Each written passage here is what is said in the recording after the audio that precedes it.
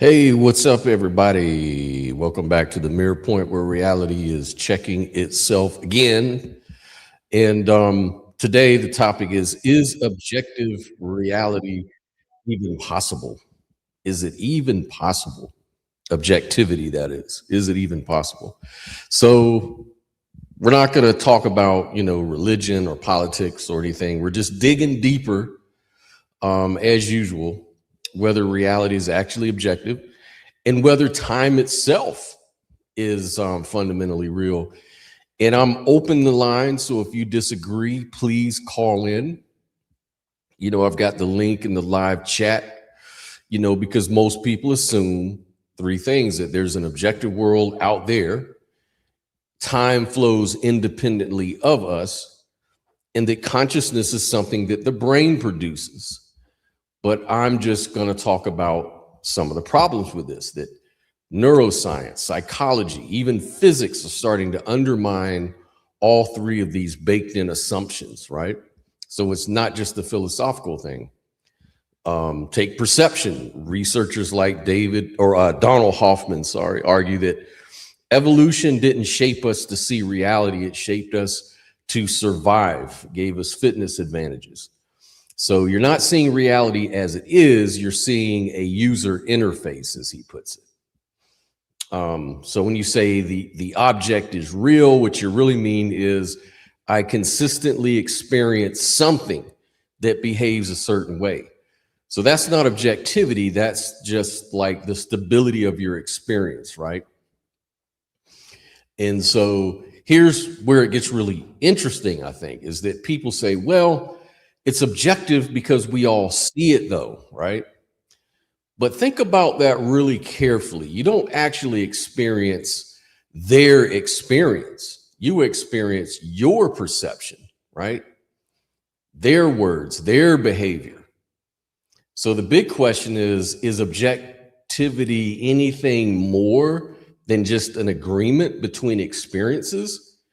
And so this is what we're going to set out to talk about. And we'll have guests on to challenge it and discuss it. And we will get right on here in a minute. In the meantime, like and subscribe to the channel if you're new here and you like these kind of discussions.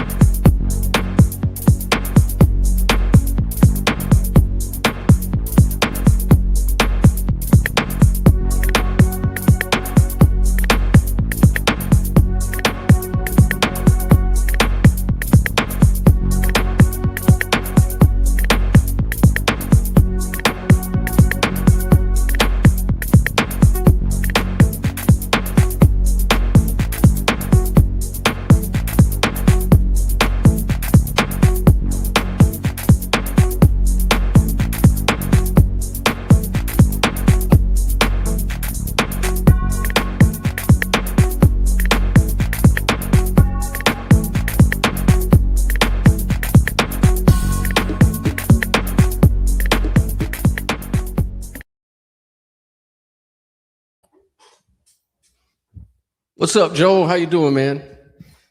Hey, Scott, what's up? Can you hear me? I can hear you. You're a little bit quiet though. In the new headset. Yeah, okay, yeah. See if you can turn it up just a little bit. I think our audience will probably not be able to hear you at all. Hey, Brooklyn Lou, how you doing, sir? Thank you for that compliment. All right, is that any better like this? Yes, that's a lot better, sir. Oh, good. Okay. Yeah. I just saw you were looking for some pushback today, so I figured I would try my best here. Yeah, pushback, feedback. So, do we have access to objectivity? What are your thoughts? Well, I think it definitely depends on what you mean by access. You and I have kind of gone in a little bit on that. What does it mean to have access to it? Yeah.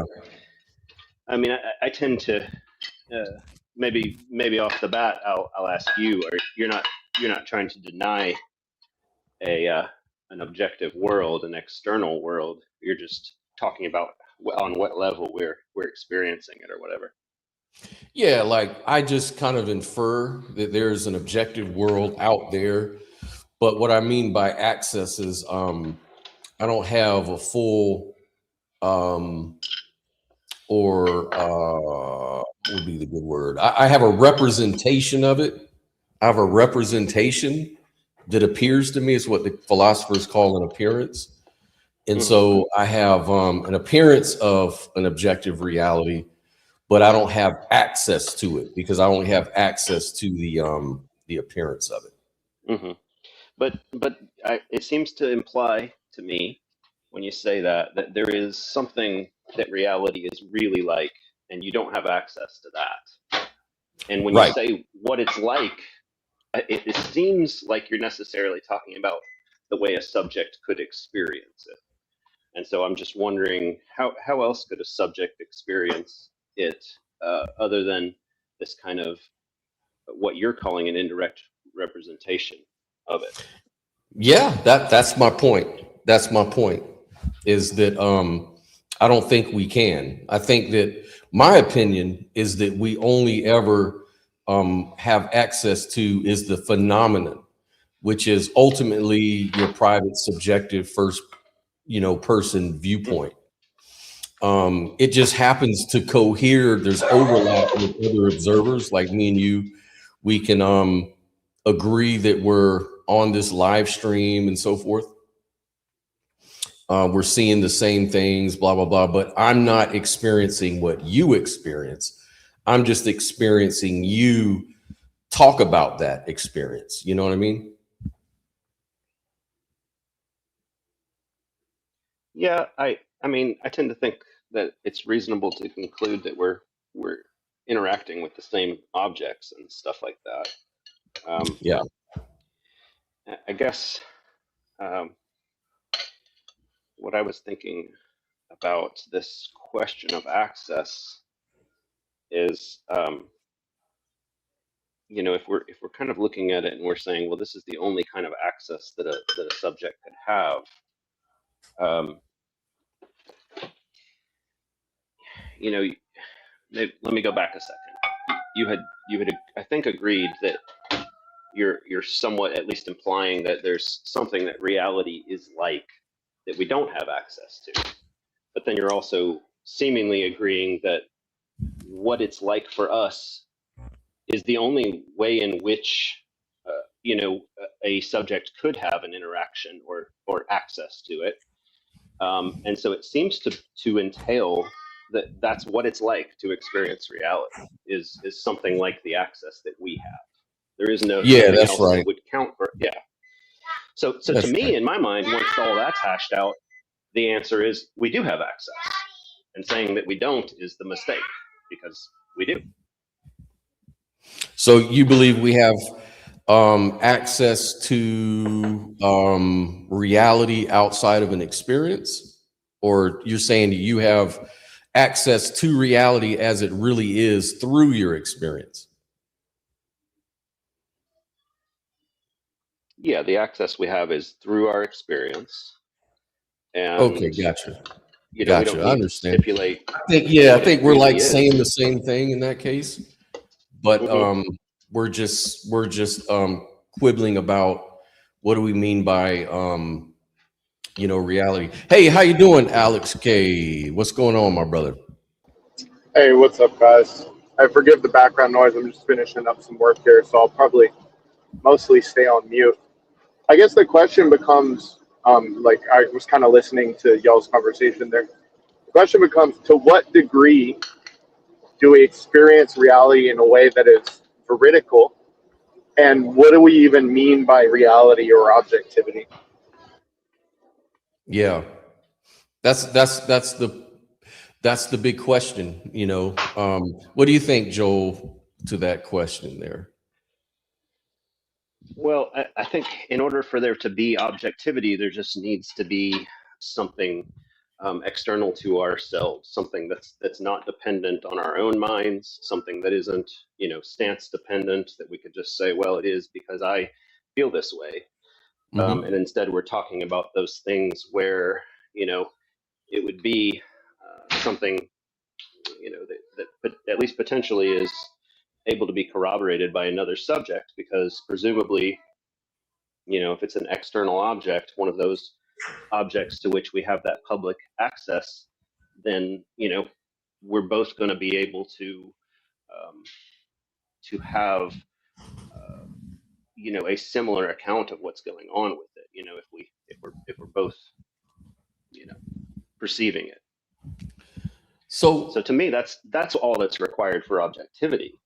And I think you guys are on board with most of those things, I would assume. Yeah, there's certain ways to use the term objectivity. Like objectivity is anything is it anything more than just agreement between observers? Is that what you're saying objectivity means? No, or no, are you no. saying that there's a real objective? Objectivity to me is the idea that there's something external to both of us that determines what the facts are that hopefully we would agree on.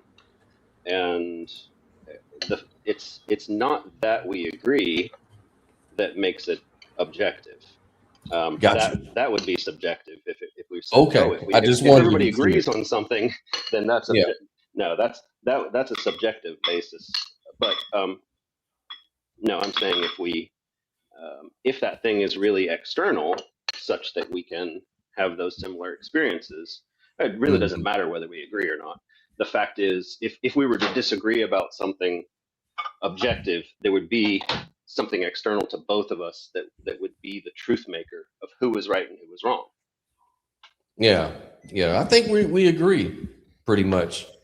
What do you say, Neil? Hey, and how are you doing, Neil? I'm doing all right. Just getting comfortable. Made myself some coffee.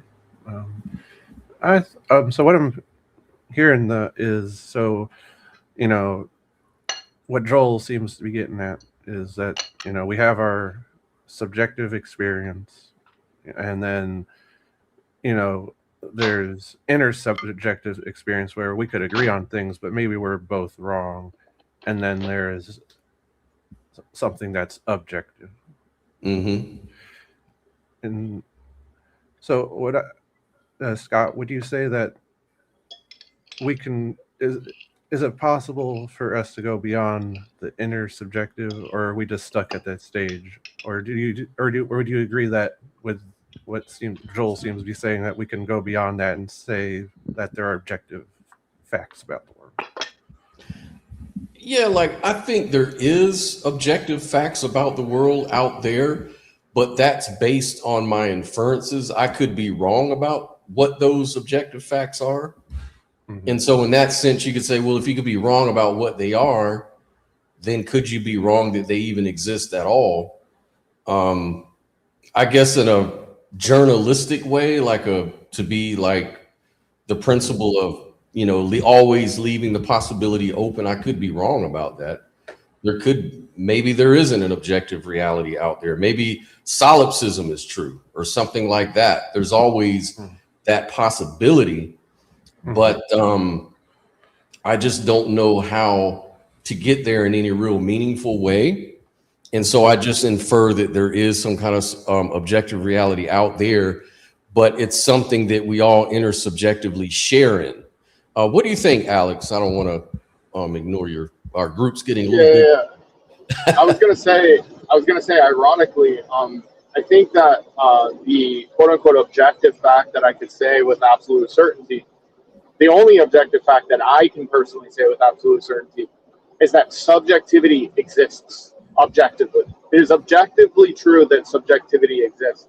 Everything else, every other quote unquote fact for me is just going to be of a varying degree of certainty, right? Less than 100%, 90, 80, 70, 50, etc. That's a good point. I never thought about that. What do you think, Joel? I guess I'm a little confused now about what is meant when we say that's that one thing would be the objective thing. Normally, when I think of objective things, I'm thinking about things external to myself. And while I've agreed that this conclusion that for each one of us that we exist as a subject is the thing that we can be the most certain of. I don't know that that necessarily bumps it up into the category of being objective, at least each of us from our own perspective. Now, my idea that you guys as subjects exist out in the world is, to me, an objective fact because it's something external to me. There's something beyond my mind that makes it true or false.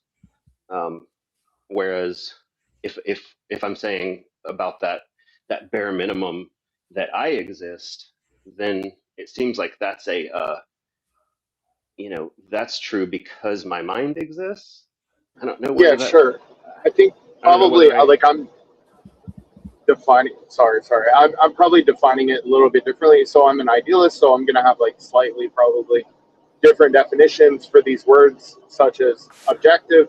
Like if by objective we mean mind independent, I don't think that exists because I think everything is mental. So I think for the purpose of my previous statement, we could just take objective to mean, or I could define objective as meaning in all possible reference frames. So in all possible reference frames, it is true that subjectivity exists. oh yeah, so kind of like saying no matter who you are. Yeah, no matter who you are, no matter where you are, it's a universal truth that subjectivity exists. Yeah. Now, if I were to phrase my thought about does subjectivity exist, I would also think of that as objective because, as I said, it includes me and you guys out there beyond me. And yeah, I've talked to enough idealists to run into this issue with my kind of framing with objectivity being things that are independent of minds or subjective things being dependent on minds. And I usually try to distinguish between, like a greater, mental foundational substance kind of dependence versus dependence on minds like yours and mine. That like if it just depends on minds like yours and mine, then it fits that description and falls into that category. Right. Yeah, that makes sense. Sometimes I like to say like big C consciousness, little c consciousness, or big M mind, little m mind. So if by objective you just mean independent of little m mind, then we could just agree to those. I could just agree to those semantics. Yeah, and to draw back to the comparison with solipsism, I think that like if we imagine that solipsism was true and the subject is kind of having experiences, they're still going to be having experiences of things that fit the description of how we think of subjective things. And they're still going to have experiences of things that fit the description of how objective things work. And even under that case where we would say, well, it's all dependent on their own mind. That's its ontological status, is mind dependent. But there's still going to be this kind of division between the things that are external to that subjective experience and the things that are not. Yeah, those categories is what you're referring to. Yeah, we can conceptualize those because it makes it easier to speak about these things. Also, I would draw a difference between objective truth and absolute truth, because I feel like, objective truth can change based on context. Like something that is true today can be false the next day. So to me, it's like something like an experience, that to me is like, that would be an absolute truth. That wouldn't just be objectively true. Like we are experiencing something. Well, regardless of if the experience is an illusion or if it's, this or that, like that is something like it's absolutely true. But, but that would be different than an objective truth where it's like, okay, well, the Earth is orbiting the sun. That is objectively true. But throughout all of, if we were to look at, the history of the universe, that wasn't true in the past, and it's not going to be true in the future. So that's how I would distinguish that. Well, what makes something absolutely true? What's the Like quality you, there? so like it's, absolute truths are, going to be true context independent and never change. Like, and like to say that, the it's, all there is, this is what we're experiencing as an experience. Like, to me, like, you can't like say, oh well, what you're experiencing isn't an experience. Like, to me, like, that in no other context can that be, false. But if I say I'm having an experience, that's something that's true today, but wasn't true, 50 years ago, and No, might I'm not be talking about true 50 I'm years. talking about Okay. I'm talking about just experience itself. I'm not talking about like your own subjective experience. Like, Okay. Oh, I thought that each of us, our own subjective experience is the thing that we were saying we had the utmost confidence in.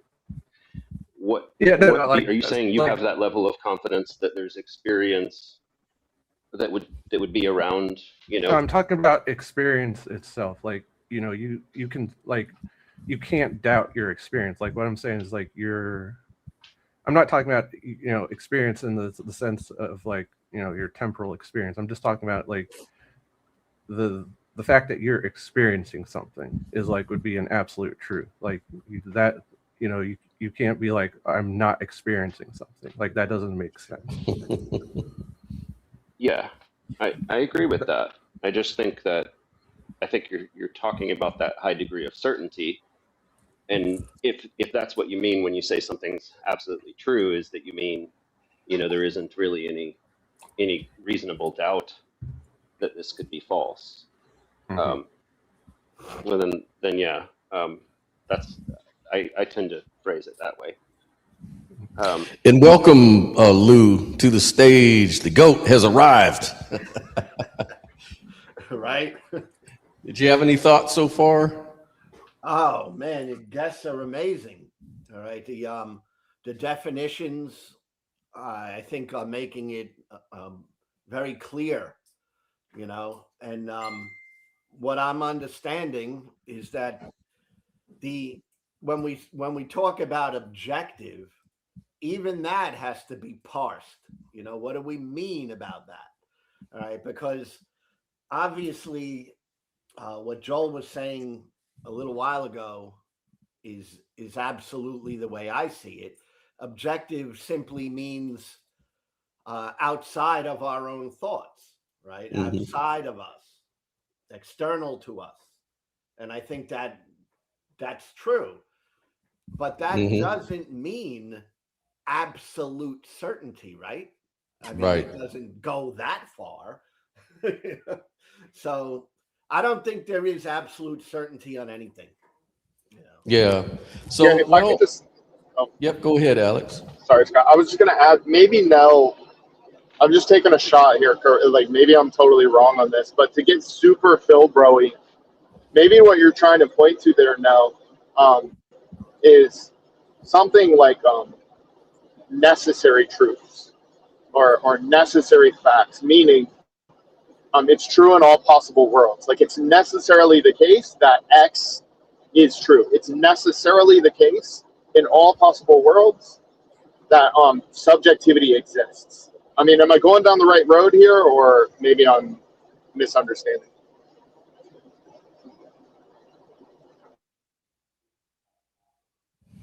Go ahead, Neil.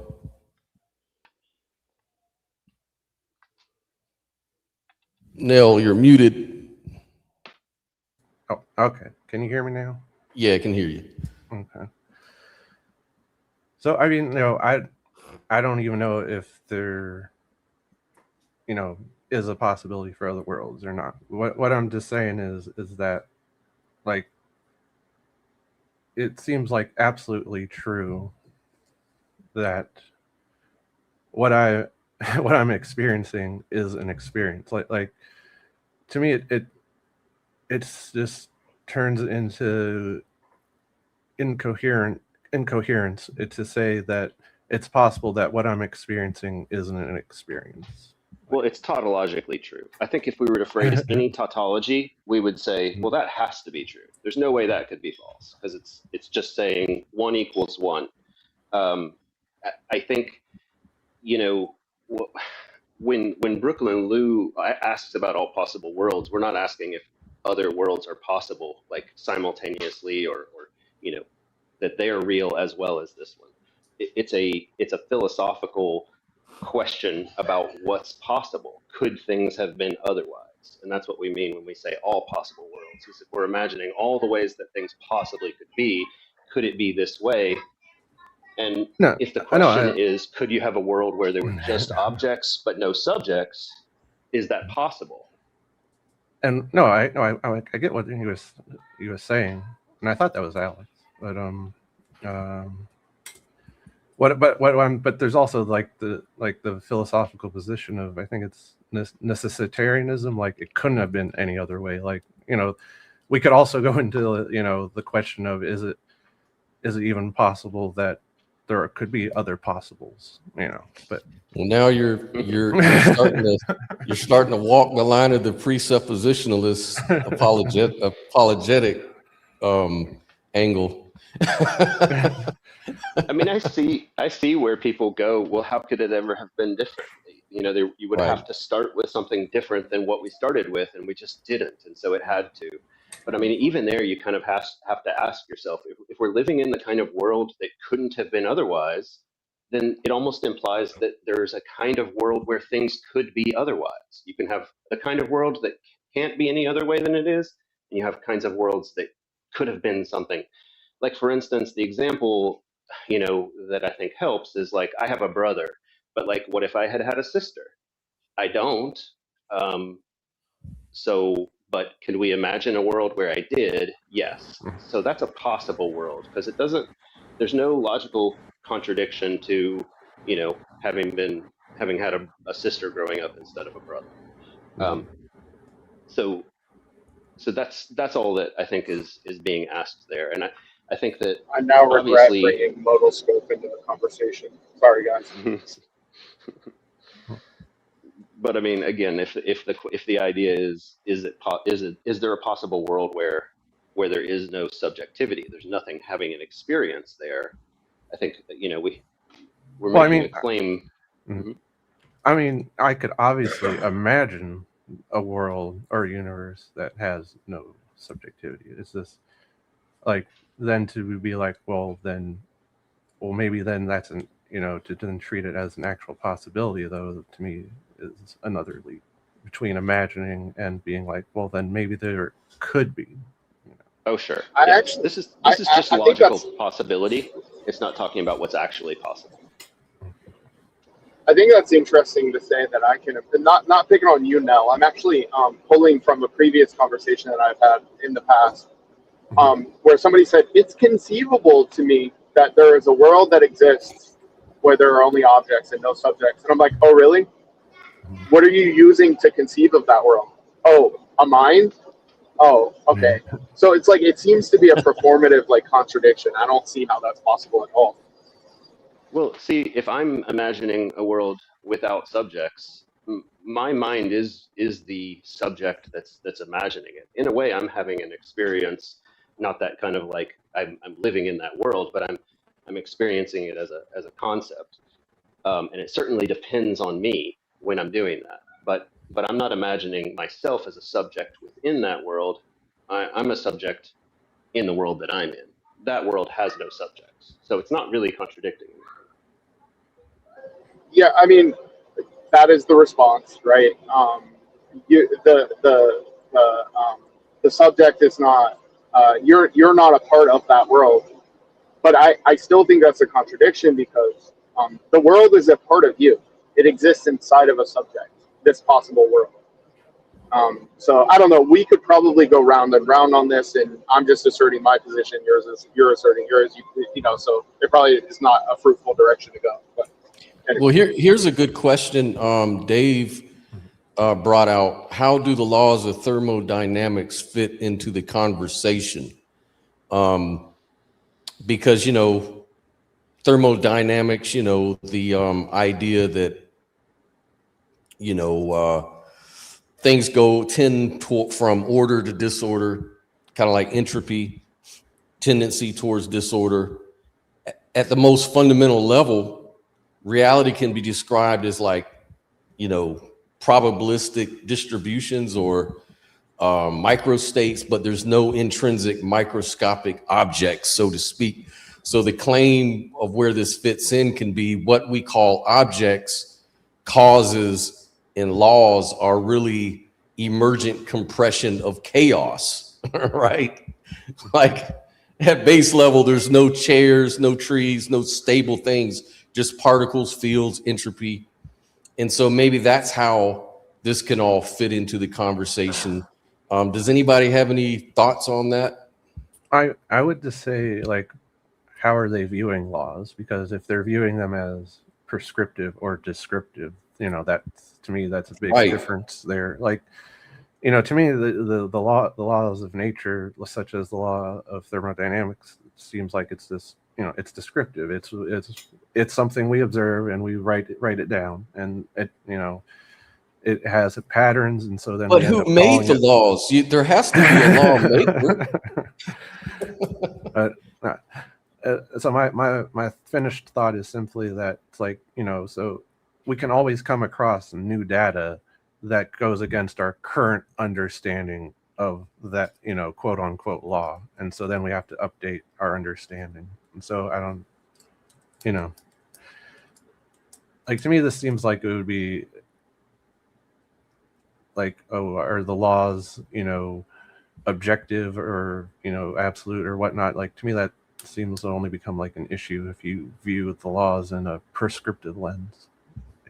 Well, I think the argument turns into this, they call it the entropic soup argument, which is like an epistemic issue. Like if you had really access, then you wouldn't really have that subject-object distinction in order to observe anything. You would just kind of absorb yourself into that entropic soup, so to speak, of entropy, just by being, having direct access.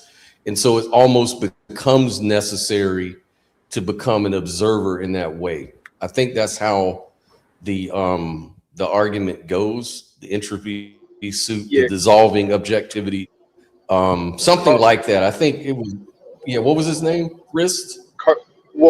Carl Friston was just talking about this on the Essentia Foundation YouTube channel. He calls it something like the free energy principle. And yeah, it's exactly what you're saying. He's just saying, like, look, there's no way you perceive reality directly as it is, because if you did, you would just be the same thing as it. Exactly. Yeah. That makes sense. I mean, I don't see how you can get around that. What do you think, Lou?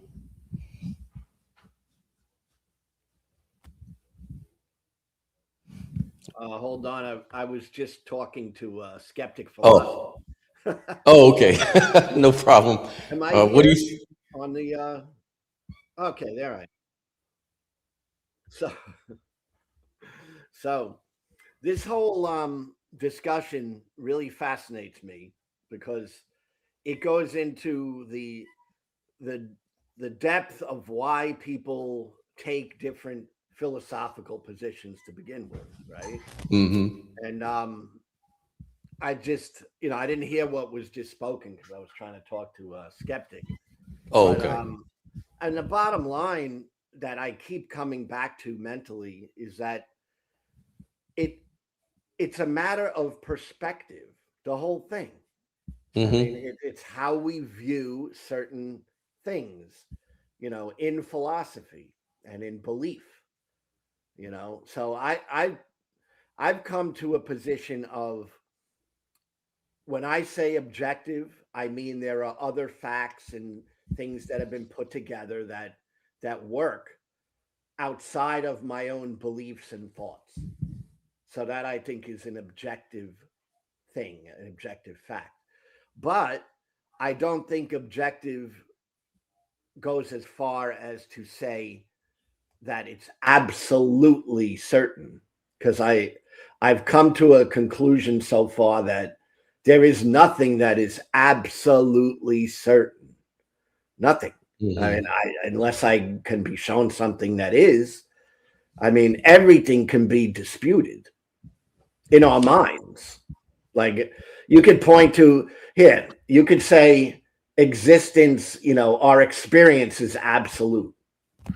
Is it really though? I mean, you could question that. Of course.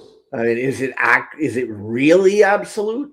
I mean, there could be something that is within the realm of all possibility that can make something uncertain. So I just think that's it. So when your initial question was very very succinct, right? And it all depends on what you mean by objective.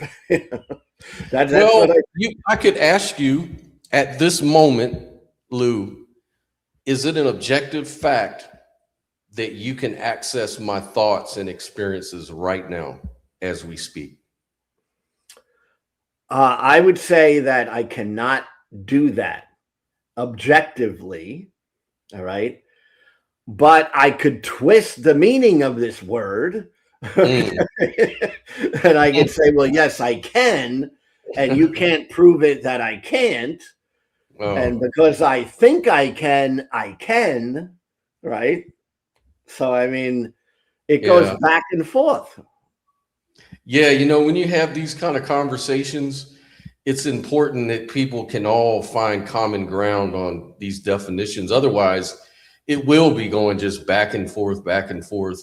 And sometimes, unfortunately, especially I've seen this in debates, not necessarily discussions, but especially in debates, people try to win points by switching the meaning midstream of the debate to where now they have the winning position only because they sort of changed the definition from what we all agreed on was the agreed upon definition. And so, it's very important we don't do that in order to progress. Well, I would ask anyone in this conversation here on stage, I think everyone would agree that being objective means outside of our own thoughts, right? Outside of our opinions. So I think everyone probably would agree on that. But when we get into the other aspect of does it mean absolutely, I think that's where you're going to have different opinions.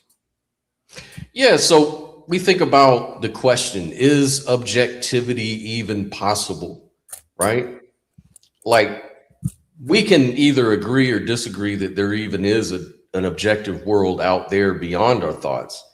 But if we all agree that there is objectivity even possible? Even though we all agree there is an objective world outside of our opinion, still, is objectivity possible? Meaning, do we have direct access to objectivity to talk about it? Or do we only have access to our representation of that objective world? Or even we only have access to an agreement, like an agreement that we all say, look, the sun is up today. Like we can all agree on that. It gets so right. It gets so detailed on what we're actually speaking about. All right.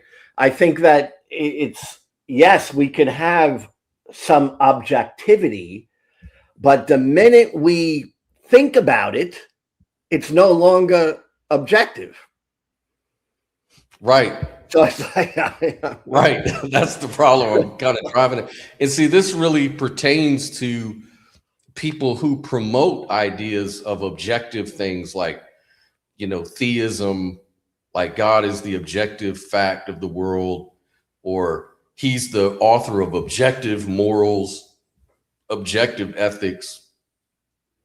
And I just always wonder when we say we believe in objective morality, or we believe in this objective fact that God is this or that.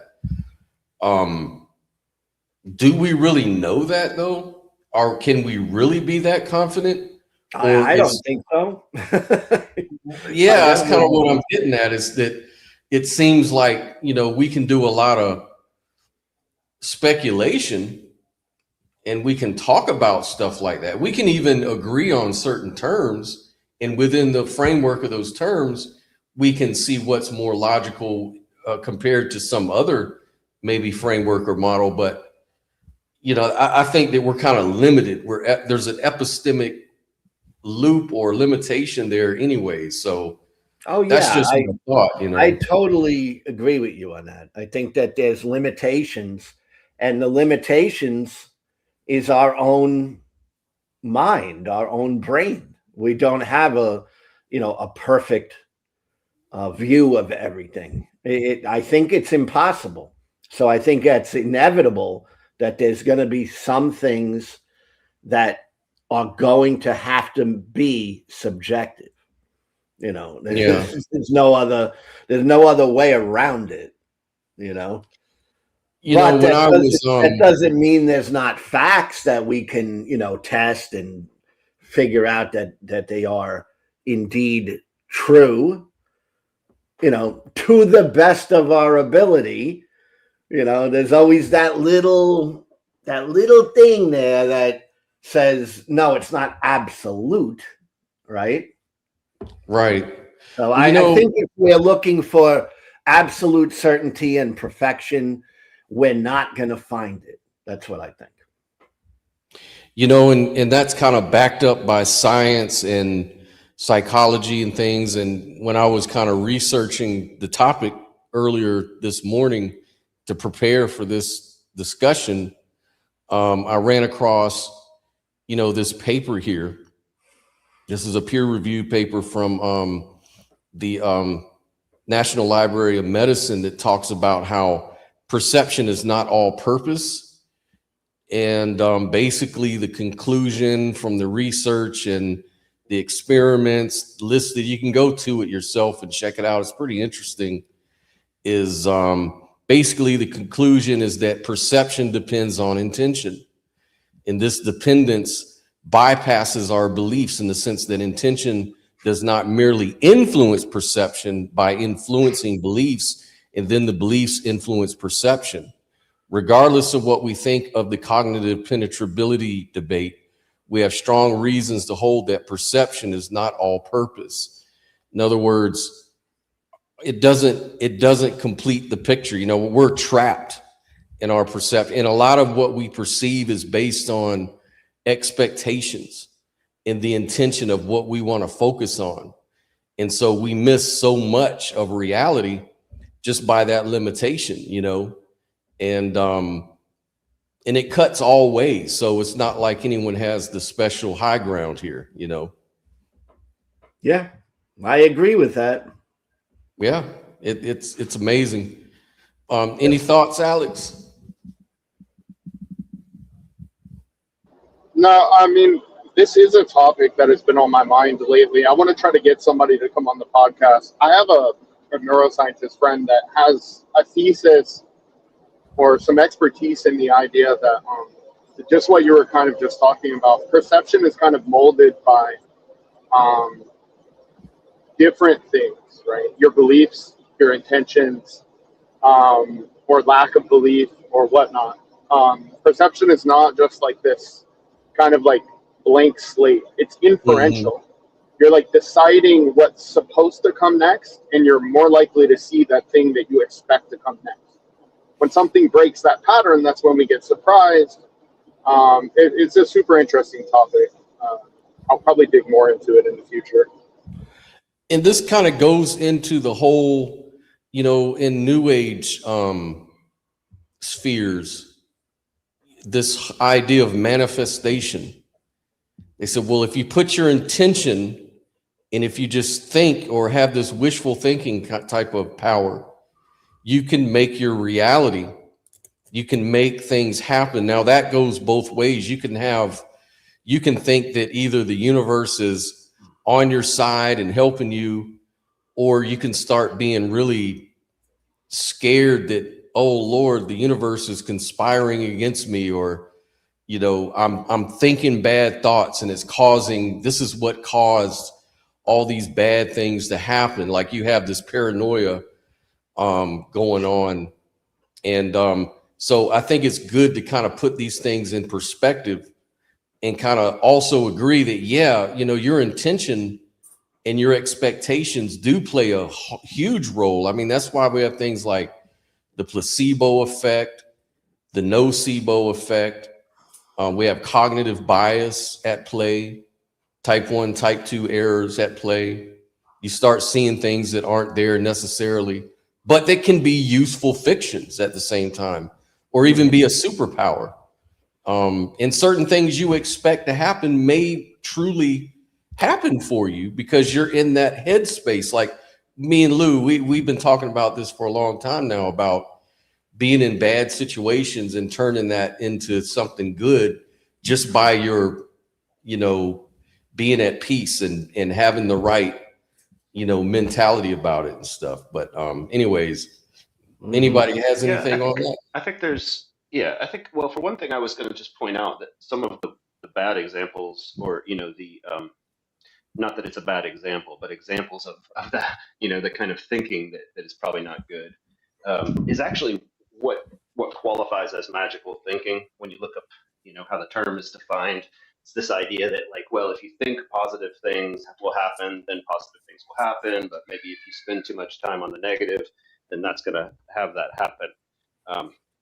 I would say I agree with you that, like, there does seem to be an effect to positive thinking. I just think it's worth maybe considering that that's like when a person has the mindset that's positive, that they make positive things happen around them in a more, or I should say, less magical and more mundane way. Man, you're hitting on exactly what I've been thinking. It's funny because I got a video coming out Monday at 3:00 that I already recorded, and it's about manifestation, new age manifestation, because I figured I'd give Christians a break for a minute, and something else. But I personally totally believe that the things you think about can influence your behavior, and your behavior then in turn influences an outcome. Okay. So I don't disagree with that, but I do think it gets taken to a place where it's just not true. And that's what I'm kind of hammering in my video, because it's like, that doesn't mean that, I put out some thoughts and then, something in the empirical world happens, because it doesn't, right? The only thing my thoughts are doing are influencing my behavior and my actions. And that can impact reality, right? If I do something, that impacts reality. But if I just think, but even you doing something, it is kind of an external, real thing that everyone else around can see. Like when you think, let's say you're like, I'm going to choose to be positive, and because of that, I'm going to choose to engage in this behavior, and then but that behavior is the external thing that the internal seems to be having that kind of cause and effect relationship with. Yes, there's no magic going on, is my point. Yeah. No, I don't think anyone thinks it's magic to, if you think that I'm going to stretch out my arm and then I stretch out my arm, no one goes, that's magic, because you can't just make things happen in the world by thinking. Obviously, those kinds of things we do make happen by thinking. Right. But isn't the whole new age manifestation thing kind of about a magical power at the root of it? Isn't there like a magical power attached to thought? Well, I kind of want to speak on that, if I may, to kind of answer your question. Now, what I'm gonna try to do here is walk like a fine line. Okay. So I think that we can all agree that everything in the world which is manufactured started as an idea. a skyscraper, a car, a computer, a teddy bear, right? It all started as an idea and then became what we call a reality. Now, that being said, I think what's being put on display here in this conversation at the current point is the metaphysical differences between, say, physicalism or materialism and something like idealism.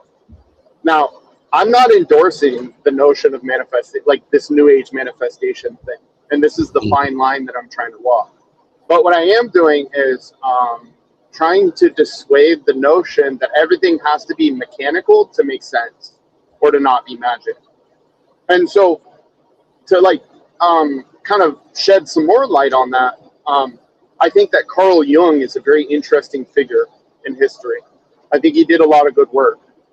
And if I were to take a Jungian approach or a Jungian metaphysics, right? Jung was, I would consider, an idealist. Bernardo Castro wrote a good book called Decoding Jung's Metaphysics. And, you know, so there's this notion of synchronicities, which is basically just, you know, like an event that has significance, but it's like acausal, right? It's not, there are events that are connected not by mechanics or physical cause and effect, but instead they're connected by meaning. Under an idealist framework, this is not magical at all. It just perfectly follows. It makes sense that that kind of thing could occur. Now, here's where the fine line comes in. I'm not saying that I can manifest a Ferrari, right? I'm not like gonna like imagine a Ferrari, go meditate about it, and then it's gonna show up on my doorstep. No, like me getting a Ferrari is gonna be directly commensurate with the amount of effort I put in towards getting a Ferrari, right? Like I acknowledge that. But so hopefully you guys understand the fine line I'm trying to walk here. Yeah. I'm trying to say, like, look, it's not necessarily the case that materialism is true and everything is mechanical, but it's also not the case that I can manifest a Ferrari. Right. Right. That's exactly the point. But if you're let's say influencing people on a mass scale, like, you know, this manifestation culture is a popular topic right now.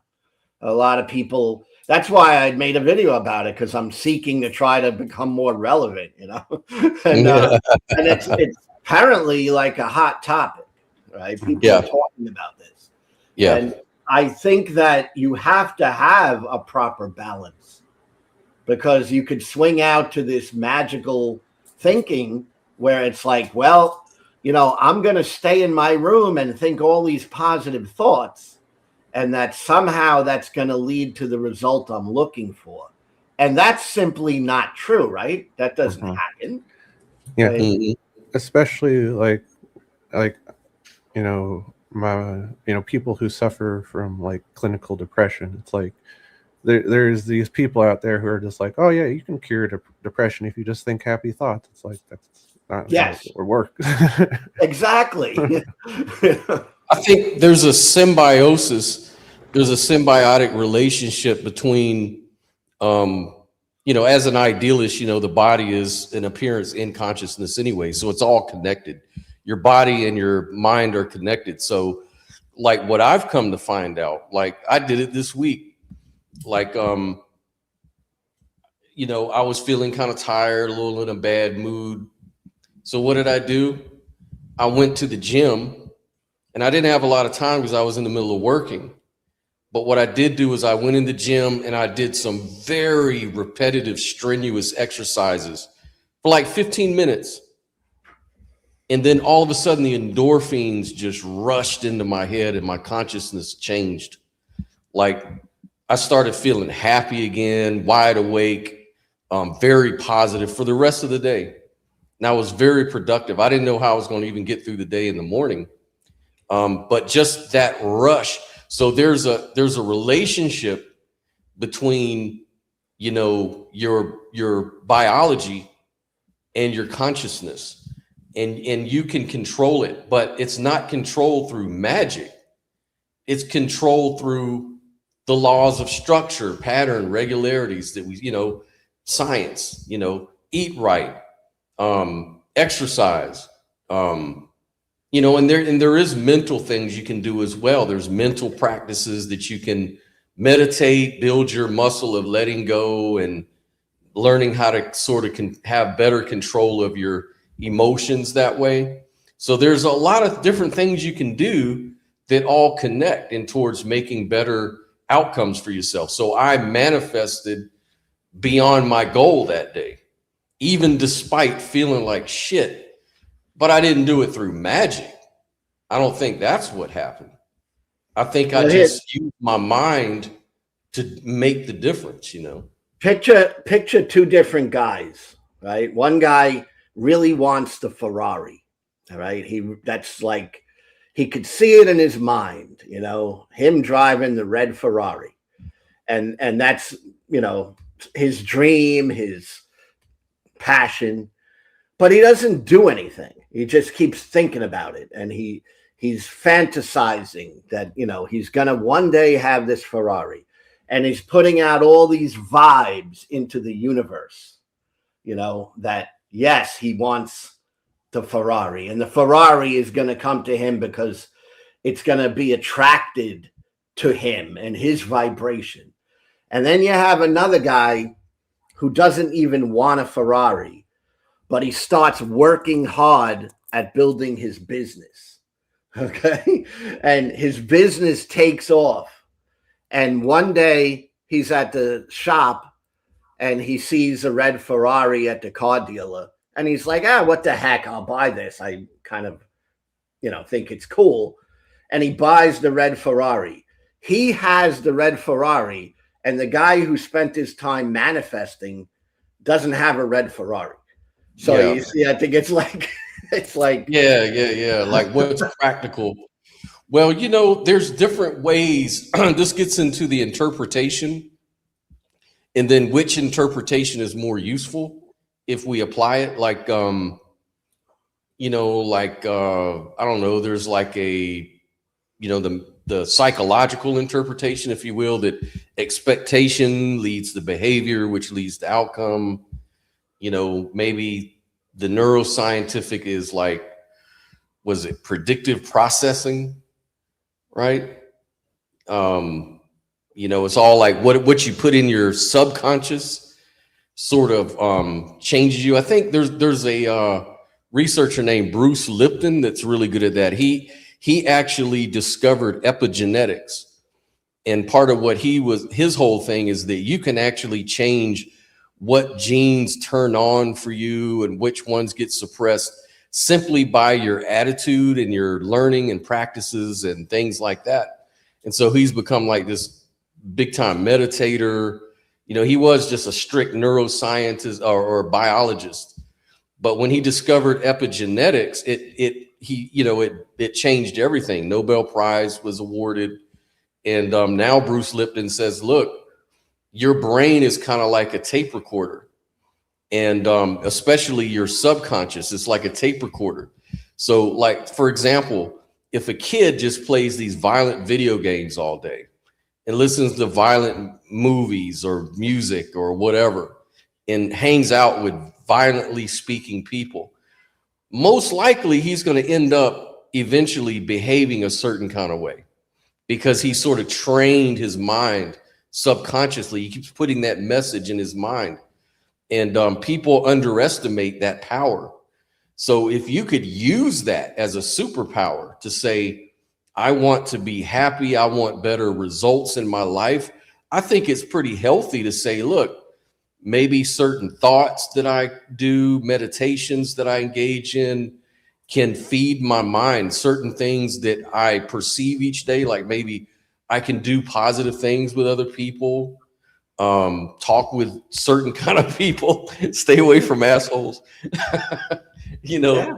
And you can really change all that is helpful. It's all helpful. Yeah. I don't think it's bad. I do that myself.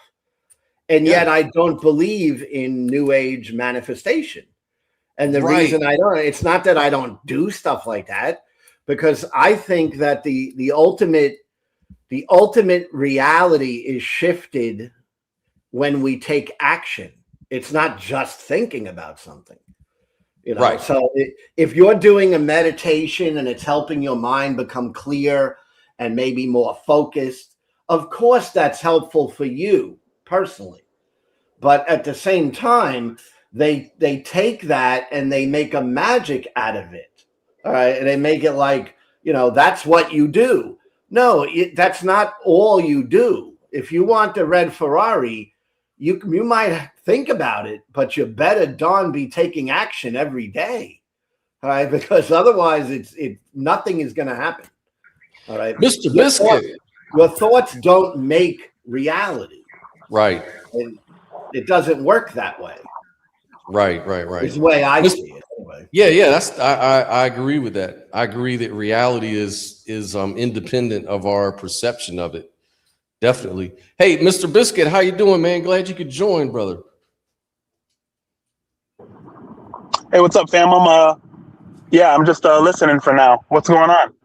Oh, not a lot, man. We're just talking about, I guess we've kind of talking about manifestation, you know, because the topic was, is objectivity even possible?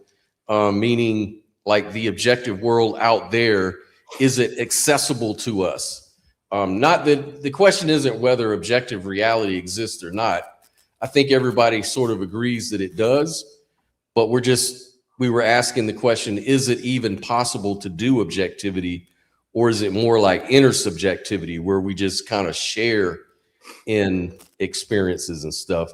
And so it kind of led to this manifestation where this idea that, you know, just by the power of your mind, you can make certain things sort of just appear non-causally outside of just your wanting it to happen. And we were talking about that and trying to get different viewpoints and interpretations of that. Yeah, I definitely agree that the universe reveals itself according to your aims. A great example of that is about a year ago, I was selling windows and roofs and, you know, siding and gutter systems. And that was my job. That was how I supported my families. I would kind of knock on people's doors and ask if they needed a quote on roofing systems or windows, things like that. And while I worked that job, that's the only thing I would start to see driving down the road. I would see messed up roofs. I would see messed up windows. I would see siding that needed fixed. And so the idea is you have a landscape of salience. And this is based on John Vervaeke's work. I follow him you know, really intensely. It's like you have a landscape of salience, meaning your salience landscape is essentially what you decide to foreground and what you decide to background. Because every human being needs, they have to kind of decide what to ignore, right? There's too much information out there for us to kind of interact with all of it. So you have to kind of decide what to pay attention to and what to ignore. And so I totally agree with that aspect of manifestation, that the universe will reveal itself according to what you're aiming for. Mm-hmm. Yeah, that makes sense. That goes back to what we were talking about earlier is, there was this paper I was looking at in preparation for the show that talked about how perception depends on intention, and dependence bypasses our beliefs. And then, you know, it sort of has like a little loopy effect on you. Then once, you know, your intentions sort of become manifest in reality, so to speak, they start to form your belief systems, and it leads a lot of people to magical thinking. They're like, you know, every time I think of something horrible happening in my life, it tends to happen. And then they start getting this idea that they bring it on themselves. They blame themselves for thinking bad thoughts. But in a way, what this psychologist and researcher found out was that in some weird kind of way, it is kind of true though, because your intention is always there. It's going to show up in your perceptual subjective experience, but it's not like you're changing reality, but you're changing your perception of reality. And in a way, you're kind of being a magnet for the things that you keep thinking about, which is it's kind of hard for, you know, if you're just you're not into philosophy or metaphysics, you're just an average Joe person. You know, you don't care about a whole lot of this kind of stuff. For that person, it would be very easy for them to just make that causal jump, to just say, look, man, I think about bad shit happens. I think about good shit happens. All I know is that's reality. That's just how reality works. Okay? You can sit there and say there is no magic. Oh, I know different. I know that when I think good thoughts, good things happen, and you can't tell me all this other explanation. It doesn't even matter to them. It's kind of like, well, the problem is, Scott, the problem is like I don't know if this is like really a problem per se, but like, I don't know if anybody here has heard of the rice experiment. I'm sure, you know, 3 out of the 6 of us is probably like, oh, that's nonsense. Look, I've done the rice experiment. Basically what you do is, not to get like too like woo and new age here. But yeah, I know what you're talking about. Okay. Yeah. You take rice. You put a cup of rice in this jar, a cup of rice in that jar, cup of rice in a control jar, right? And then basically what you do is just like talk to the rice every day, right? You say bad things to one jar, good things to the other jar. Like, look, you know, maybe it's coincidence, but it's certainly the case that one jar became rotten, and it was the jar that had the label of bad on it. Like, I've done this. I've seen it with my own eyes. Is there a mechanistic explanation for that? No, there's not. Could it be a coincidence? Sure. But, you know, I lean towards no, it's not just like a coincidence or whatever. But does that get me a Ferrari? No, it doesn't, right? You see what I'm saying? So that's the fine line I'm trying to walk. I'm trying not to be too dismissive because I think that there is some nugget of truth in all this that some people would call magical. But that is only because we've taken materialist metaphysics as absolutely true, when that might not be the case. And in fact, I don't think that is the case. Yeah, like when I used to look at the rice experiment, and they basically came back, you know, after a lot of experimentation, that it was considered by a lot of researchers as invalid because it was not properly blinded. No standardized conditions were, you know, included, and no consistent experimental protocol was involved. But, you know, that there's a lot of things, though, that falls under. It's like when they said that it was claimed that cigarettes or carcinogens cause cancer back in the 50s. And a lot of scientists made the same shit, made the same debunking arguments. Oh, this experiment was not controlled. How are you coming to these conclusions? There's no set protocol with that. And for many, many years, it was considered just bullshit. But then eventually they changed their, you know, conclusion on that. Now people say, yeah, carcinogens have a good chance of causing cancer with certain people. So it could be the same situation here, but yeah, it could be a lot of things. I haven't really tried the rice experiment myself, to be honest with you. But what was the results consistent, Alex? Like, that's kind of fascinating, though. Yeah, I mean, I only did it once, but it was very clear to me that the jar with the label bad on it was in much worse shape than the other jar. And I can, you know, they're in the same area, right? Which means that they're subject to the same environmental conditions. You know, I'm not like literally a scientist, but you know, as far as experiments go, I think it was pretty good. But look, do I take this as some kind of indication that it's objectively true that we can manifest our dreams, and you know, all that matters is what you think about the world, and that dictates how the world is? No, it's obviously some sort of middle ground, something more reasonable. I'm just saying, I don't think we should decide. I think if you have not tried the rice experiment, you shouldn't dismiss it. Like, you should just try it. You could just see it for yourself.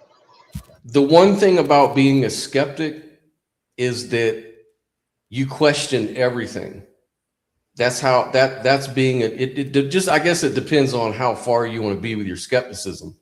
But like yesterday I had an interview with someone who is an out of body experiencer. He teaches like astral projection and all these different things that he teaches and stuff like that. And you know, everybody of course in the live chat's like, oh, that's just bullshit, it's woo woo, it's crazy, it's dumb, it's this and that.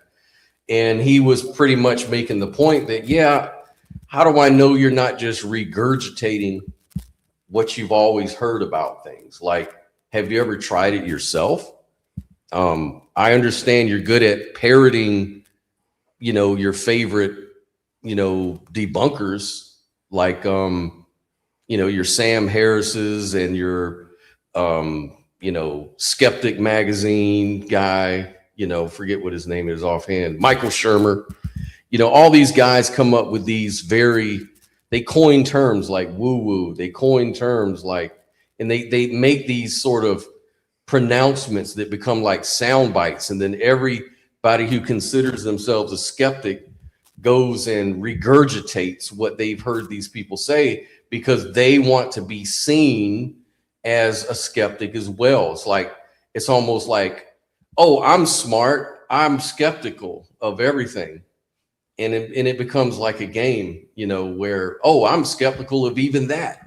Oh yeah, well, I'm even skeptical of even that. You know, it's like a big fucking contest, you know, who can be the most skeptical about what. But no one is really truly engaging in skepticism until you stop listening to other people and you start looking at shit for yourself. Yeah. So I don't care if the authority is science or whatever. Have you done the research yourself? Have you even tried? You know, or do you just accept everything just because, oh, well, it's from science, so that makes it true? You know, is that really logically skeptical? I mean, hey, people are lazy. They don't want to think things through for themselves. All right, a lot of people just want to, you know, hang their hat on something that someone else developed. All right. And I think that's very true of most people. You know, people don't want to do the research. They just want to look, oh, someone did this research. All right. So I can grab it and use it. All right. And free thinking, which is something I'm big on, is not believing something because someone else does. Right. That wouldn't be free thinking. It's developing your own process before you make a determination. All right. And not too many people do that, especially online. I mean, there's not that much original thinking. It's just regurgitating what other people think. Right. That's right. I think that's an important thing to recognize, what you were just pointing out. I mean, if you really want to call yourself a free thinker or a skeptic, you have to do your own thinking. Yeah, that's that. I'm sorry. It's like, I don't know how to tell these people any clearer than that. It's like, you got to put the work in. It's not as easy as just picking your favorite speaker and being his parrot or whatever. Like, exactly. There's more to it than that. Yeah, it just shows how much we are just like social animals. We kind of pick a camp that we want to be a part of, and then we parrot that camp around and all that camp's like ideology that comes with it. And yeah. All right, Scott. I come in here. Hey, Robin. Yeah. Thanks for joining. You misrepresenting the hell out of me there, but I mean, I didn't call him no names. I did ask him for some demonstrable evidence. I used to believe this stuff. And that's good. That's what I'm talking about. You actually did the practice itself to know whether you believe it or not. Yeah, you know I got myself out of this stuff. Yeah. And so I am very skeptical anytime anybody brings up stuff like this because I've tried it. And then I've studied into it, and you know what I mean, and so far nobody's ever been able to show that it actually works. Like they cannot there's been tests done to where they put stuff on top of things up high, so that like write numbers on top of cabinets and stuff, so that once somebody leaves their body, they should be able to see those numbers up there. Mm-hmm. And nobody has ever been able to ever report any of the stuff that they put up there.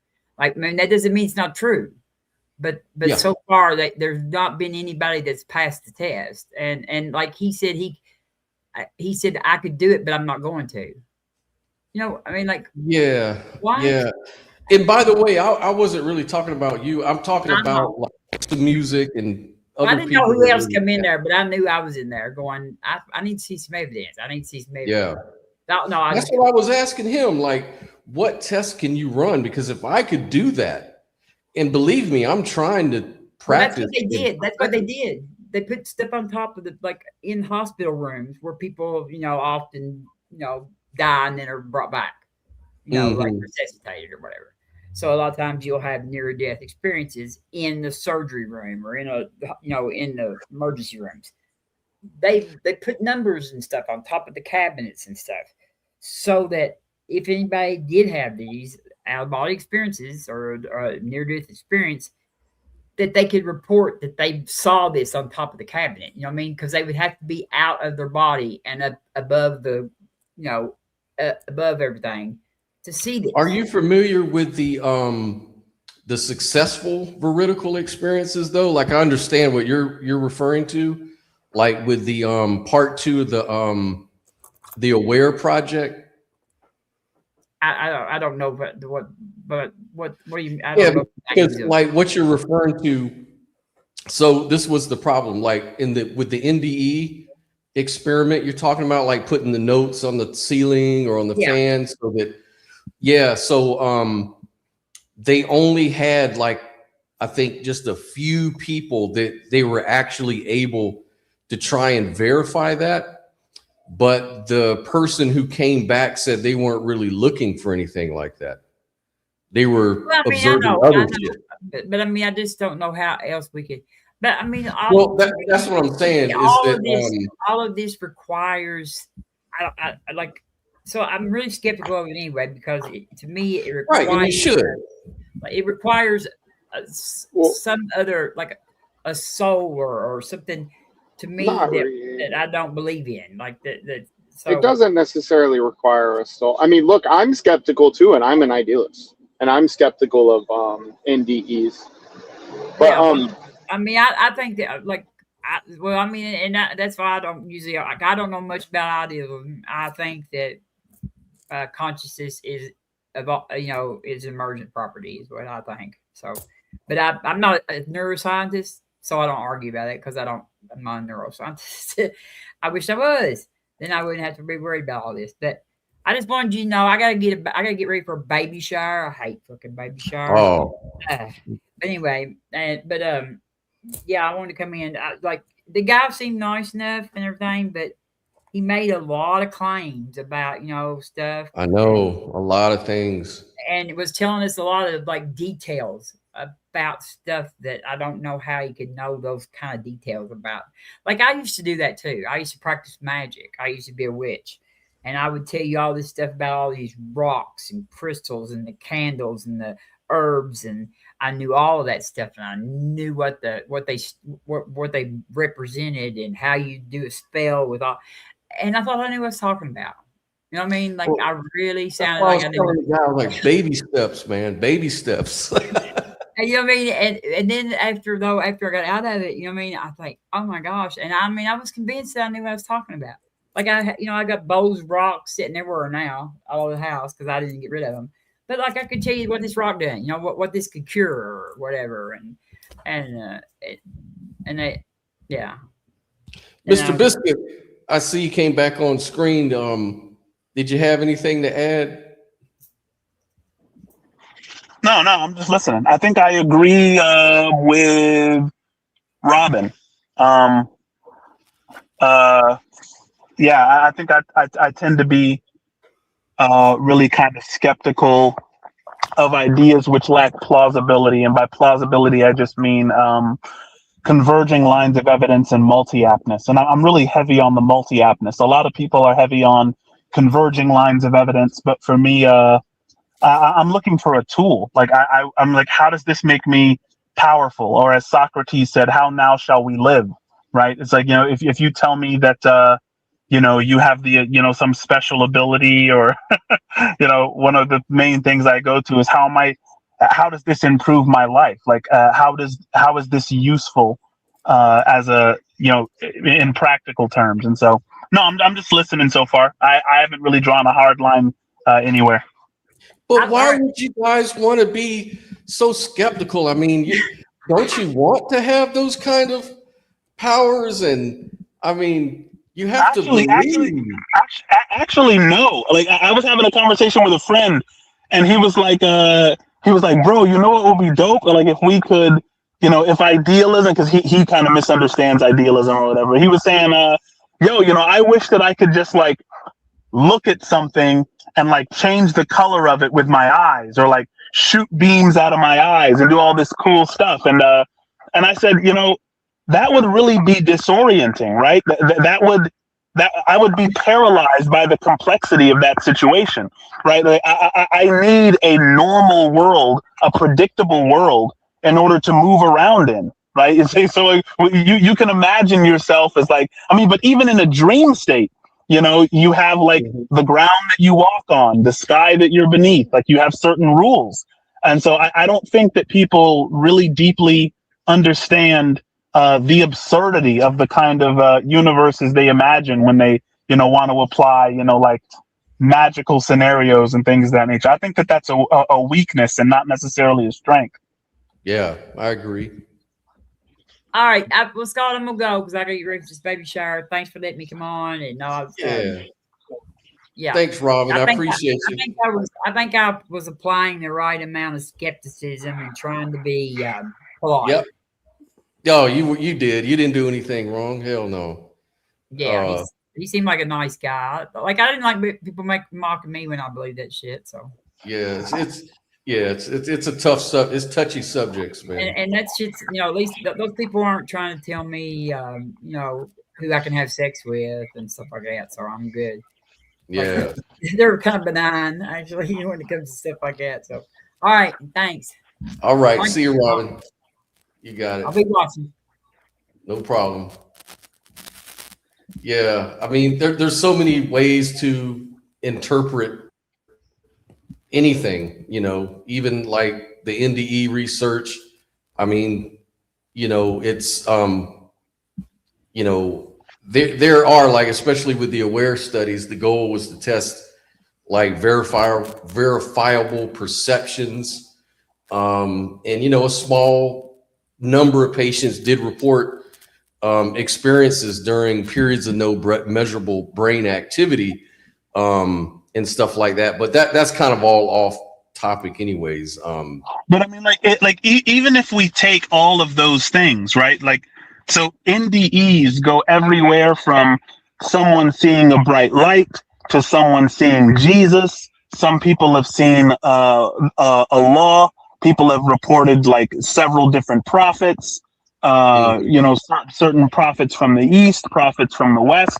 Some people have said they've gone to hell, right, and seen demons and fire. So my question is, if I take all of this on board, and if I divert free energy in my brain to that information, what do I get as an exchange, right? That's kind of, you know what I'm saying? How is it? That's really interesting. You get a good story to tell, bro. Yeah, go ahead, Alex. And it's interesting because you rarely hear that sort of line of thinking from a Christian. And you're a Christian, so it's really refreshing to see that measure of skepticism. We got some echo coming back from, I think, Mr. Biscuit probably. Oh, sorry about that. Echo coming in. Yep. So yeah, it's kind of refreshing to hear a Christian talking that way. I mean, because so often, as you may know from this channel and other things I've done, like whenever you talk to different religious people, they usually don't have that level of skepticism for things like afterlives and souls, and it's part of it's all consistent with their view, right?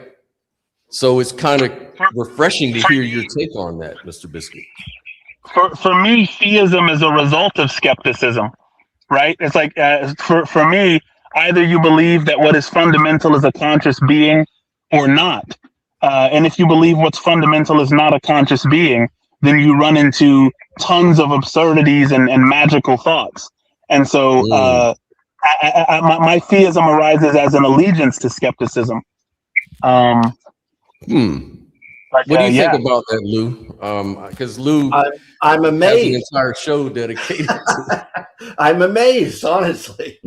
I mean, I am amazed because I try to be skeptical about anything before I make a conclusion, and I find it really hard to think. But I know I hear about it, but it's hard for me to comprehend someone who is skeptical believing in, kind of outrageous things. It's like I find that really, really hard to understand. Honestly. Now, what do you mean by it? Because I think you're right. I embrace your definition of skepticism is like a to recoil against like the outrageous, right? But yeah. I think what I take to be outrageous is the idea that the only thing we know for certain, namely awareness, would arise from something that we're guessing about, namely like, pixie dust or whatever exists outside of the aware field. Almost like, that seems to me to be the big amazing thing that it seems to me atheists want us to buy into that. And I think an allegiance to skepticism would say, wait a second, consciousness is the only thing we know for sure. So it's like, why not say that a conscious being is fundamental? All right.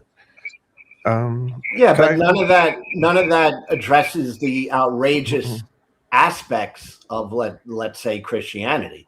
I mean, I don't have a problem with what you just said. I mean, but that's not what I'm referring to. I'm referring to, these religious thoughts that are just outrageous unless you just take a leap of faith. But as an atheist, don't you take a leap of faith with like how consciousness arose? So I mean, like I honestly don't. I mean, I don't comment on how consciousness came into being. That's not my thing, So I'm not going to say I do. I mean, Gotcha. So yeah, I hope I don't believe in anything outrageous, but I don't want to. Somebody else was talking now. Go ahead now. You've been trying to talk. Go ahead. Yeah. Which I know we've been going all over the place here, but it's like I wanted to get back, and Mr. Biscuits brought it back up to like the one thing we seem to be certain of is awareness itself, but it seems earlier we were being contentious about that, like this idea of absolute certainty or truth. And so to me, it's like, I want to know if I'm being wrong on this. Like, I want to know if my thinking is wrong.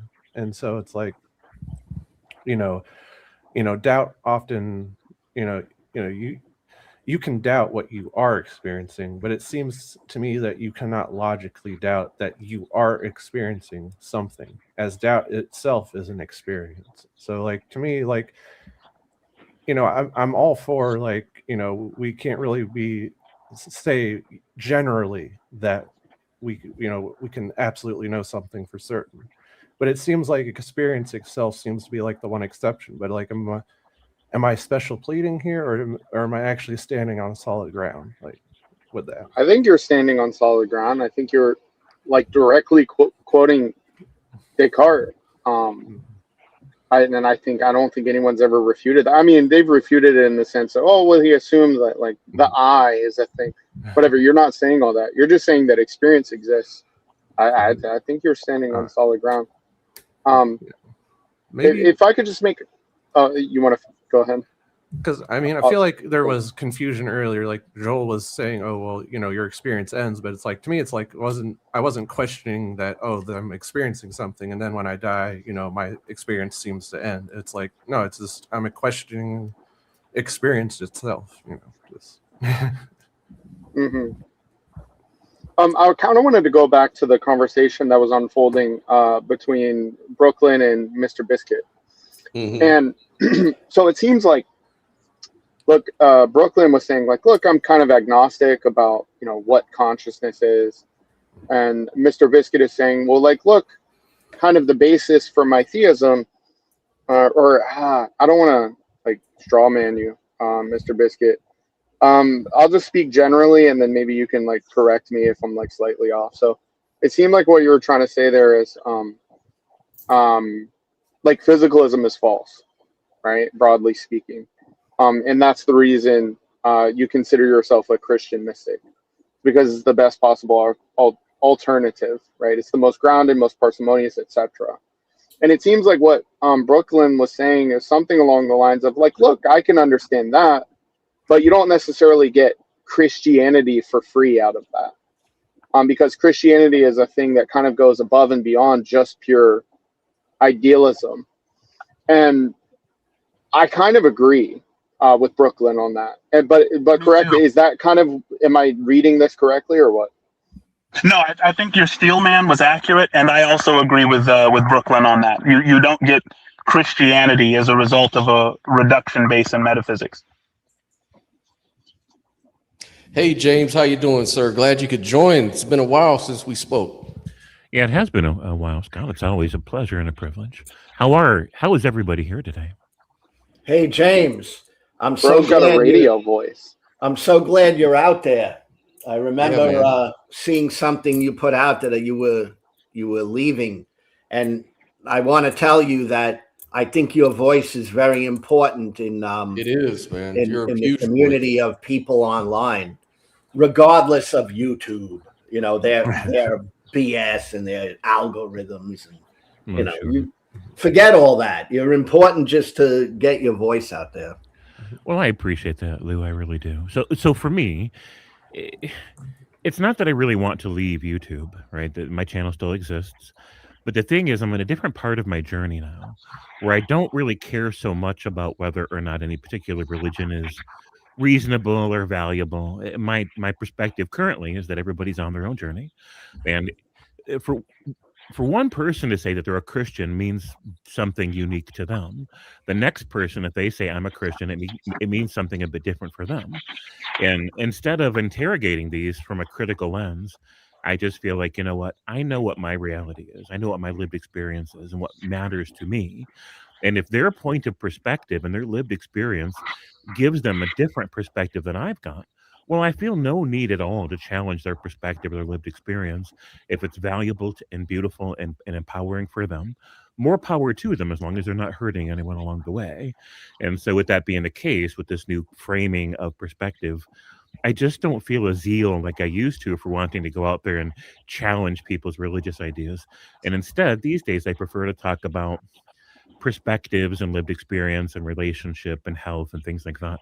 And to whatever extent a Christian can resonate with that, great, right? But at the same time, to whatever extent that they can't, then that's fine too. Yeah, that's it's kind of how I look at it too, in a way. Like, I don't really argue with people about their beliefs anymore so much. Like, I just don't see what the point is and all that. But I do talk about my beliefs and what I'm skeptical about, just as a way to foster skeptical thinking. And my angle is about, the whole thing, James, is consciousness and all that. Mm-hmm. Because, the whole God thing, I think it's so done. It's like everybody's doing that. It has been doing that for years now.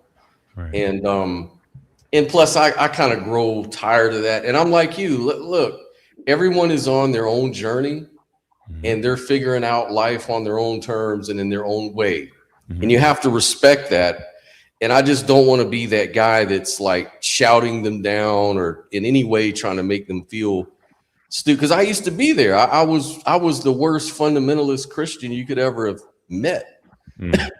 If you would have known me back in my old life. So and some people could probably fit me into a form of theism if you just use your imagination a little bit. I could easily just say, yeah, I'm a theist too, because I define God this way, but I usually don't take that tack because I'm trying to leave the conversation open to skepticism and what I'm really trying to accomplish in that way, So I'm kind of like you. And what's more important is how people behave towards each other. Right. So as a non-dualist, I really see you and me and everybody else and everything else, my environment. And so it fosters a more positive approach to life. But yeah, I feel the same way. Yeah, we're all part of a larger living, breathing whole. Right. And so with that being the case, I care about the larger body of the us. Right. And so, in the meantime, if we're talking about whether or not reality is objective or morality is objective or anything else, if the universe has a perspective that isn't the same as mine, well, then the universe is internally contradictory because I'm part of the universe and I hold different perspective from the universe. But I think there's value in the diversity, right?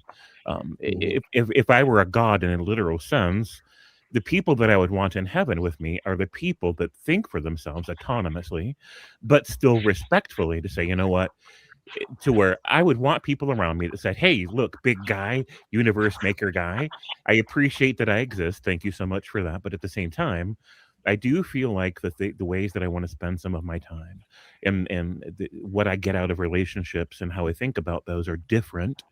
And as long as I'm not thinking, feeling, or doing anything that works against your interests, like I feel like there should be space for me in this heaven. And I would want to be a God guy in this context of hypothetical to say, I respect that absolutely, as long as you're not sabotaging anyone else's journey. Feel free to think about me or yourself or anyone else in a way that is empowering, clarifying, edifying for you.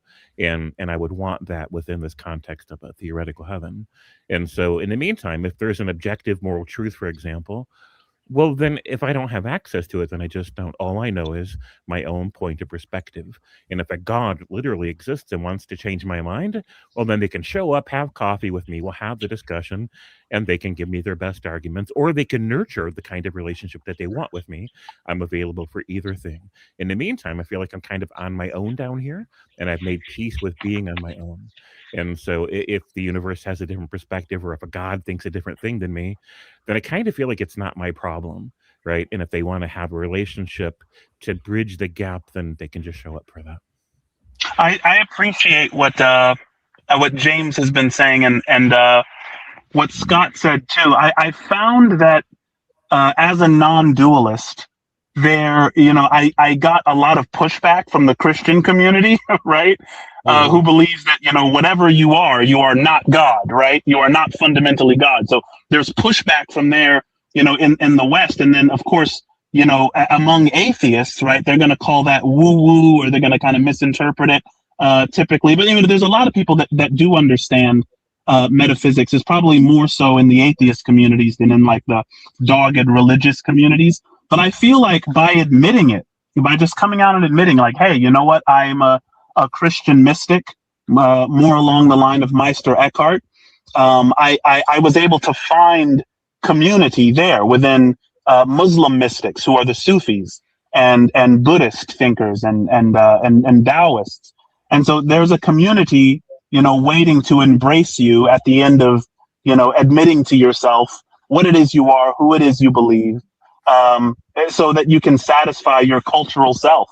Because there is a part of you that wants pride and not shame, right? And if you have to hide a little bit of who you are based on, the groups that you're around, that can take a negative toll, And so, well, I think that's what me and Lou have been talking about over the years. I think our experiences, mine and Lou's experiences, sort of intersect in a way where we come from a very fundamentalist background, and we've experienced firsthand the brainwashing or the indoctrination and all the bad parts of it. And that sort of fuels, the virtue of skepticism and to try to promote that and to really expose a lot of the harms that religious thinking itself can bring, right? But the thing that we rarely talk to are folks like you, Mr. Biscuit, that approach it in a different way, come to an entirely different, and it's almost really hard for me to really picture you, I don't know if gelling is the right word, but being coherent with a lot of churches out here and people that go to church, or what people teach mainly here in America about Christianity. You know, it's not like, I don't know. I guess we'd have to unpack what you mean by like Christian mysticism, like to let you kind of explain how that's maybe a little different, but it's kind of the same thing, or whatever the intersects or overlaps may be or may not be. Maybe you can explain that and make sense of that, you know?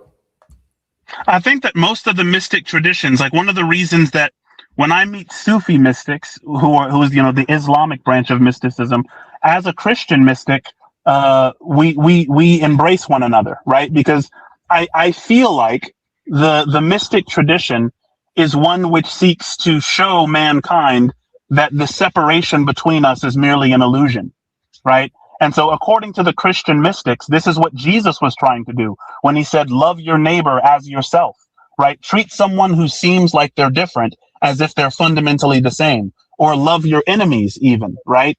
In the Sufi tradition, they're showing that by the names of Allah that are written in the Quran, you can show that Allah is the only being, right?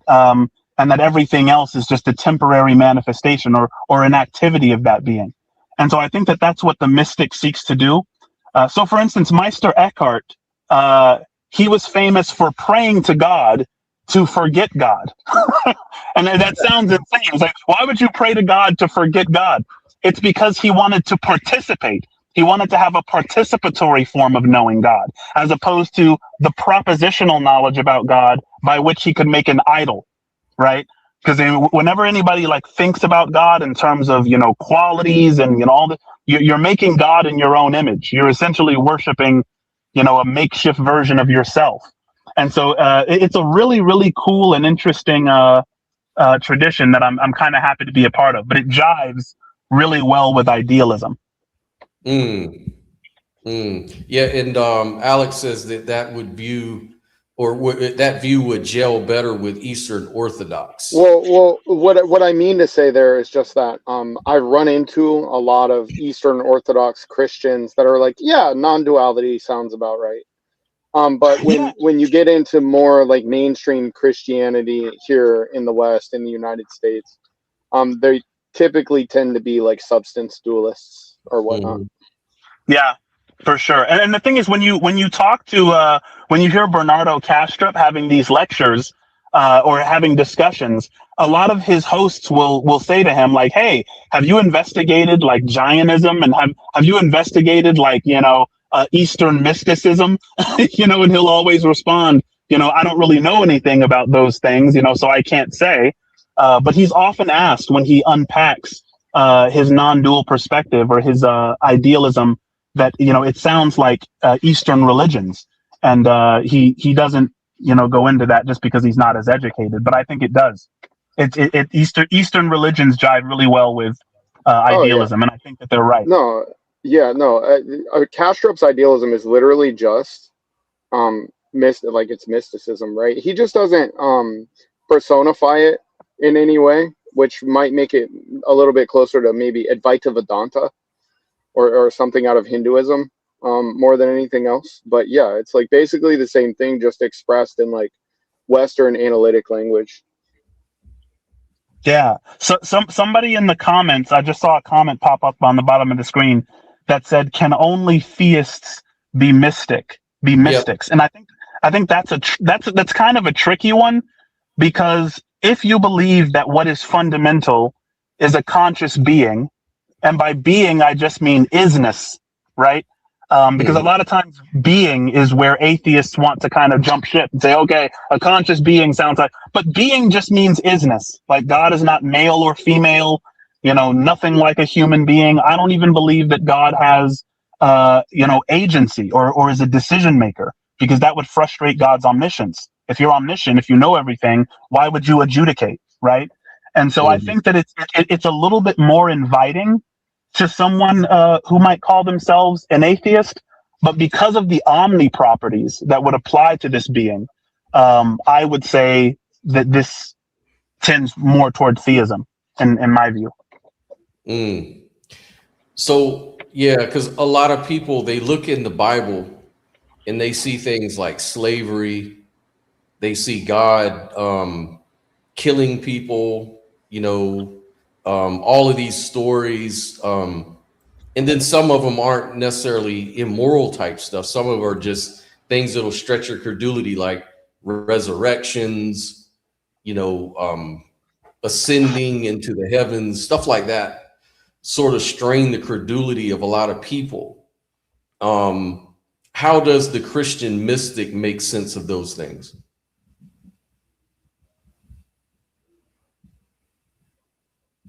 I think he froze up. Mr. Biscuit. There you go. Hello, am I back? You're back. Am I back now? Yep. So something that you're not going to hear a lot preached in churches, I think it's Isaiah 45, where God says, I create evil. And from the mystical perspective, light and darkness are two sides of the same coin. So when God created the heavens and the earth and he separated the light from the darkness, and then God said, he saw that it was good, right? So what Christians know is that there's nothing good but God. Jesus says this, there is nothing good but God. So when God saw that it was good, the light and the darkness, he's saying the light and the darkness are reflections of me, right? So whether what you're seeing is good or evil, it is the outward appearance of the fundamental reality, right? So I think what the Eastern tradition is going to try to teach you to do is to be more accepting of it, or to bow to it. Like when you bow to it, you accept the situation, which doesn't mean that you don't try to change it. It doesn't mean that you relax in the face of tyranny. It means that you accept your situation for what it is and respond to the situation with integrity, right? And not assume that the darkness shouldn't exist. There's a dope Pink Floyd album called Dark Side of the Moon. Yeah. And I think, it's one of the most amazing albums ever, in my opinion. And at the end of Dark Side of the Moon, there's this quote. He says, actually, there is no dark side of the moon. In reality, it's all dark, right? And that meant so much to me, because the moon is anything that we use to turn our chaotic situation into order. And so people use a lot of things as like money, women, drugs, getting better and better at your job, overproductivity, right? To shelter us from the chaos. But all of those moons have a dark side, right? There's a catch, and when he says, it's all dark, I think it was such a complete, and I might have just foiled up the message, but darkness and light are two sides of the same coin. They're not at enmity with each other in the non-dual view.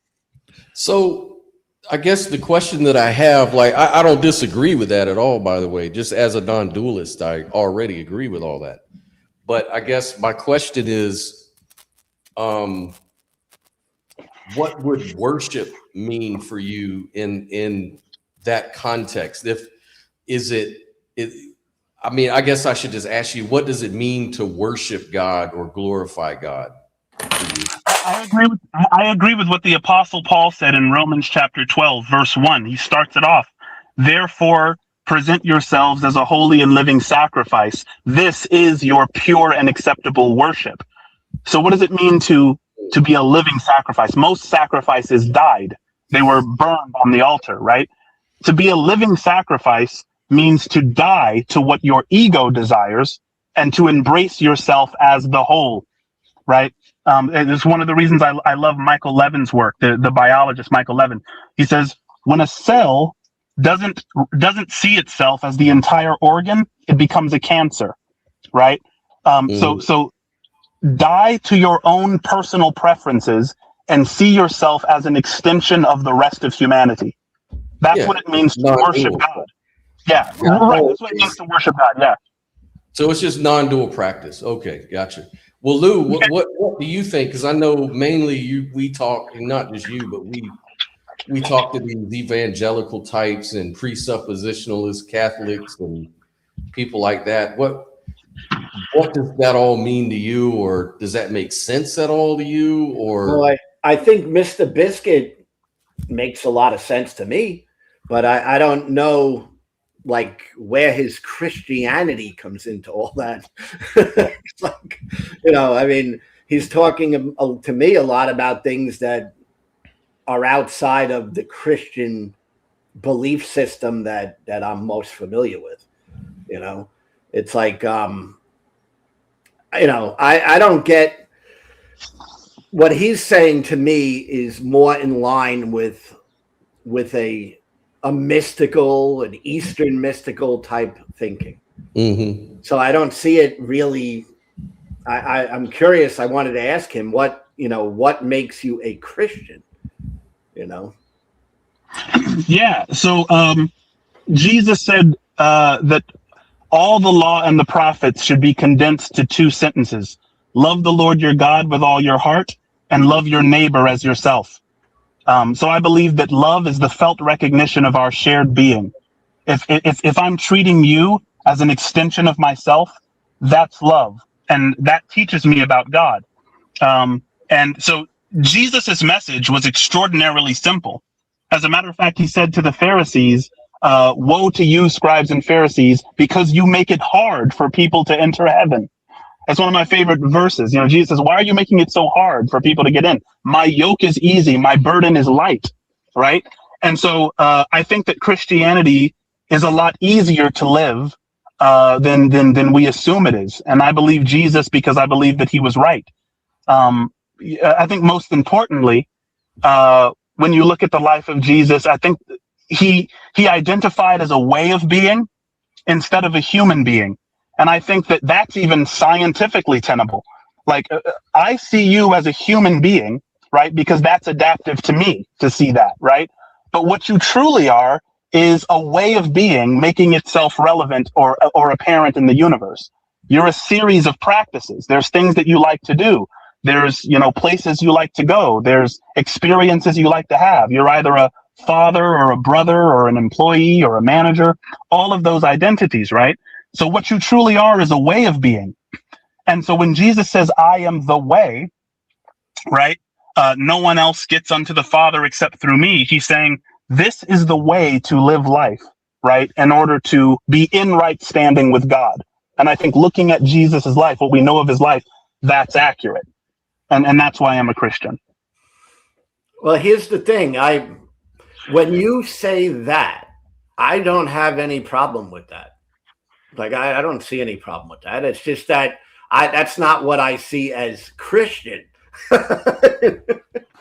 You know what I'm saying? Like, sure. Yeah, sure. And the thing is, look, man, like, you're not wrong. It's like, I've had conversations with pastors. I used to be a Calvinist.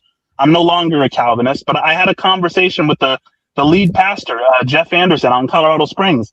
And I was saying, hey, like, Jesus never says that belief in his death and resurrection is necessary for salvation, right? Why didn't Jesus say that it was a salvific issue? And he's like, oh, the Apostle Paul says it, and it was like, but Jesus did address salvation. He was asked the question, what does it take to be saved? And he never mentioned that his death and resurrection was a part of that. And so I think you will get a lot of different responses from different Christians or whatever, but I definitely live more in accordance with orthopraxy than orthodoxy, because the former is about the practices and the latter is about, the doctrine. And I don't even think Jesus was orthodox in his own day.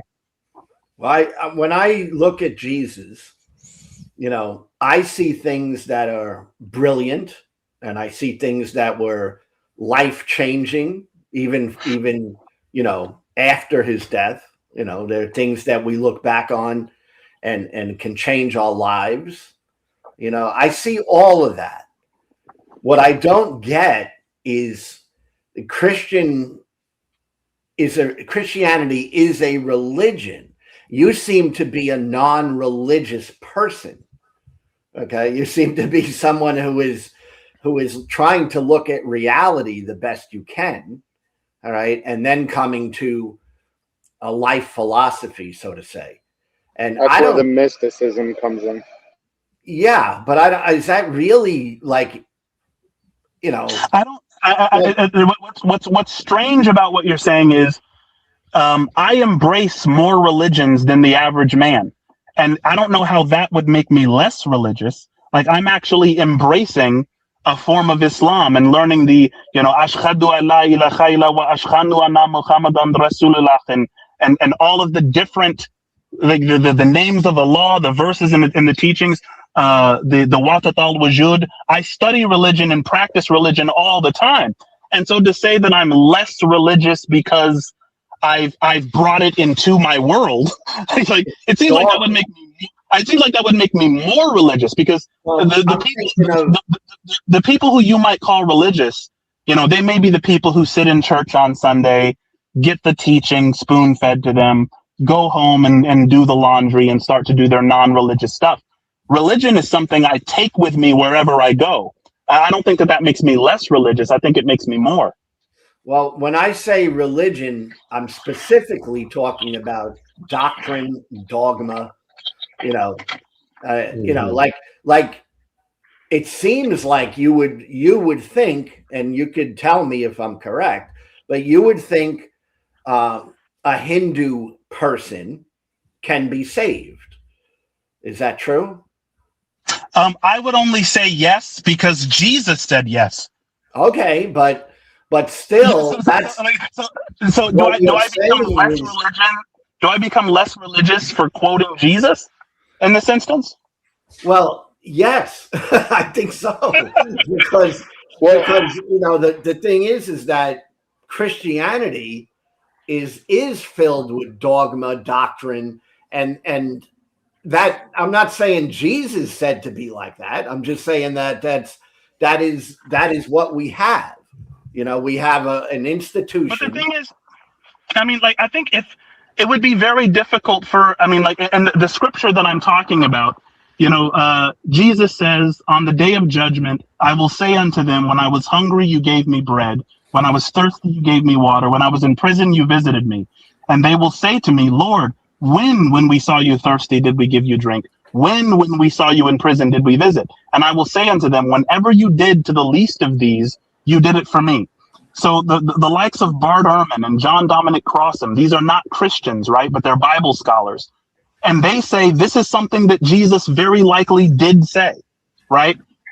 And what it shows is that Jesus was more interested in orthopraxy, like what you're doing for the poor and the widow and the prisoner, than he was even knowing who he is, right? The idea is that these people who will enter heaven won't even know who he is. They'll say, when did we see you and do these things? And they'll have to tell them, you were just out there doing this for the poor, and you didn't know that you were doing it for me. And now you get the kingdom of God for all eternity. And so it's not a non-religious answer to say that, yes, there will be Hindus in heaven. What it is an answer which isn't in keeping with the religious leaders of the day.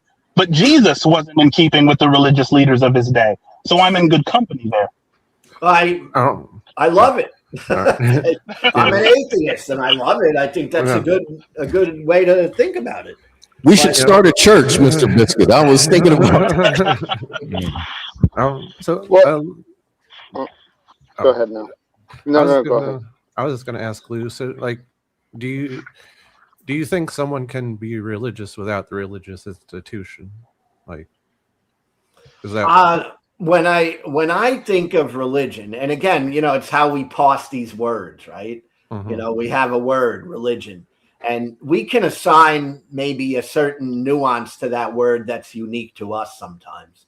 But when I think of religion, I'm thinking of doctrine, dogma, all right, things that are part, or you must agree with to be part of the group type of thing.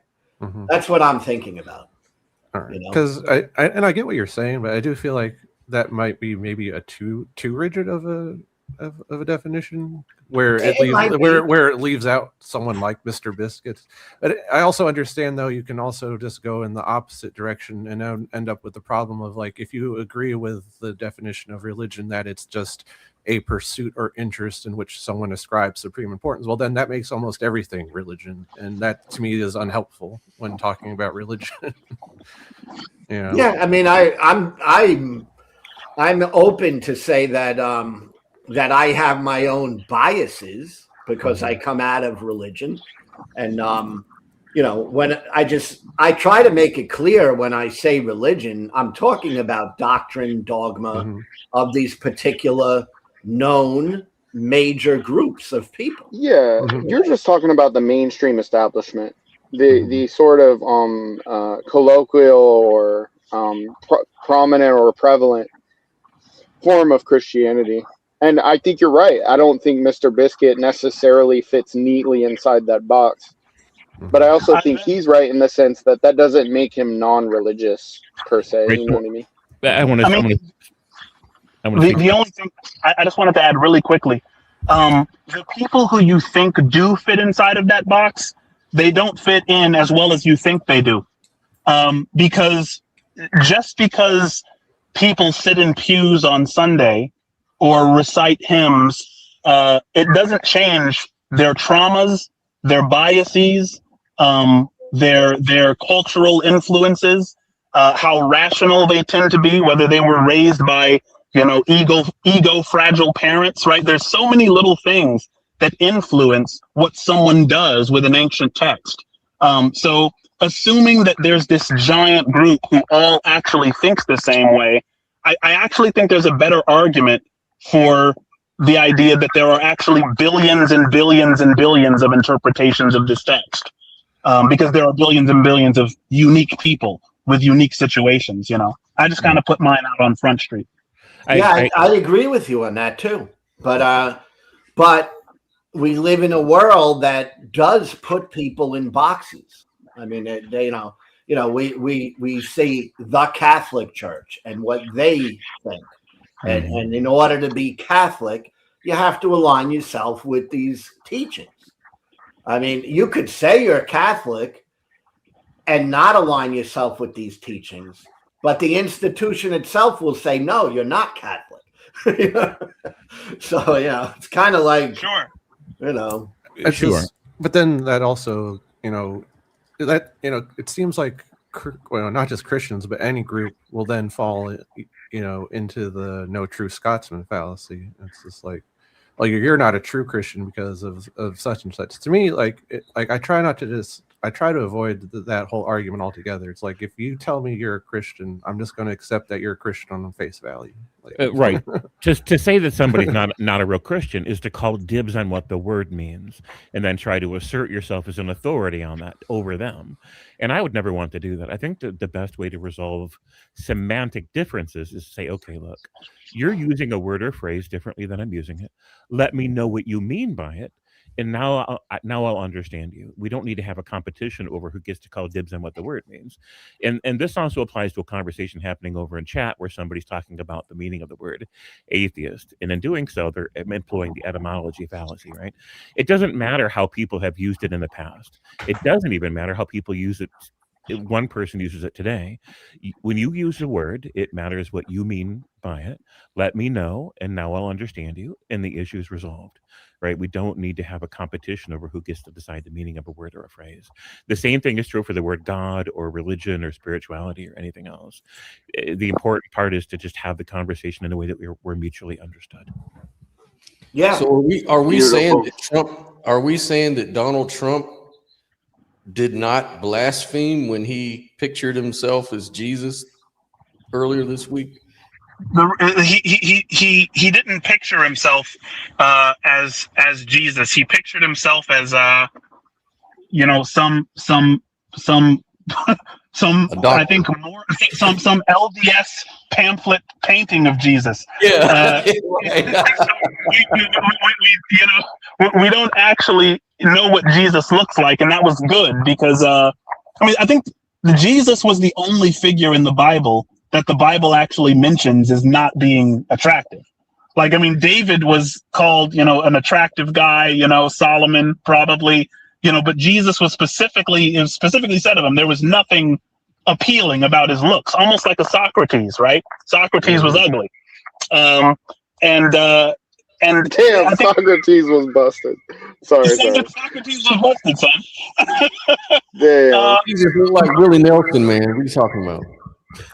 Yeah, but I think that it's unfortunate. Like, Donald Trump has so many people on the left in his back pocket that he can just throw up a tweet and all the headlines on the left will just chase after that bone. And he's been using it against them for like the last 4 years. Yeah. Oh yeah. Yeah, but here's the thing: what I seen when I seen that with Trump and Jesus, the figure that he put up there. What I seen is him making an attempt to appeal to the Christian nationalist, but it didn't kind of pan out because the minute he put it up, he got a lot of criticism, and he got a lot of criticism from Christians in America who were saying, "Wait, you can't put that up. You're not Jesus." So he pulled it back down. But ultimately, I kind of think he was trying to be positive to appeal to, the people who do follow him and who do think he's kind of like a Jesus type figure, But it didn't work out for him, is what I'm thinking. No. Well, so don't we know? Well, true though. well, if we're going off his own words, though, he was trying to be a doctor. He was just being a doctor in that. Yeah. I love that. I loved when I heard that. When I heard him say that, I was just like, "This is so crazy." Like, I'm really gonna believe that was your depiction of a doctor.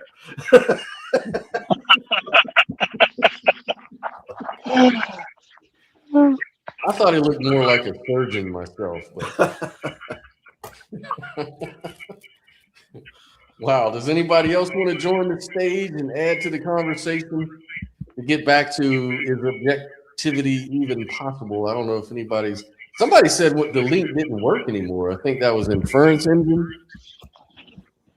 If you try clicking on the link, does it bring you in on the stage?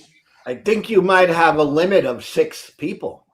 Oh, is that what it is? Oh, okay. I think, because I think when I do a stream, I'm limited to 6. Oh, yeah. I could just take the position of like some kind of a physicalist or empiricist and say something like, look, I think that we can achieve, now this is kind of intentionally ridiculous, but I think it's accurate nonetheless.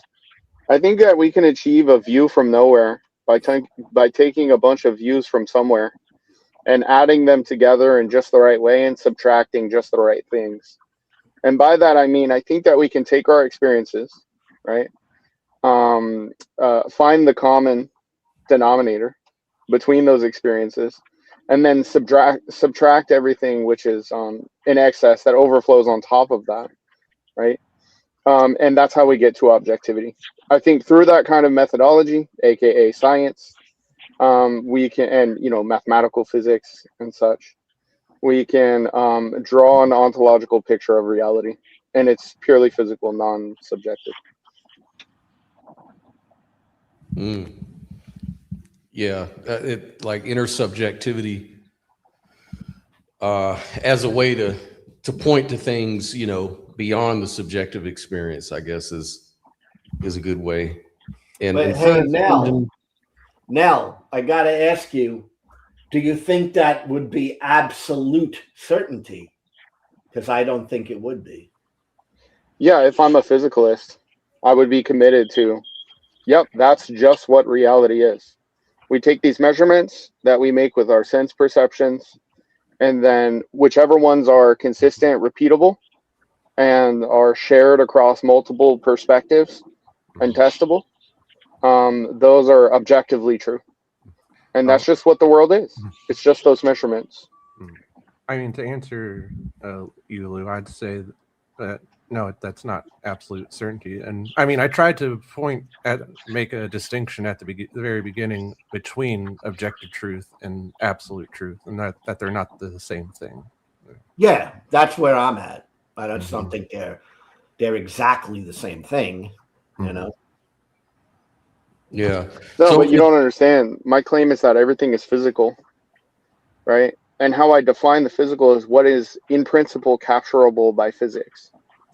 And so I'm committed to the idea as a physicalist that physics can, in principle, give me a complete ontological description of reality.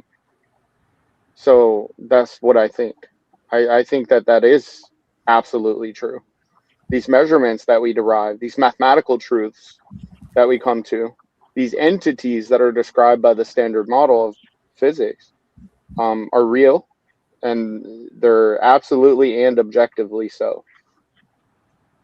Yeah, and I wouldn't put myself in that category of physicalist. Yeah. Another article I was looking at on that very thing you're talking about, a paper from the scientists, space-time isn't real in the way you think, by Eleanor Knox. And she talks about how it's just how we talk about function and the method that we find useful, but it says nothing about anything real that we can talk about being real. When someone claims that space-time has extra dimensions, they're making a claim about the fundamental container or arena in which things live, the backdrop in which reality plays out.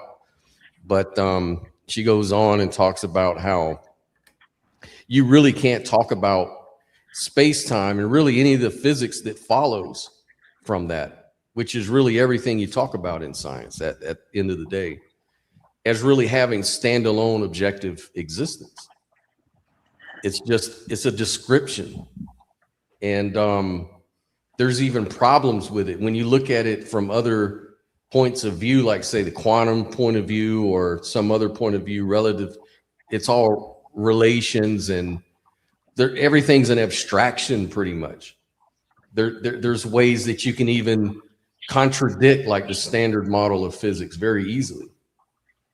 So it's just really weird how we just kind of sort of assume that all of this stuff about physicalism is just the absolute truth, you know, and even the people that discovered all that shit are telling you, no, that's not what we were saying ever at all. Like, we're just giving you models of function and what works and what we can describe, you know, but we're not really telling you anything about ontology. Well, and it becomes a philosophical thing. For idealist, you know, people who would call themselves an idealist. And then there's people who might call themselves a physicalist, right? So you got a contrast. Mm-hmm. Can't there be people who are kind of in the middle of that? What do you think, guys? I don't think so. Look, either the ontology is mental or it's non-mental. I think it's a true dichotomy. If it's non-mental, you don't have to necessarily say that it's physical per se, but that's typically what we mean by physical. It's just that it's non-mental. Well, what about somebody who takes a position, which I often do? Personally, I take this position a lot because I like to be truthful. And I might say something like, well, I'm not sure. I don't know. All right.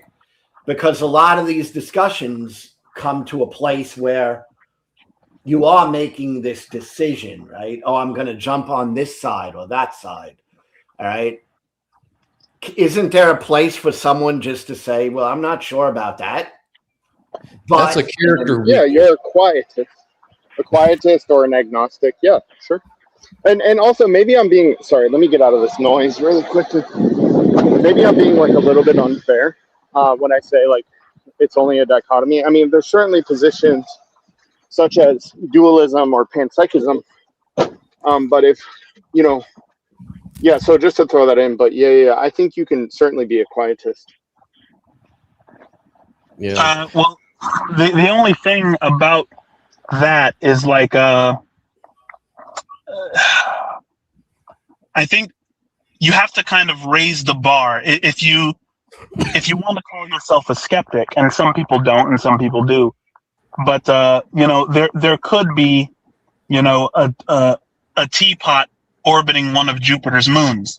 You know, it's not impossible that that's the case, but possibility is a really low bar, and so I think to say, and maybe this is where parsimony comes in, right? This is why parsimony is such a virtue when it comes to explanatory inference, is because it's like you can say that materialism is true, but it posits something which is unnecessary. And so to posit something which is unnecessary doesn't present a scenario where it's impossible that it happened that way.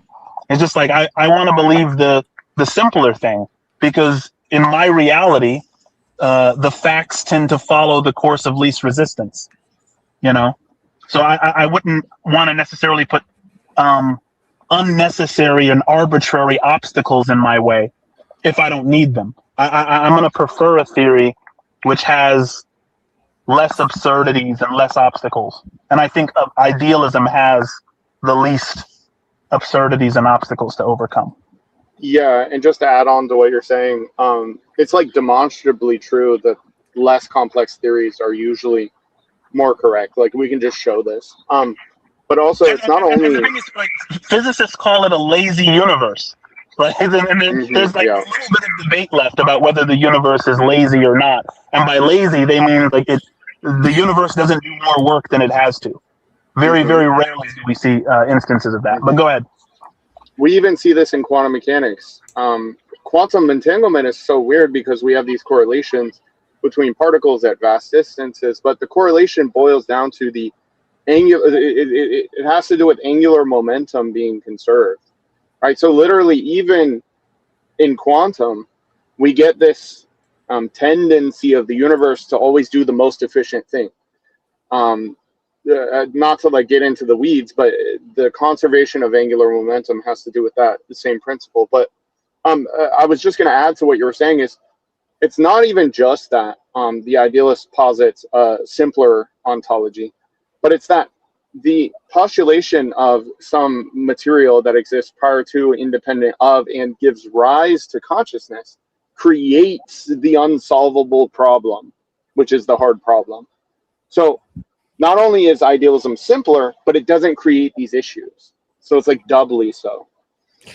And it has a lot of explanatory power. Like, I think me and Nell, we were talking about this yesterday. I think when we were discussing the problems with solipsism, about solipsism just lacks some sort of explanatory power.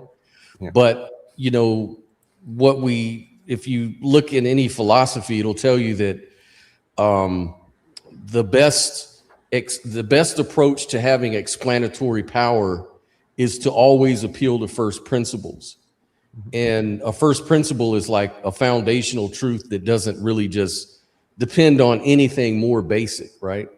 So like a famous example would be Aristotle described first principles as the starting point of knowledge, like things you don't derive, but from where you reason from it, you know? And so with idealism, you start with the one thing that we can all agree with, which is, you know, we're conscious, we have an experience, and we go from that, and we can build from those first principles into the argument for idealism, right? Whereas the opposite views, like the non-experiential metaphysic, starts with something you just imagine, like you just abstract this world outside of your experience that exists, and then you start trying to build your world up from those things. And a lot of people approach the God question the same way, like they imagine this old man in the sky type of God, and then they try to build the story of reality around that imaginary thing. And that's the one thing that a lot of atheists or skeptics will point to. They'll say, just saying God did it has no explanatory power. Why? Because you're just imagining something out of nowhere to explain everything, right? There's no first principles there. But idealism takes the one thing we all agree with and know, which is our conscious experience of existence, whereas physicalism are kind of doing the same thing that the theists do. They're imagining this non-experiential world out there and building the world around that. Yeah, because what I don't want to. Oh, go ahead. I'm trying to, like, because I'd say I'm pretty much with Lou on this, where I'm like purely just agnostic about it, but like trying to put myself, or looking at idealism and trying to like give my critique of it, like, the people are saying, it's a simpler theory, which, it's true, but like we have to remember in philosophy, and I suppose in science, it's like that's we should be looking at simplicity, though, if only all else is being equal. So to me, it's like if you're going to appeal to simplicity, then you are accepting the fact that both physicalism and idealism have equal explanatory power. And so to me, it's like what Scott was saying, where it's like, no, like if you're going to make an ironclad case for idealism, then to me it's like you need to be butting heads with each other's explanatory power. You got it. That's what I'm thinking. If you're at that point where that's going to decide it for you, you really kind of don't know already. That was my point. Well, okay. Well, here you go. I've got an argument against the explanatory power of physicalism. Look, physicalism specifically defines the physical stuff in such a way that it is devoid of all qualities. When it says that when physicalism says that physical stuff is fully and completely describable in third-person objective language, this necessarily excludes the mental, because the mental is subjective. And in doing so, they eliminate the possibility of an intelligible explanation of subjective experience arising from physical processes, right? So what I'm trying to establish there, what I'm arguing for, is that the terms if I accept the terms as defined by physicalism, we run into an internal inconsistency, which means that there is no explanation of like human experience, for example, or any experience. That's, in my opinion, the biggest blow to explanatory power that you could possibly have, because it's the only thing that we know for sure exists, and it cannot be explained under materialism.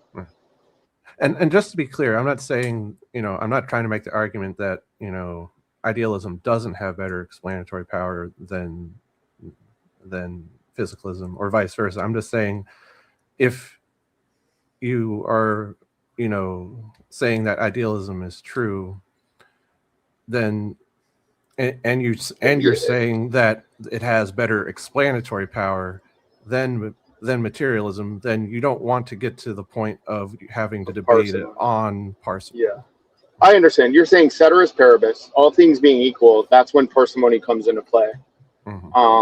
Yeah, I get you. Okay. Mr. Biscuit, you were going to say something.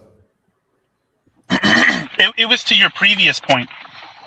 So I'm glad that I didn't, that I wasn't able to really jump in there, because your previous point, you were talking about, I guess, like imagined entities or imagined scenarios, and it's another one of the reasons I take theism as a skeptical position, is because God, it seems that God is the only being which it is impossible to imagine.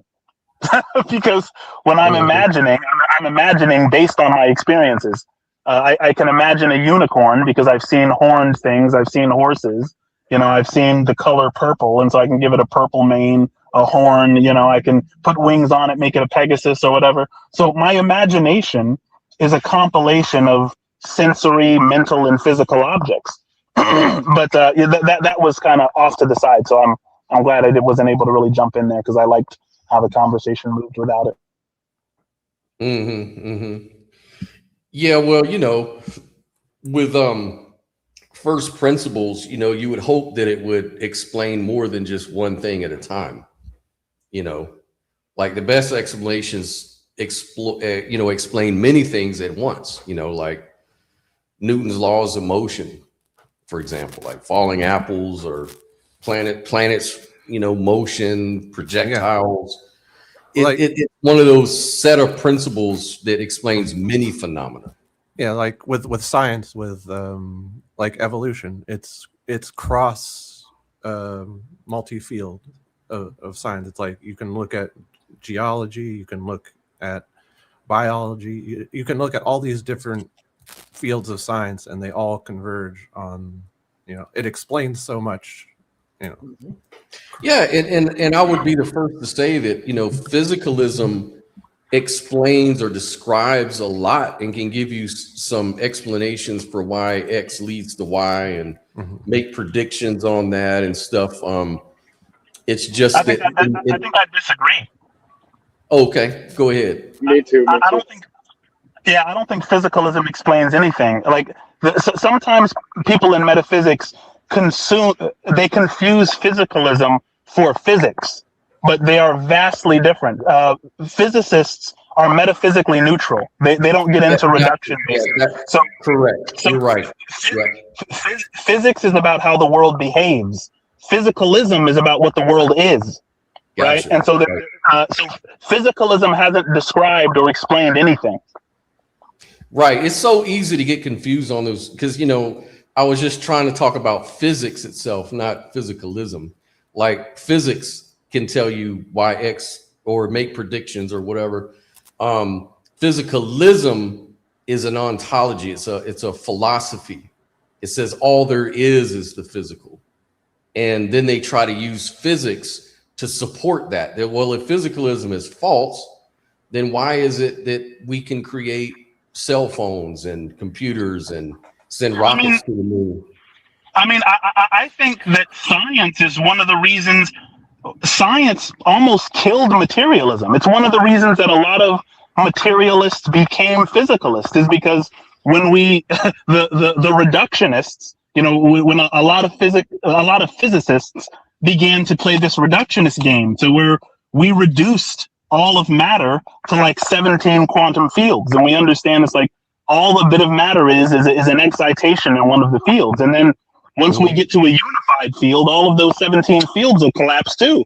And so a lot of materialists started jumping ship because of science, because science kept making these strides into saying, look, matter is kind of on the ropes. And now you have high energy physicists saying that space and time is not even fundamental, and they're finding amplitude hedrons. I was listening to the Sean Carroll podcast, and he was talking about how, well, a lot of materialists, they reject quantum fields. They don't like that because when they discovered quantum fields, there was a lot of pushback from materialist scientists because they say, look, we've already defined what physical is. And now you're talking about these fields of possible, probability distribution. That's not a thing. That's not a physical thing. So we reject that. That's magical thinking. That's bullshit. See, but the thing is, the field they incorporate after you couldn't escape it. When they demonstrated these fields, then they just quietly incorporated it into physicalism. Then they said, "Oh, it's just more physical stuff." And at first they were against it because of the reasons, but now they just redefined physicalism to fit with fields. See how convenient that works?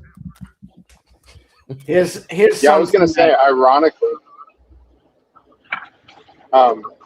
sorry, Lou. Look, ironically, I think that physics has already killed physicalism as well. We just haven't caught up yet. And it has everything to do with local realism. When local realism died, physicalism died with it. We're just still like, pretending as if like the body is animated, but it's just not, right? Like they just created an epicycle and the many worlds interpretation to deal with it, but that's a whole rabbit hole. A lot of physicists are trying to escape the local realism problem by appealing to some hidden variable hypothesis. That doesn't work in principle, right? In principle, it doesn't. Go ahead, Lou. I want to. This is something that I've personally been working on, and maybe any of you guys might be able to help me with. All right. I'm encountering things like idealism, and physicalism. These are words I never really thought much about. All right. It's not like something I contemplate very much. All right. I know that, like, when you say physicalism, I automatically go to naturalism, like I try to equate these two words. All right. But definitely they're not the same word. No. Right. No. And then when I think of naturalism, because I try to associate myself and my views with certain, ideas. And I encountered methodological naturalism as compared to just naturalism. And I think I'm in that category. All right. And there's still an element of I don't know in methodological naturalism. But when you're talking about physicalism, I don't really relate to it because I don't think I'm a physicalist. But what's the difference? And this is what I'm struggling with. Yeah, I got you, Lou. Physicalism and naturalism. Yeah, so physicalism is the belief that everything in reality is reducible to particles, fields, and forces, broadly speaking. That can be said differently as like everything in reality that is real is describable in third-person objective language, in principle. Okay, that's physicalism, right? So it's just the view that everything is physical.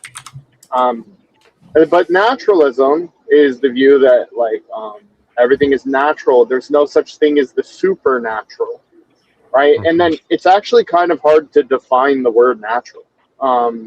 There's like conflicting ideas, but I think I would just define it something along the lines of like natural just means predictable to a degree. There's no like miracles creeping into the system. Now, I tend to be a naturalist personally, but I don't rule out any possibility of the supernatural. And that's why someone was telling me that I really fit into this category called methodological naturalism, where it's not an absolute. Yeah, and that's an epistemic claim. So methodological naturalism is probably the bare metaphysics that you should take on to like practice science, for example.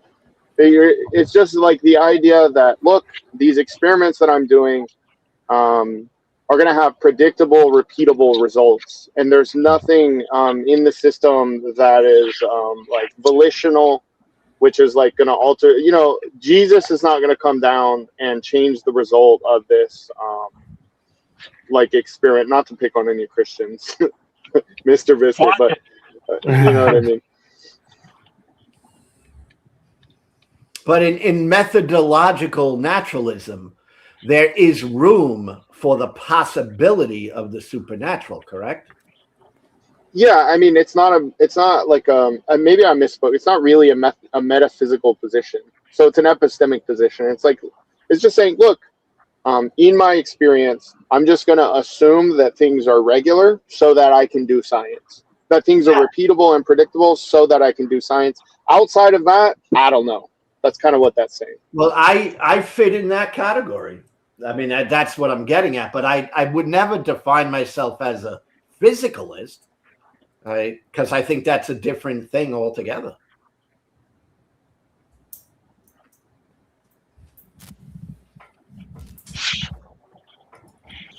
Yeah, I see naturalism, like I'm a naturalist, and I see that consciousness is natural. And so if I say that consciousness is something that reality is based on, then obviously I would say that my view is a naturalist view. I think the natural label being a metaphysic is because of other views like theism that point to supernaturalism, like God is supernatural. And because no one can disprove God, no one's proven God or disproven God, then the question is open whether the world is really a natural world or a supernatural world. I just lean towards naturalism as probably what the world is.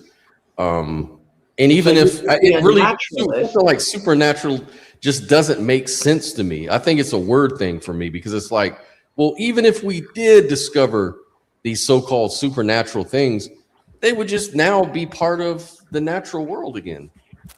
Well, you can be a naturalist and not a physicalist. That's what I'm trying to. Yes. So, I mean, I would say, because I don't consider myself a physicalist either, but I also consider myself a naturalist. And the way the thing about naturalism is that its definition can be kind of vague, but it also, that allows it, pretty much, that allows physicalists to be naturalists. It allows idealists to be naturalists, panpsychist naturalists. It's like, it's a broad and umbrella term where it's just like, it's just stating that, nature is all that exists. And, it's like, and then, we can be like, all right, well, what is nature? And that's where the whole physicalism, idealism, panpsychism debate comes into the picture of what is the fundamental nature of, nature, reality. So to me, it's like, naturalism is like a starting point, but it's definitely not an ending point. Like, to me, like I would say I'm an agnostic naturalism, because it's like, I'm not going to pretend like I know for a fact that all that exists is nature. Maybe there is something beyond nature, I don't know, but as far as I can tell, there isn't. Like, to me, nature, if we define the cosmos as everything it is existence itself, it's everything within existence, then to me, like, it doesn't make sense to say that there's something beyond existence. Yeah, I'm with you. That's how I see it. Yeah. I don't discount the possibility of there being something supernatural. I mean, I don't say that's impossible or could never be. I just don't see any good evidence to make me believe there is. So I would tend to be a naturalist until something comes along that would make me believe that something supernatural exists. That's where I'm at, Yeah, and go ahead. I was just going to say, I don't think the term supernatural pops up in any religious text that I've read. I think it's a 16th century term, which they used for like things they don't understand. Yeah. I know Bernardo Kastrup like appeals to like a debate between the scientific community and the Catholic Church, because the Catholics were like burning scientists, and for heresy and all this stuff. And so the scientific community was like, okay, how about this? We will let you guys study the supernatural and we will study the natural. And I guess that was like terms which were amenable to the church at the time. So I do agree with Bernardo when he says naturalism is the belief that the universe does what it does because it is what it is. And I agree with that. I agree with that too. So that I agree with. Yeah. Like, to me, like, it's one thing to be like, all right, well, there's this thing happening in nature, and someone who's ignorant of how the nature world works says, oh, that's a supernatural thing happening, like with lightning. But then to me, it's another thing, though, to be like, no, there's this concept, and it is above nature. Like, nature, there is no way for nature to explain it. To me, like, that's a true supernatural belief. When you're like, it is unfalsifiable. There's no way of investigating it. To me, that's what someone means by supernatural. And this debate between idealism and physicalism, all right? Obviously, it's very intelligent, and it's very deep, and it's philosophical, all these things. But I always come back to, how does that impact our lives? How does it change us if we take a position one way or the other? Yeah. I think that it can be. Oh, you'll probably answer better. Go ahead, Mr. B. I'll answer. No, please. Okay. So Rupert Spira, one of my favorite, I call him a phenomenologist. He says love is the felt recognition of our shared being, right? So to love someone is to look at them and to realize that the separation between you and that person is merely an illusion. And if you can embody that truth in your actual worldview and say, hey, you know what? I believe it's true that even though this panel seems to be, 5 people, it is one thing pretending to be 5 things, right? It's my entire moral philosophy is based on the belief that in this fundamental oneness. So that things like compassion is me treating your suffering as an extension of my suffering, or sharing is me treating my resources as an extension of your own resources. And all of that is based on the belief that oneness is fundamental, and the distinction between us is merely an illusion. So there's so many things, so much life that it breathes in. Just a third thing before I pass it over to Alex is like transjective properties, right? When you see and maybe this kind of goes into salience landscape theory a little bit too much, but like the color green, like when I'm looking at a green bush over there, that little bush in front of me, that greenness is not objective, meaning it wouldn't be green if my eyes weren't present, or if your eyes weren't present, right? It's not subjectively green because I can't change it to red or pink, right? It's transjectively green, which means that the outside world and my inside perspective, they're sharing something. It's only an illusion for me to assume that I'm in here and that's out there. It's actually 2 sides of the same coin. And so the more I investigate and remember non-dualism and idealism, I think that it has radical transformative effects for my personal life.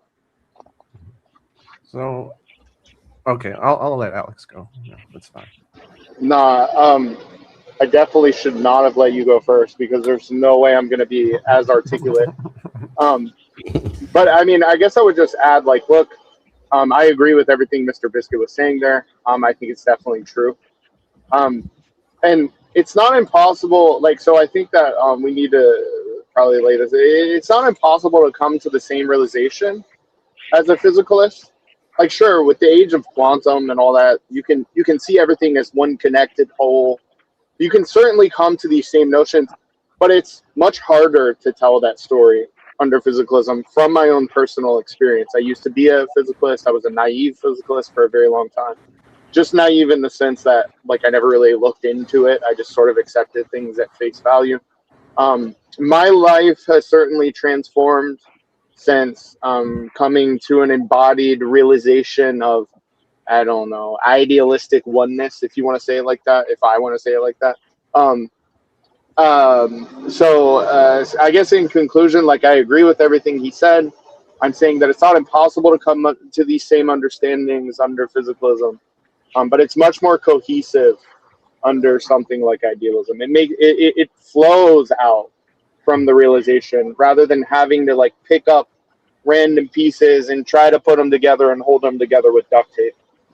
See, now I'm glad that you went first now, Alex, because like to me that's the criticism I was going to bring up, which is like to me it seems like what's being described as a cosmic perspective, and to me it's like you can come to a cosmic perspective under naturalism, under physicalism, under idealism. It's like you don't need just idealism. And so that's the one pushback I would give is there anything that only idealism can offer? Well, I think that the mistake that you might be making there is assuming that, and correct me if I'm wrong because I might be way off. It's almost like you're saying that I don't have to believe in oxygen in order to breathe. And it's like, which is true, but okay, yeah. So let me just make clarify. Like, you can come to a cosmic perspective of you don't even need to have like a whole entire ontological metaphysical worldview. It's like Neil deGrasse Tyson just doing methodological naturalism can explain like how everything is made out of atoms and everything is stardust and how we're all interconnected. And it's like you can come to an intellectual understanding of this oneness without having to like latch onto a metaphysical view. So it's like it's like to me it's like you can come to a cosmic perspective of like, oh, we're all interconnected, and you can. So to me it's like, well, if you can come to this interconnected perspective, this transformative perspective, then like to me it's like, well, okay, well, if you can do that under this view and that view, well, then what is it that? Yeah, look. Oh, sorry, finish your. Go ahead. I was just going to end with, well, okay, well, what is there anything in idealism that you can only get from, well, idealism? Now, maybe Mr. Biscuit has an answer directly for that question. I would say probably no. There's not like something idealism has in terms of meta-ethical or psychological implications that you absolutely cannot derive from any other view. But that being said, right, I like to talk about it like this. You know how when we drink wine, certain foods pair well with certain wines? Now, I don't know the rules because I'm not really like a big wine drinker. But isn't it the case that like white wine pairs well with something like shrimp? And like, yeah, you can drink red wine with shrimp. It just doesn't pair as well. And so that's kind of the message that I would like to pass along, which is that physicalism tends to pair well with views such as nihilism, views such as individualism. I think that it pairs well with sort of like political or like philosophical materialism in the sense that we value the objects and the material world, which is extrinsic to us, rather than sort of taking the experience to be more important, the inner world to be more important. So it's certainly not like I'm not saying that anything is entailed necessarily, to use like specific philosophical language, but I'm just saying like certain things, due to the way that we are psychologically arranged, pair better together. And I think that empathy pairs really well with idealism in a way that it doesn't necessarily with physicalism. One approach I come at it with, because unfortunately I'm just so familiar with the atheist versus theist argument on this thing about morality and quality of life and stuff. So I'm kind of, I've kind of just beat a dead horse with this one. Is that, it's kind of like the argument, well, the theist will say, well, how does the atheist find meaning in life? What causes the atheist to do good to others if he doesn't have God? What gives him purpose in life without God? Like, it seems like you have to be, it seems like theism lends itself better to things like hope, meaning, and purpose in treating others right. And for many it does, but many atheists will come out and tell you that I don't believe in God, and I always am charitable, helpful to my community and myself and others, and they've kind of found that. So if I'm consistent, to the theist, that's the same as saying I don't believe in oxygen and I can breathe. right. So that's just what I'm saying, is that's the argument that they always put forth. So, and I would agree that actually idealism, for me anyways, does lend itself to non-duality really well, and non-dual practice. It gives it more teeth for me, because as when I was a physicalist, I was easily drawn into the divide, you know, political divide, you know, all these different, you know, divisions and dichotomies. And I mean, even that's how science works. You know, you distinguish one thing from another thing. But then when I really embodied the belief of non-dualism, I saw a shift in my behavior and stuff like that. But that, unfortunately, that's something I can talk about personally, but I can't really convince another person of that, because they may feel like, well, I don't need any of that. I'm doing that already. That's you. That's not me. Yeah. You know what I'm saying? So the approach that I would rather talk about is one on skepticism, because skepticism is how you maintain self-respect, and it's also how you do all of these other things. You respect others. So by being more skeptical, I ask questions. I'm skeptical of physicalism. And so it's just like someone could ask, well, what's the point? If you can't prove that God exists or doesn't exist, then why would you spend your time discussing it and debating it with people? Like, why would you always be in, like, what's the end game? Like, you're not going to prove or disprove God. So what's the point? What are you trying to accomplish? I don't get it. But what I usually say is, it's not about accomplishing anything. It's about fostering skepticism.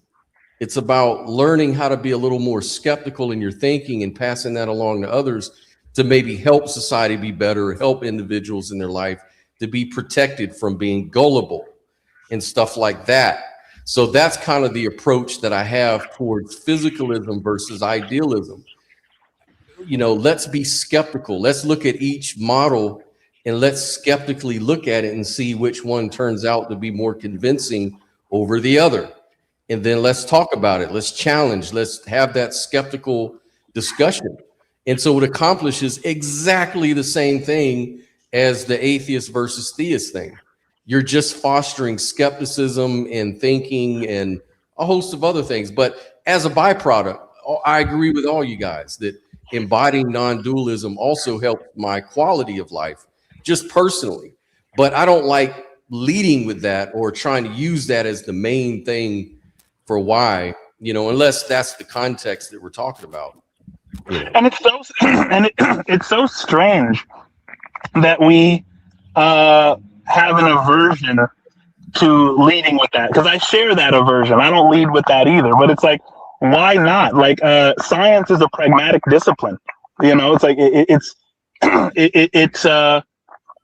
and by pragmatic, I just mean like, in science, something is true enough, right? Science doesn't care whether it's true. Science cares whether it's true enough to pass the test. And then it's going to test it again, and it's going to test it again, and it's going to test it again, right? And so I don't think we should feel bad for like leading with, you know, the fact that idealism has the capacity to enrich your life, or even religion, right? I mean, it's like, yeah, it's like, you know, the universe is something which selects. You know, if some weird out there religion, you know, doesn't have a attendance to the truth, and yet has the tendency to enrich your life and that's evidenced. And I'm not saying, I'm not picking on any religion here, but I'm saying hypothetically, if we noticed that a belief system had the tendency to enrich one's life and to bring one into like a state of well-being, wouldn't we teach that it should be embraced regardless of its empirical adequacy? Mr. Yeah, Vincent, I think that is the main thing I think that we should actually put in the foreground when we talk about these things. But unfortunately, I guess I just know my audience too well. They will never see the value in that. I mean, there's only because specific people that will, but from when you're talking to skeptics and people in like the atheist community or those type of communities, they really don't look at your subjective experience with all that much weight. They look at it like, well, speak for yourself, because I'm fine where I'm at. And how do you argue with that? You can't really argue with that, really. Now, here's the thing. I got to say this because what you're hitting on is vital to me. All right. I'm sitting here doing this very skeptical, anti-Christian, YouTube channel. And I'm doing it because I'm expressing my honest opinions and feelings about these things. All right. But I do recognize, and this is what I think you're hitting on, is that there could be benefits of Christianity for certain people. And I think the key is to understand that everyone is not all the same. All right. So, there could be someone who could be involved in a cult, of some sort. And it could be a beneficial experience for them. That's possible. All right. So it's what your intentions are, I think. What is your intention? Yeah, look. Is your intention just to make people miserable? Or is your intention to try to somehow help people, right? Yeah, look, this whole thing about leading out with the potential psychological benefits of a particular view, I think the aversion comes down to, and what you're describing, Scott, about how the people who join your stream will never accept it. It just literally, it's really simple. It just comes down to what kind of a theory of truth you subscribe to. Most people, a lot of people, aren't gonna explicitly call it correspondence, but that's kind of what most of us hold to. But if you're more of a pragmatist, which I would lean in that direction, then these kinds of things absolutely do matter to some degree, right? So our aversion, I think, just literally comes from most of the world is on some sort of a correspondence tip or game, and See, but if the truth weren't beautiful, nobody would want it. So I mean, when someone says they want a Lamborghini, they don't. They want the feeling that they think comes with the Lamborghini. So if you were to tell someone, hey, look, I'm going to give you a Lamborghini, but I can guarantee as a promise to you that this Lamborghini will turn your life into hell, right? He's like that's they don't want it anymore. If you're convinced that the object that you're seeking is going to lead to misery, you don't want the thing, because what you're after is a feeling, right? And so, yeah, I mean, the correspondence theory of truth to me has never really been sensible, because it's more like an intersubjective theory of truth. Something's true so long as the majority of us agree on it. Because it's the correspondence theorist is not like a naive realist. It's not like they think that exactly what we see and hear is really what the world is ontologically like, right? It's more of like the majority agrees on this, type of thing. But I mean, when you take them literally, what they're saying is, say under correspondence theory, something is true if and only if it comports to some state of affairs. So the statement, there is a cat on the mat, is only true if there is an actual cat on the actual mat. But when you cash that out, or you inquire about what do you mean by there is an actual cat on the actual mat, where you're talking about a sense perceptual observation. So immediately to me, it becomes not a theory of objective truth, but just like you said, it's a theory of intersubjective agreement, and that just doesn't seem as solid as most people think it is. I mean, I think intersubjective agreement was that goes back to Aristotle. Aristotle said that something is true so long as your mind is clear, the atmosphere is clear, and there's intersubjective agreement. And that led to centuries and centuries and centuries of believing that the sun rotated around the earth, because that's what it seems. It seems like that, right? It looks like the sun rises and it sets, and we had intersubjective agreement. Everyone agreed there, right? And then Copernicus and Galileo kind of ruined that for us and said, hey, your intersubjective experience doesn't matter as much as these numbers, Mm-hmm.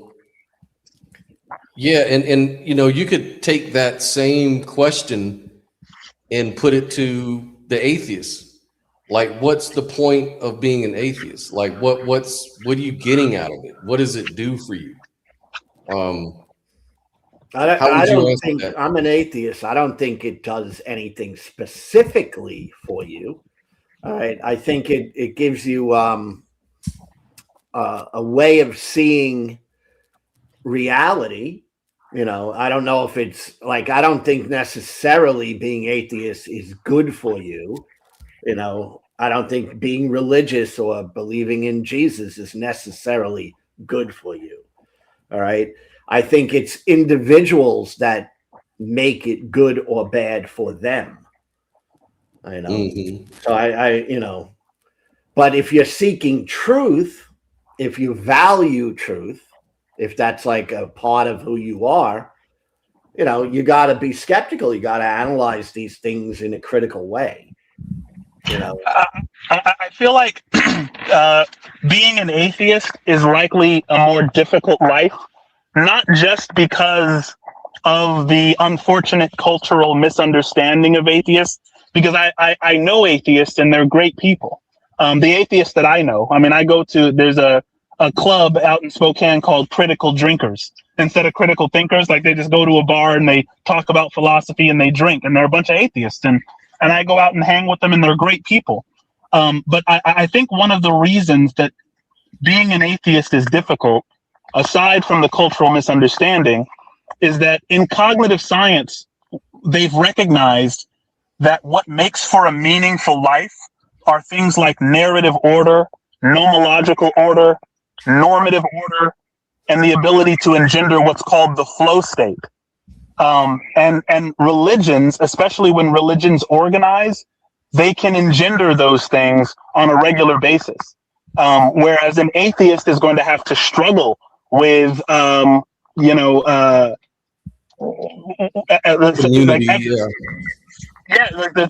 of like existentialism, where it's like, what does my life mean? I have to find my own journey. I have to build my own story, and it's almost like telling someone to do their own magic trick. It's like, if I'm doing my own magic trick, I kind of know how it's done. And, so you might sacrifice a little bit of meaning as an atheist, and it might be a little bit more difficult. I found that when I first kind of transitioned out of Christianity, I found that atheism, my lack of belief in God, was not an answer to my mental well-being. I needed more. That wasn't enough, because atheism is not going to make you mentally well, but I don't think religion makes you mentally well either. There's more to it. Well, so there's certainly more to it, and I think you're right, Lou, in emphasizing that there's huge amounts of individual variability.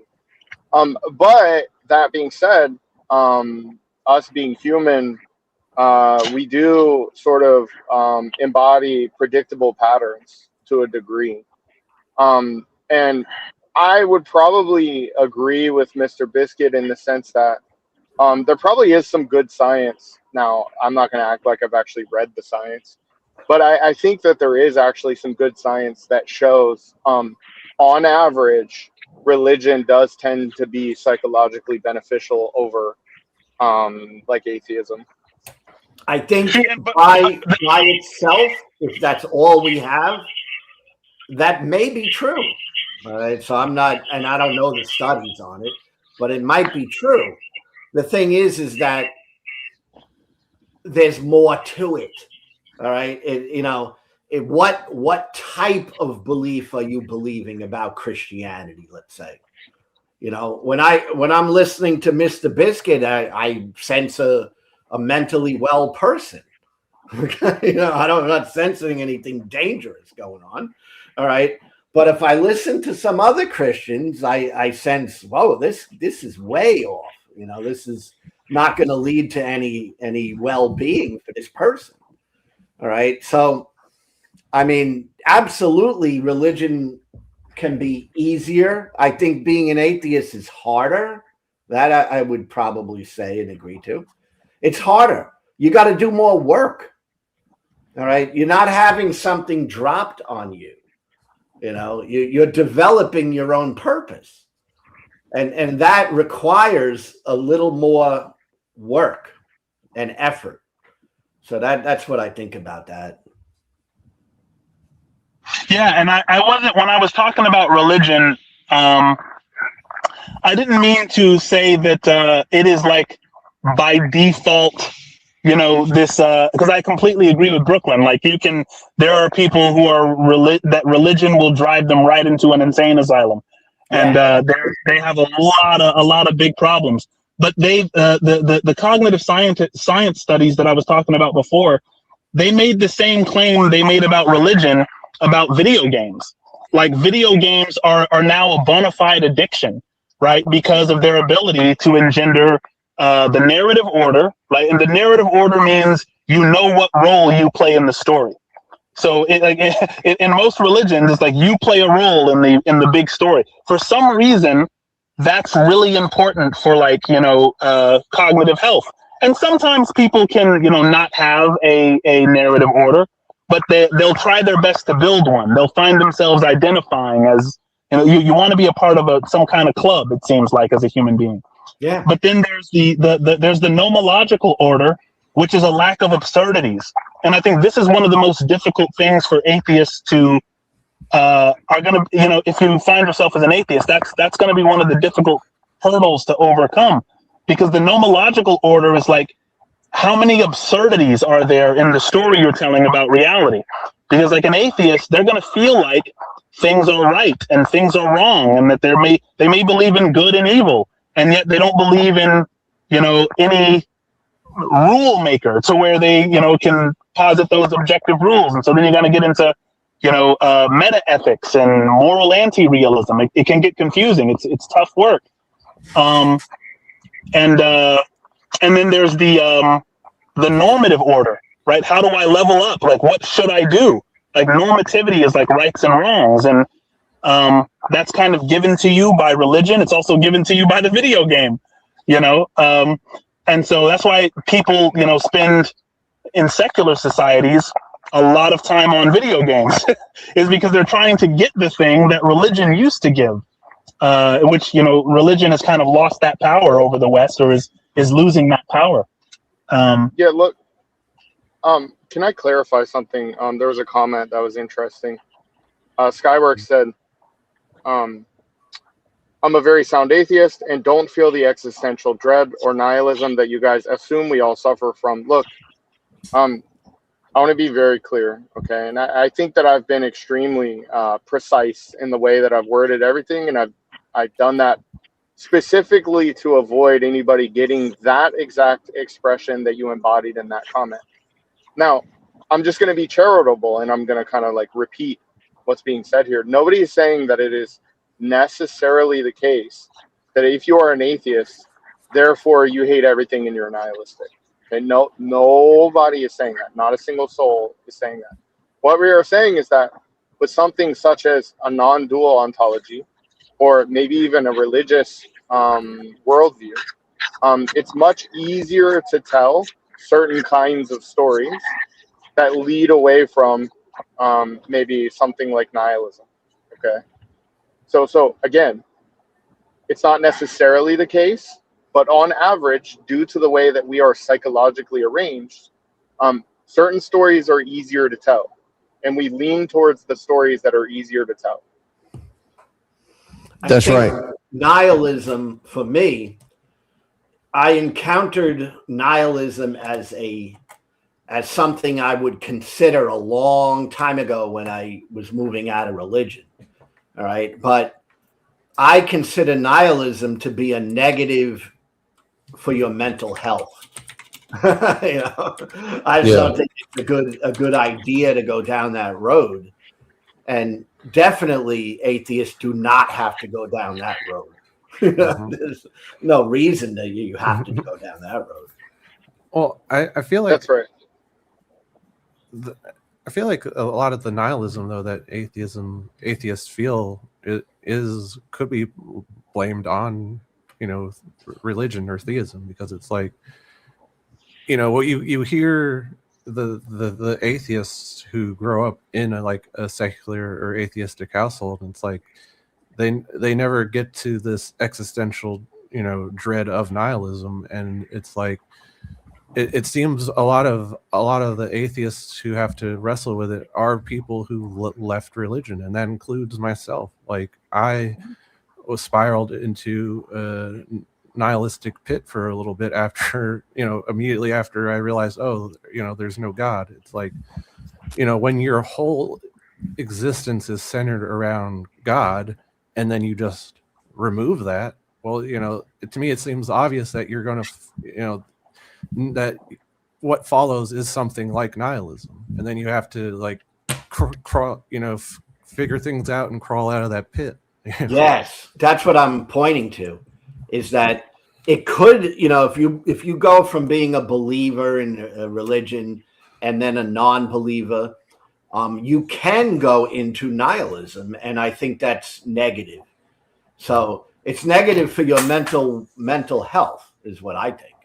Right. I mean, there's such a thing as spiritual nihilism as well, right? So it's certainly not the case that we're up here saying that it's just a thing that's prescribed to atheists in some way.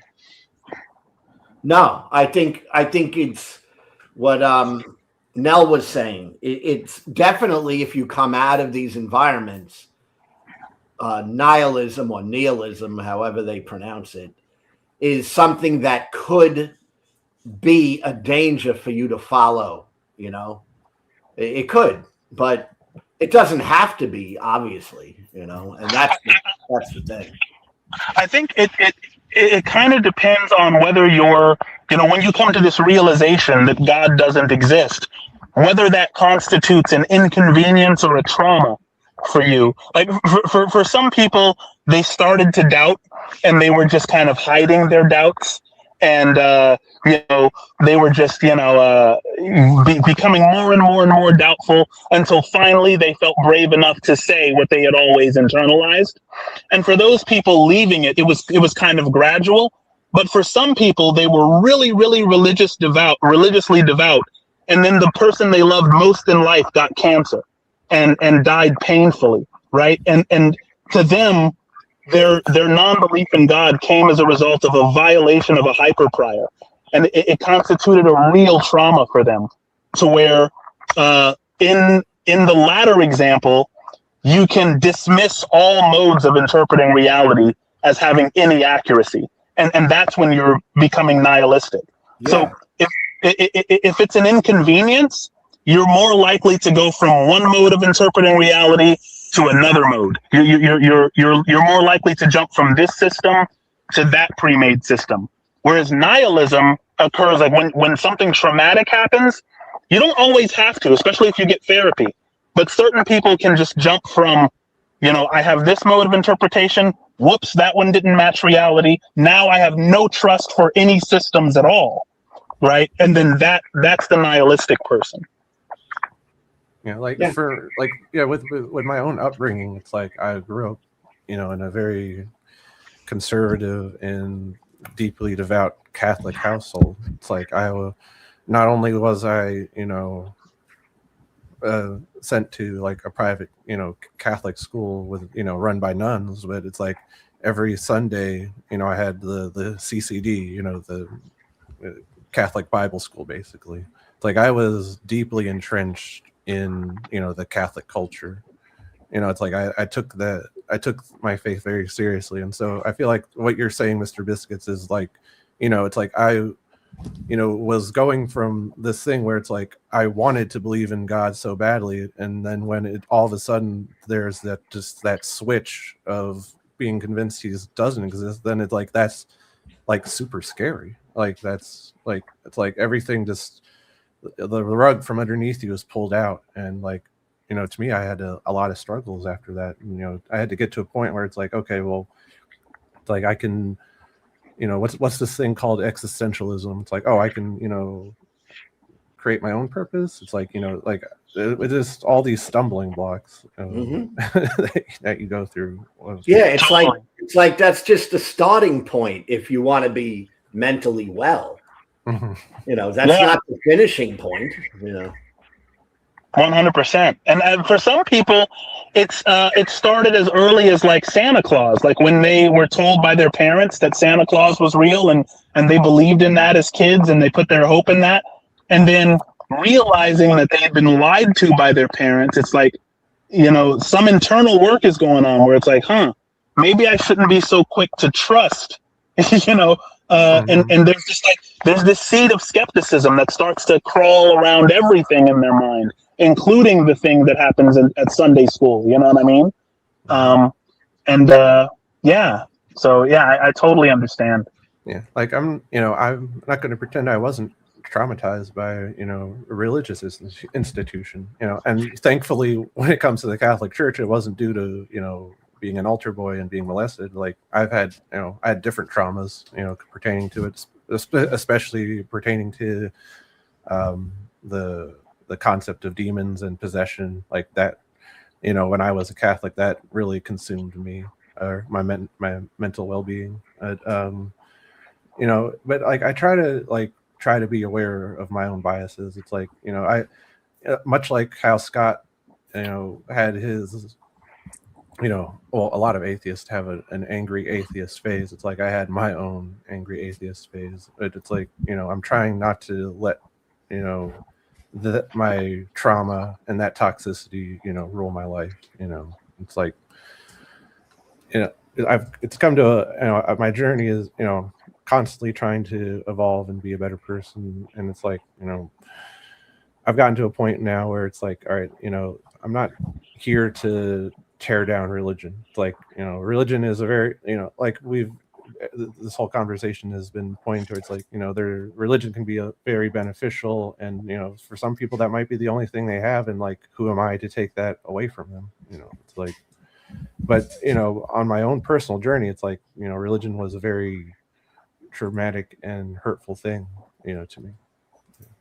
And now that I'm a trans person, I'm in the in the middle of the United States, where it's like it feels like the walls are closing in around me. It's like people just don't want to tolerate my existence, and now I'm having to deal with that. Nell, you're getting a double whammy. Yeah. Right? Yeah. So as a wisdom seeker, right? So in my opinion, what wisdom is seeking systems to override self-deception. That's what it means to be wise, to be a seeker of systems that override your own self-deception. And so my job in your life is to help you become a better atheist. And as an atheist, your job in my life is to help me become a better theist, right? And even though that might sound strange, right? It's the idea that you are inspiring to aspire, right? Helping me reach that next level, and helping you reach that next level without having any agenda in the background. Just like, here's my ideas. I'm accepting your ideas as a student. Well, I feel like it goes back to what Scott was saying earlier about, we're not so focused on the belief itself, but what the values that you hold. Like it's like I really do.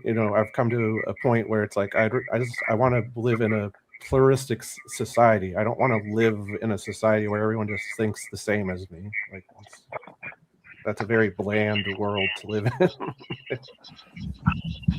Yeah, you're right. But you also want to live in a society that's safe. Oh yeah, no, which it's like but that's to me there's that balance of separation of church and state, and it's like I want to live in a world where it's like the Christian next to me, the Muslim next to me, it's like we can have all these different beliefs, but we're not trying to step on each other's necks over the beliefs. Yeah, and that would be a much better world. But I see, I can't help but see so much of the other stuff, the judgment of a person, based on what they believe, or based on their sexuality. In your case, you kind of got both, right? There's probably people that judge you based on what you believe, and there's probably people that judge you based on your sexuality, right? So that's what I mean by the double whammy, right? Oh yeah. Well, the unbelief causes the sexual identity to be wrong. Yeah, I guess. Well, That's what they say. That's what they told me. I mean, in my case of being a trans woman, I guess it would be more centered around gender identity, but I'm not going to get into all that. Yeah. And I would say that idealism or non-duality especially would support transgenderism much more than the opposite, because it's the dualities where we see all the separation and division and the right and the wrong of it all. Scott, non-duality is more inclusive, I did want to correct you. I don't agree of describing trans people as transgenderism, because that implies that ideology, and it's like I'm just a trans person. I'm not. It's like, right. How am I an ideology? Exactly. Well, you could say language, yeah. Mel, you could say probably then you're just being you, right? Exactly. Yeah. And I just want to live my existence in peace, not harming anyone else, just trying to live my best life, And you should be able to do that in America. Should. Yeah, and I live in the Bible Belt now. I used to live in Los Angeles, and these sort of issues never really came up. Not as much. It's more like it was just no one cared about gender identity and things like that quite as much. But now that I've come down to the Bible Belt, man, that's all people care about. It's like, well, what about all the homeless people out here? What about all the fentanyl that's being distributed on the street and people are dying? Look, had 2 people literally died at a bar I go to not long ago. They died in the bar. Like they went out, they were right there on the corner buying drugs and did their drugs, and they had fentanyl, and they both just died at the bar.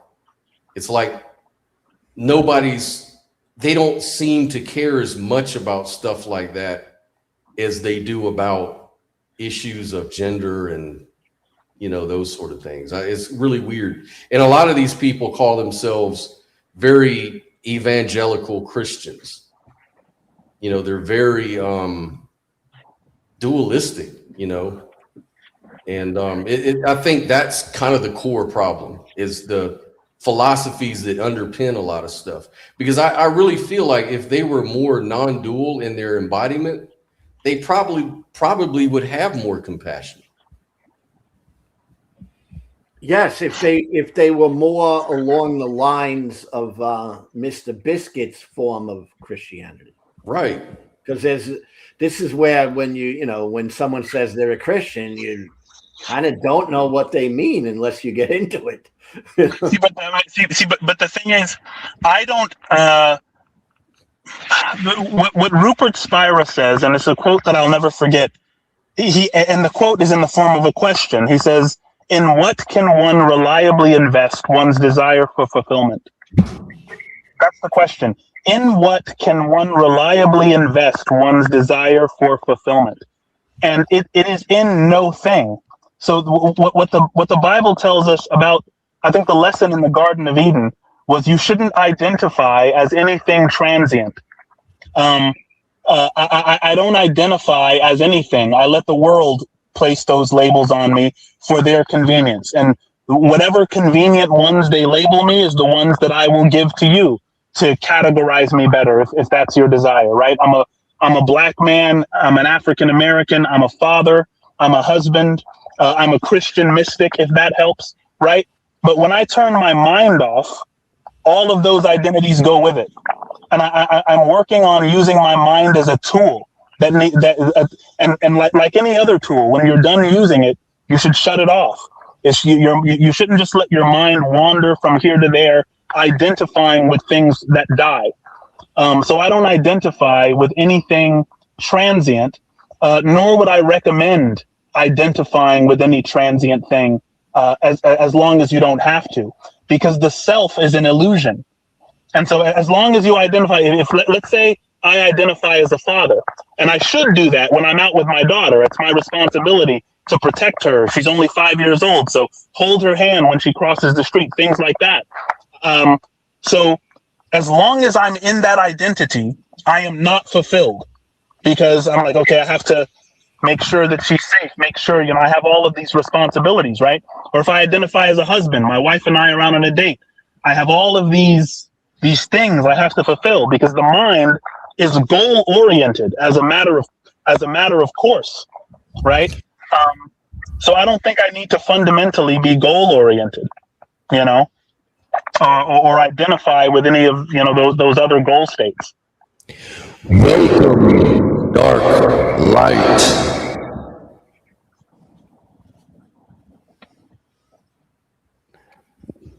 What's going on, brother? What up, y'all? How's it going? Let me know if my audio is fucked up. Sounds good. Good to Yeah, see so you, Lou. Dark Good to see Light, you, Steve. introduce yourself to the audience. You haven't been here for a while. Go ahead and introduce yourself. Say whatever you want, man. I am the brightest night. I am the darkest light, and I am ascending, as are we all. The dark light is upon you. I'm a non-Abrahamic true monotheist. Followers of Abraham are a blood cult of sun worshippers. Essentially, I believe that we are all a fractal extension of God. All consciousness is an extension of the omni-consciousness, I like to call it. And as such, we are all co-creators within the Godhood. As far as dualism and non-dualism, I kind of fall in the middle. I call it a unified dualism, as opposed to a separated dualism. So I like to call it a unified dualism. I kind of like to go in the middle on that one. I agree that there is a dualism, but it's not a separated dualism. It is a unified dualism. So what's the topic for today? Yeah, so we were talking about, is objectivity even possible? So we got along with that conversation for first few hours, and we kind of just been straying all over the place, talking about consciousness and dualism versus non-dualism and everything in between, and idealism versus physicalism, and how can we know it's objectively true in those cases, and theism versus atheism. Mr. Biscuit is a Christian mystic, and he sort of believes in the same things you do, that there's just this oneness, and I guess not to put words in his mouth, but I guess all people are aspects of God or something like this, along these lines, if I'm correct, like fractals, which I sort of believe too, just in my own way of expressing it. I don't invoke the word God all the time, especially in certain contexts. But if I were to use the word God, I would label it probably the same way you do. Like it's just an omni-conscious sort of foundation of everything, like a isness of what exists and what we experience. It's the condition for what makes things possible. So anyways, we got into talking about all this stuff, and yeah, that's where we're at now. And yeah, we kind of been going back and forth about theism and atheism and nihilism, and how do you escape out of nihilism if you're not part of the Abrahamic religion, because you can't even know what's even possible, dark light, without the Christian God. So I don't understand how you can take that position, because without the Christian God, there is no truth, right? That's what they like to say. Yeah, for sure. Right. So how I deal with nihilism personally is nihilism is the beginning of enlightenment. Nihilism is not the end of enlightenment. So once you realize that everything is meaningless, you then realize, but yet there is meaning. So for me, any meaning that there is attributed by us, our consciousness. So we are the attributors of meaning within our own worlds. So everything has the exact meaning that you want to bequeath upon it. That was beautifully said. Yeah, absolutely. And I think that also gives power to agency, the power to agency to freely choose, to freely be, to have a moral and ethical foundation for yourself. But a lot of times, even theists themselves rid themselves of agency. Like they say, oh no, my understandings and knowledge is grounded on God, on the Abrahamic Christian God, this extra out there thing that it has no, I'm not the final authority, God is. But how can that be when you have chosen the God? Yo, let me say something real quick. Am I audible right now? Go ahead. Can you hear me?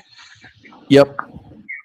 So the reason I love what Dark Light said there, here's another Rupert Spira quote incoming, right? He says, "In ignorance I am something, in knowledge I am nothing, and in love I am everything." Right?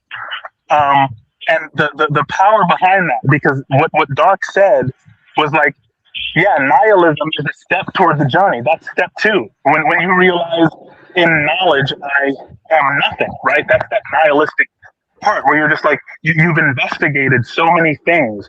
You've tried to see yourself as a subject in a world full of objects. And you know, you've been objectified by others, and you've objectified others.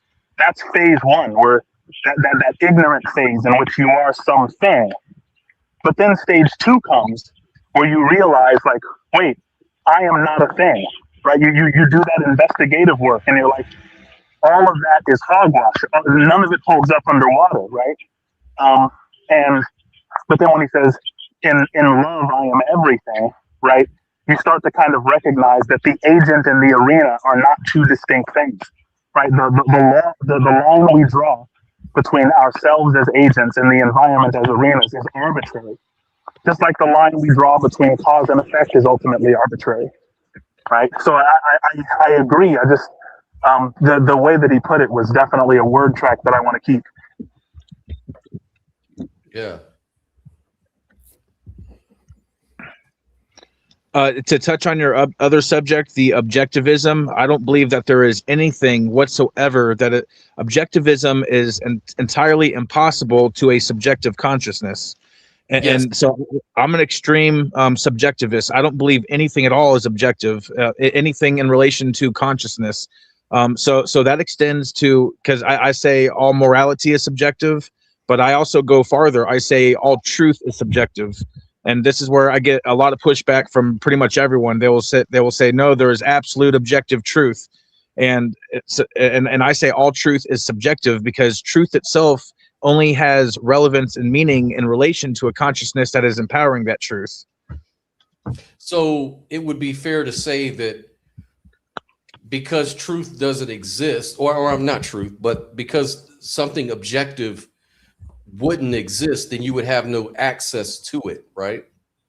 I'm not denying that there might be something objective, but as far as objectivity in relation to consciousness, Gotcha. I don't think that there is anything objective in relation to consciousness. We can role play objectivity. As co-creators, we have that power to colloquially role play objectivity, but that is not true objectivity if it's still dependent upon a subjective consciousness. Oh, so you're kind of resting in intersubjectivity as something we can share, like a shared reality that, like, we all see the same moon or the sun rising, and we can talk about it intersubjectively, but you're saying that it's not really there objectively that you can really say. Yeah, because like even when it comes to truth, like you will say, this is true, isn't it? And then you have to outsource to a different consciousness to confirm if that thing is true or not. So either way, you are still relying upon another subjectivity to confirm something, the truth of a matter. Your subjectivity, yeah. I say that we only really have access to our interface to reality, but we don't have access to reality. Otherwise, we wouldn't need the interface. And also, too, it's worth noting this entropic soup argument, where even if you had access epistemically to truth and everything, you would become part of it. Then you would melt away into some entropic soup, because there would be no distinction to even make. So you've got to have that interface, Yeah. See, this brings me to ego. A lot of people misunderstand ego. Ego is like a RFID chip that allows localized consciousness. Without ego, there could be no localized consciousness, and that's where you would melt into your infinite soup type deal you were just talking about. Mm-hmm. So there's definitely negative aspects to ego, but there's also positive aspects to ego that a lot of people gloss over, and I just like to bring that up. That there are absolutely positive aspects to ego that a lot of people need to consider within the ego conversation. Yeah, for me, real quick, because I like when you I like what you said about all truth being subjective, but I would like to challenge it. So I'm used to that. I'm used to no one agreeing with that, dude. Yeah. And I want to agree with it, but I also want to fortify it against objections.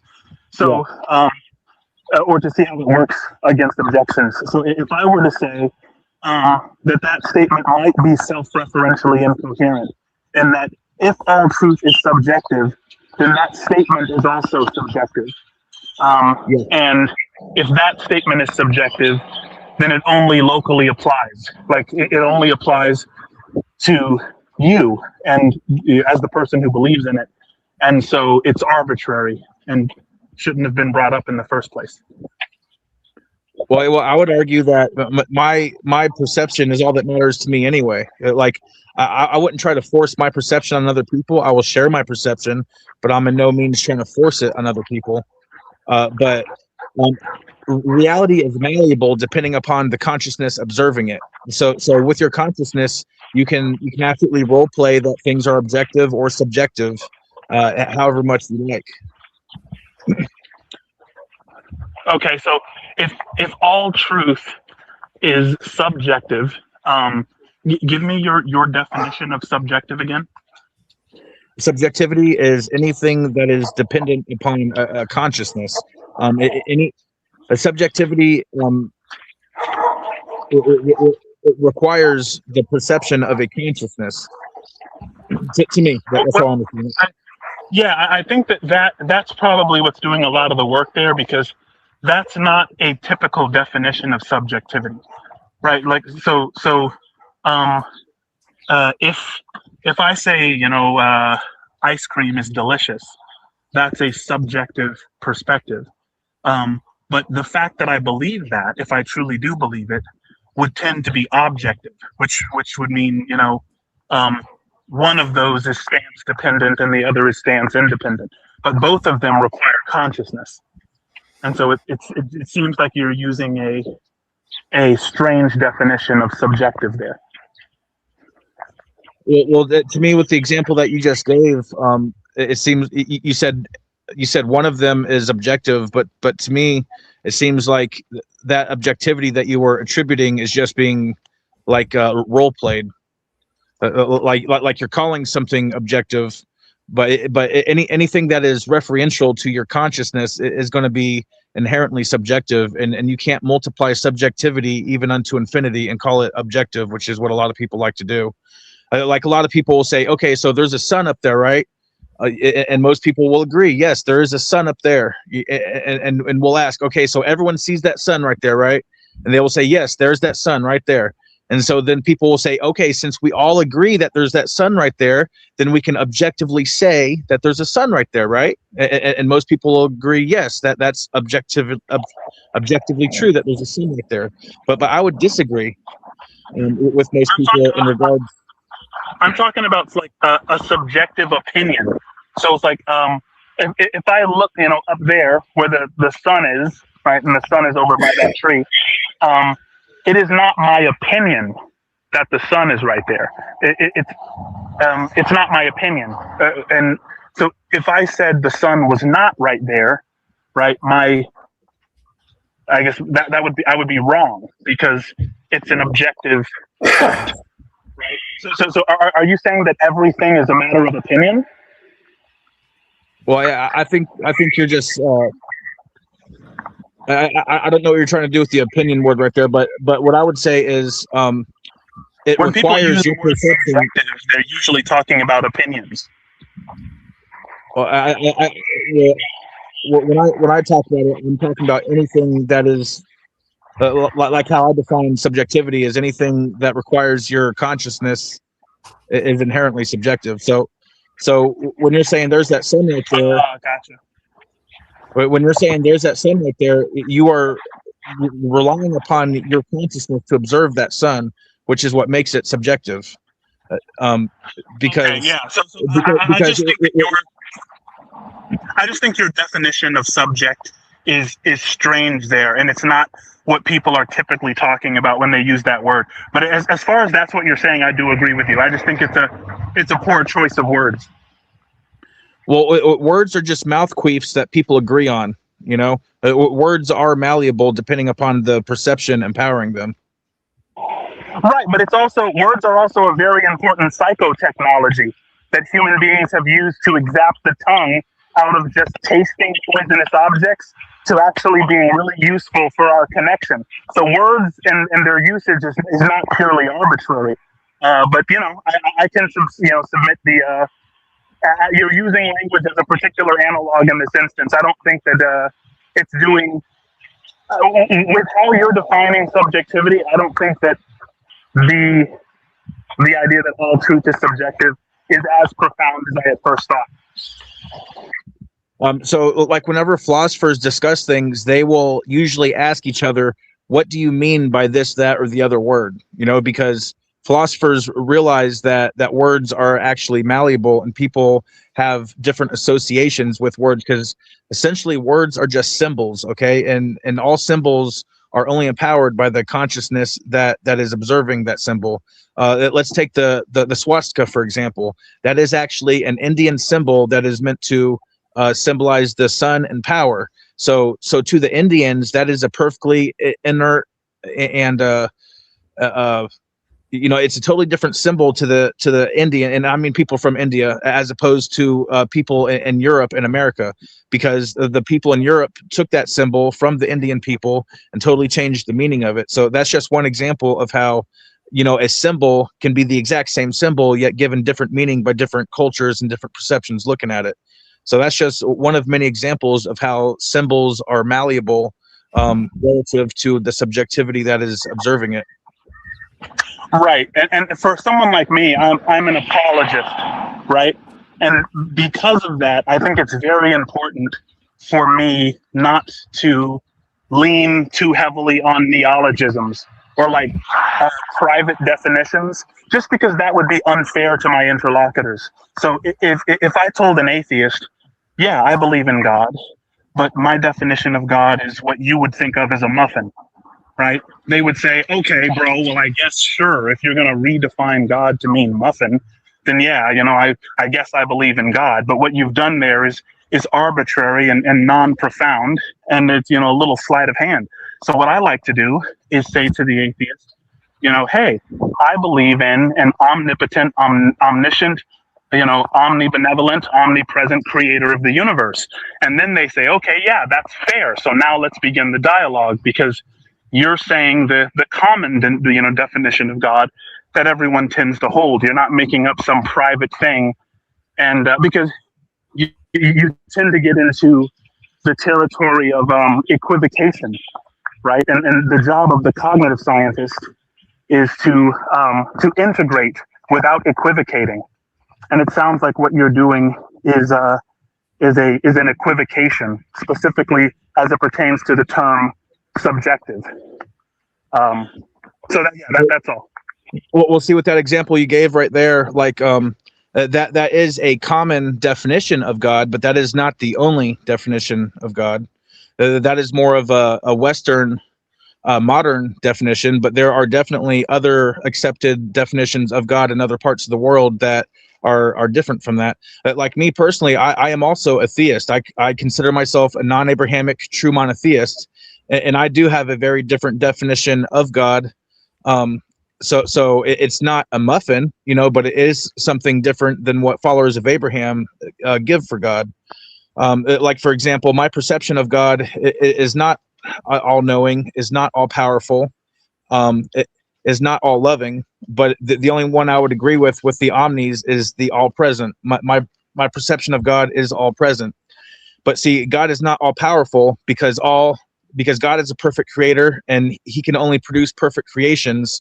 And the only thing that God cannot do is create an imperfect creation. Therefore, all of creation is perfect. That's how that is in line with how I define God. See, I do believe in God, but I also have a very different definition of God than what followers of Abraham give.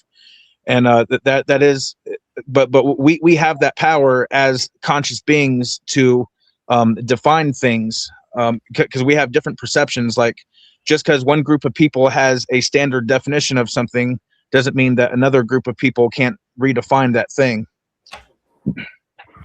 I respect that. Yeah, and I don't want to, monopolize the conversation. If anybody else wants to jump in, I have found it a lot easier. You know, there's a great philosopher in the United States out of Detroit. His name is Eminem, and he said, he said, I am whatever you say I am, and if Exactly. I wasn't, why would you say I am, right? And Yeah. I tend to go by that. It's like, I'm going to say what I believe, and then whatever you say I am, I guess I'm that. And so people on the streets, when I have conversations with normal people, they hear what I have to say, and they say, oh, you're a Christian because you tend to quote Jesus. You tend to you tend to rely heavily on the Bible as a wisdom tradition, and yet you're doing this kind of weird Eastern thing at the same time. So I'm going to call you a mystic Christian. I'm going to say that this fundamental thing you believe in, because it has all these properties, I'm going to say that's God. And so when I introduce, myself to people, yeah, I'm a Christian mystic. I believe in God, and here it is, so that I can, not get too attached to the labels, because when I attach myself to an identity, I set an arbitrary limit on what I am allowed to believe. Right? It's like there are certain people that they can't even grant themselves intellectual permission to believe what you've just said, regardless of how wise it is. And a lot of what you said is very wise, but they just haven't granted themselves intellectual permission to part with who they see as intellectual company, right? And so allowing other people to give the definitions, I have found is so much easier, right? It's like, hey, I don't create or attach myself to, any arbitrary definitions, type of thing. And I've just found that to be easier. So, Brooklyn, Lou, Scott, or Nell, do you guys got anything to interject on this? Just because I don't want to have you guys feel left out. No, I was just going to add to that and say that I think I first heard Dark Light speaking. I don't know if it was on Lou's channel or if it was on Objective Ethics channel, but I remember hearing him talk, and it just, I remember he said he was a theist. He didn't really, I think I missed all the other points, but he said he was a theist, and I was like, oh, okay. So I just automatically assumed, oh, so he's just another one of these Christian, probably some precept guy, probably some Catholic traditionalist type guy. I'm a whole different thing. And it wasn't until, I really listened to him out that I heard, oh, he's totally different than that. This is not the same theism. And the same thing with Mr. Biscuit. Like, he's an idealist, non-dualist, very Eastern in his thinking, but also kind of captures the Christian wisdom tradition, teachings and things of that nature. So that's a lot different than your usual theist that you're going to encounter ever, So you're want to say, Mr. Biscuit.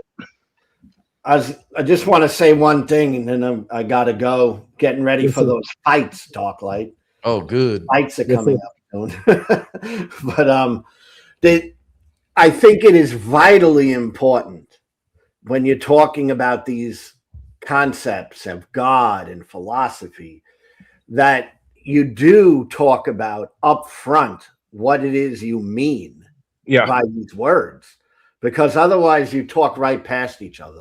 Yeah. So I think it's very important to get some understanding if you actually want to communicate well with another person. What is it you mean when you say this?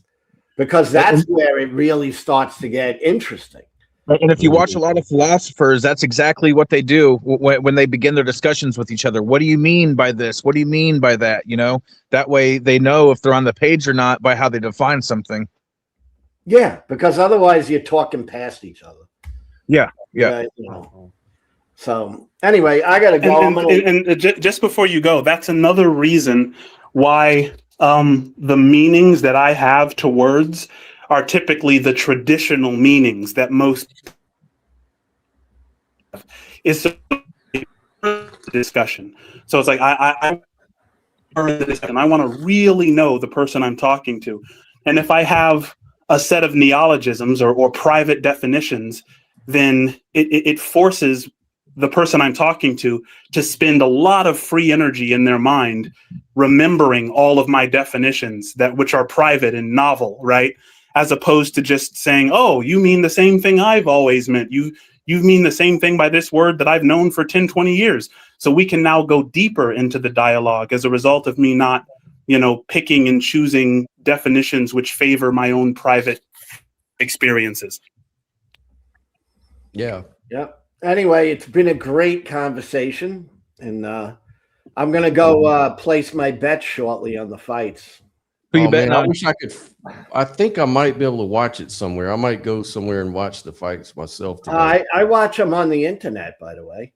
Oh, really? Where? Yeah, go to where I go is sportsurge.net. Sportsurge.net. Okay. Yeah, okay. and then you might, depending on your computer and all that, and if you depending on, because there's going to be a lot of pop-ups, but I watch all the fights free. And I watch it on sportsurge.net. They give you a list of different streams you could hop on. Yeah. Okay. Cool. I'll check it out, and you'll see it. All right. Anyway, great conversation. Got my mind spinning. Yeah. And hey, if anyone all that beer, drink some beer tonight and let it. I have a video coming out tomorrow. No, Monday at 3:00. I'd love anyone to just watch it and offer your opinions.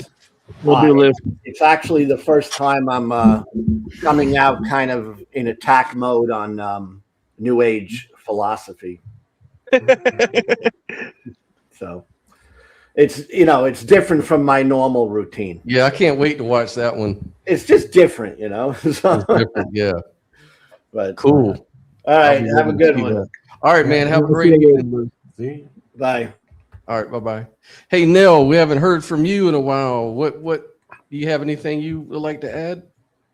I mean, just, I guess going off what Lou said there, it's like, yeah, you gotta be careful of, what people's concepts are. It's like your concept of God might be different from how I grew up, knowing what God is. And, it's one of those things where it's like, there's this, it's like there a lot of theists will say, or theist idealists would say that it's like, obviously if consciousness is the fundamental thing, it just, obviously follows them that thing is God. But to me, it's like, if that were true, then there wouldn't be any atheist idealist. It's like, Right. to me, it's like you can't just conflate consciousness with God. Like, to me, idealism doesn't prove God, because number one, you've got to define your God specifically to fit it, and I just don't operate that way. I know there's a lot of people that like to take their words and then try to make reality fit into their words. Like, I don't do that. That's kind of like post hoc rationalization fallacy.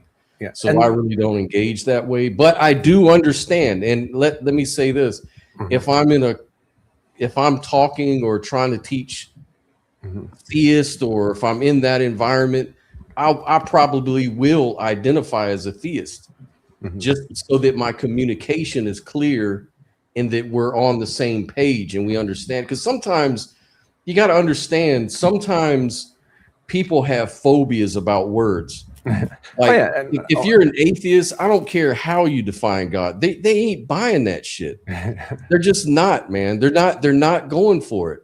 And it's the same thing with a lot of theists. If you say, well, I'm an atheist or I'm an agnostic, they're like, no, man, that's bullshit. I ain't buying that shit. Fuck you. Go fuck off. They told me that. So I mean, that's how they see it. You know what I mean? And I'm not just calling out, theists for making that thing. It's like, because it's like atheists will do the same thing, where it's like they're so averse to idealism, where it's like, oh, just the thought of consciousness being fundamental, like, oh no, that's God. It's like they make the same mistake too. Well, to me, consciousness is not the most fundamental trait. That takes me back to my dark light decalogue, which I've come up with. I sat there and thought about it, and I was like, just thinking about the most fundamental traits of existence. So the actual number one trait for me on the dark light decalogue is unity. Unity comes before consciousness, okay? And there's unity, consciousness, dark, light, and paradox. And there's actually a fractal relationship between those, because unity is directly related to darkness, and then consciousness is directly related to light. And then number 5 is paradox. Now, there is definitely disprovable paradox, but there is also scientifically provable paradox within the wave particle duality, within the Heisenberg uncertainty principle, within Gödel's incompleteness theorems. So that's the first 5 right there. And then the second 5, because it's a decalogue, is freedom, sovereignty, infinity, remembrance, and saturation. And those all have a direct relation to the first 5. Unity is freedom. Consciousness is sovereignty. Dark is infinity. Light is remembrance, and paradox is saturation. That's my dark light decalogue that I've come up with. I'm actually creating my own theology called dark lightism. I do claim basically non-Abrahamic true monotheist, but that's like saying, okay, here's a Ford, but here's a Ford Focus. So more specifically, I'm creating my own theology called dark lightism. And I will say I do have different definitions for stuff, which I like to clarify up front with people whenever I have these discussions. But I do not require other people to verify or validate my perception with their perception. My perception and my delirium is strong enough in itself. I don't require other people's approval. Interesting, man. Interesting. This is a good point. If you were to try to make the understanding of consciousness as fundamental to all of what you just said. If someone wanted to clarify like how they arrived at that, I think Mr. Biscuit has a really good, he walks you through a really good, I don't think it's a thought experiment necessarily. I don't know how you would describe it, Mr. Biscuit. You know how you talk about basically we are not, we are experience. We don't have consciousness. We are consciousness. And you talk about a lot about the appearances of objects and things as appearances in consciousness to kind of make that point. Do you want to maybe break that down a little bit? I don't think I'm doing it justice. Oh, you're muted. You need to unmute. There we go. Is that better? There you go. Yep. Yeah, no, I think you did. I think you did it justice. I mean, of course it can be, broken down, but it's essentially, awareness is fundamental. Awareness is self-aware, but the self-awareness is not the awareness. So now you have two things. You have an unactualized actualizer, and you have pure potential. So you have self and self-awareness, one which is pregnant with potential and one which is pure act. And that's all you need for the universe we see today. I'm not super married to it. It's kind of Hegelian, the phenomenology of Geist. There's lots of different ways and lots of different traditions for why we experience the illusion of separation. Bernardo Kastrup is another one of my favorite ones, which is dissociation, that we are dissociated alters within the one mind. And some people would say, you're saying God has, dissociative identity disorder or multiple personality syndrome. But no, I think you got it right in the beginning. Yeah, it's like I'm looking at, like, you can look at this cup, like, what is experience? Well, right now I'm experiencing a cup, but that's what I'm conscious of. That's the object that I'm conscious of, but it all happens in that field of awareness. Like, I can have no contents at all where I'm looking at nothing, perceiving nothing, and there's going to still be that sort of potential, that little, that whole condition for all these experiences to arise within. And that's who we really are. That's who we are. We're that condition. We can't really identify with the things we, look at, because they come and go. They're transient. They're here 1 minute, gone the next.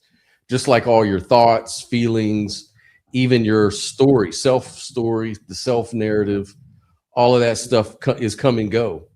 But it all happens on that same stage of awareness that never changes, by the way. It's always just there, And I think that that's really the sort of, some people call it, like, I think it's called the infinite mind by Rupert Spira.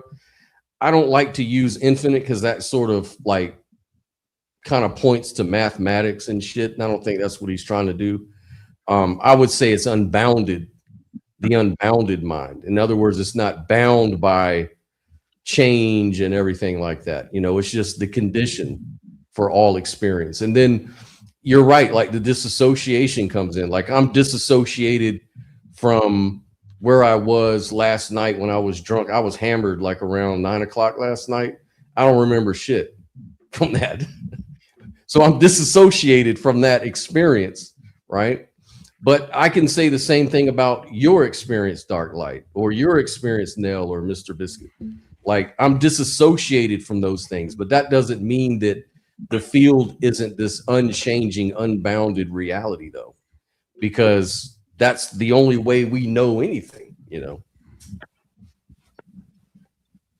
So it's almost like an intersubjective field of possible states and observations and stuff like that.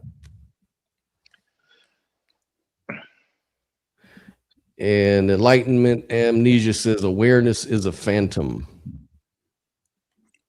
Yeah, I guess in the sense that it's come and go, touch and go, for sure. the way I would describe what Mr. Biscuit was talking about is I like to call it there are meta levels of consciousness. You know, just because I'm a firm believer that atoms are conscious, even the subatomic particles are conscious, even the very voids themselves are conscious. That there's consciousness saturated throughout every quanta and void of existence, and those. Like an atom has a level of consciousness. Now, when those atoms come together to form molecules, they therefore have a slightly more complex level of consciousness.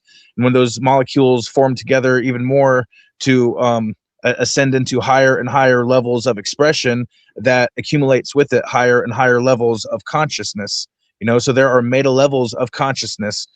Just like the atomic, the periodic chart itself is a chart of levels of expression, and so limit is actually the defining feature of all of existence. You know, people like to say, like to think limitlessness is a good thing, but limitlessness would render an incoherent reality. The only way we are able to experience the reality that we are immersed in is through the grace of limit. You know, the speed of light itself is a limit that allows the dimension that we are able to live in and experience right now. Yeah, those boundary conditions. Those Yeah. boundary conditions are what gives shape to the world. Absolutely. I have a lot of respect for what you said, and I think that it's kind of one of the areas where idealism and constitutive panpsychism have a lot to discuss, because it seems like you're saying that that even the atoms and subatomic particles have a bit of consciousness. Is that true? Yeah. They have a level of consciousness, because I believe there are meta levels of consciousness, Sure. which all goes back to the fractal reality that I perceive.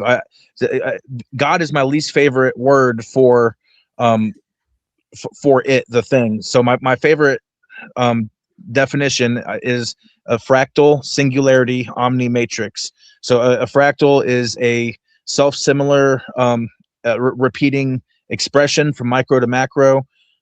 Singularity is a state of being singular. Omni is all, and a matrix is something which is a substrate which allows the proliferation of something. So the substrate is the singularity. Okay, and it is the singularity of the fractal that infinitely ascends and descends to render all of creation. So it's the fractal singularity omnimatrix. That's my favorite definition of what most people call God. So my contention with what you've said so far is going to seem at first to be a semantic, a kind of a nitpicky semantic distinction, but it actually is a little bit important, right? Nothing can have consciousness. Consciousness can have other things. So consciousness is subjectivity. I am a subject, and this is an object, right? It's an object from my perspective. Now, you might say that it has subjectivity, and that and that it just appears to be an object, right?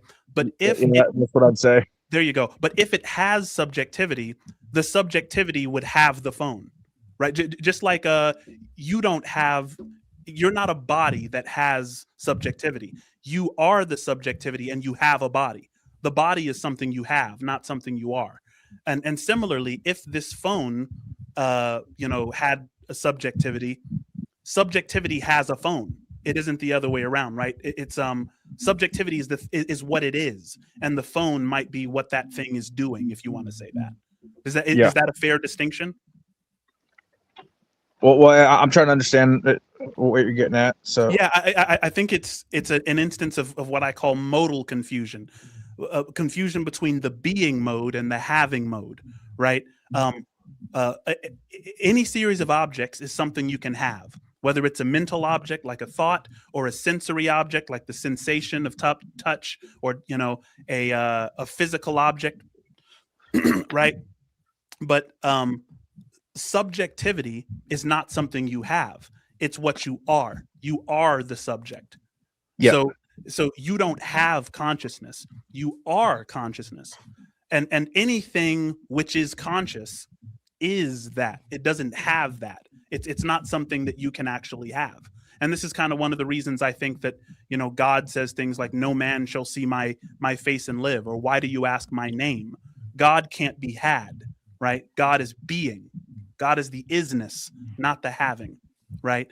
And so and that's, I think, where the idealist wants to compete with the panpsychist, is that the idealist is almost telling the panpsychist, you're taking matter too seriously, right?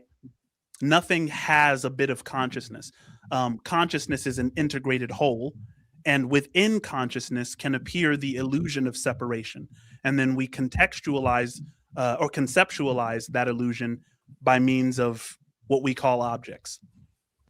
So no object has awareness, even though awareness is fundamental.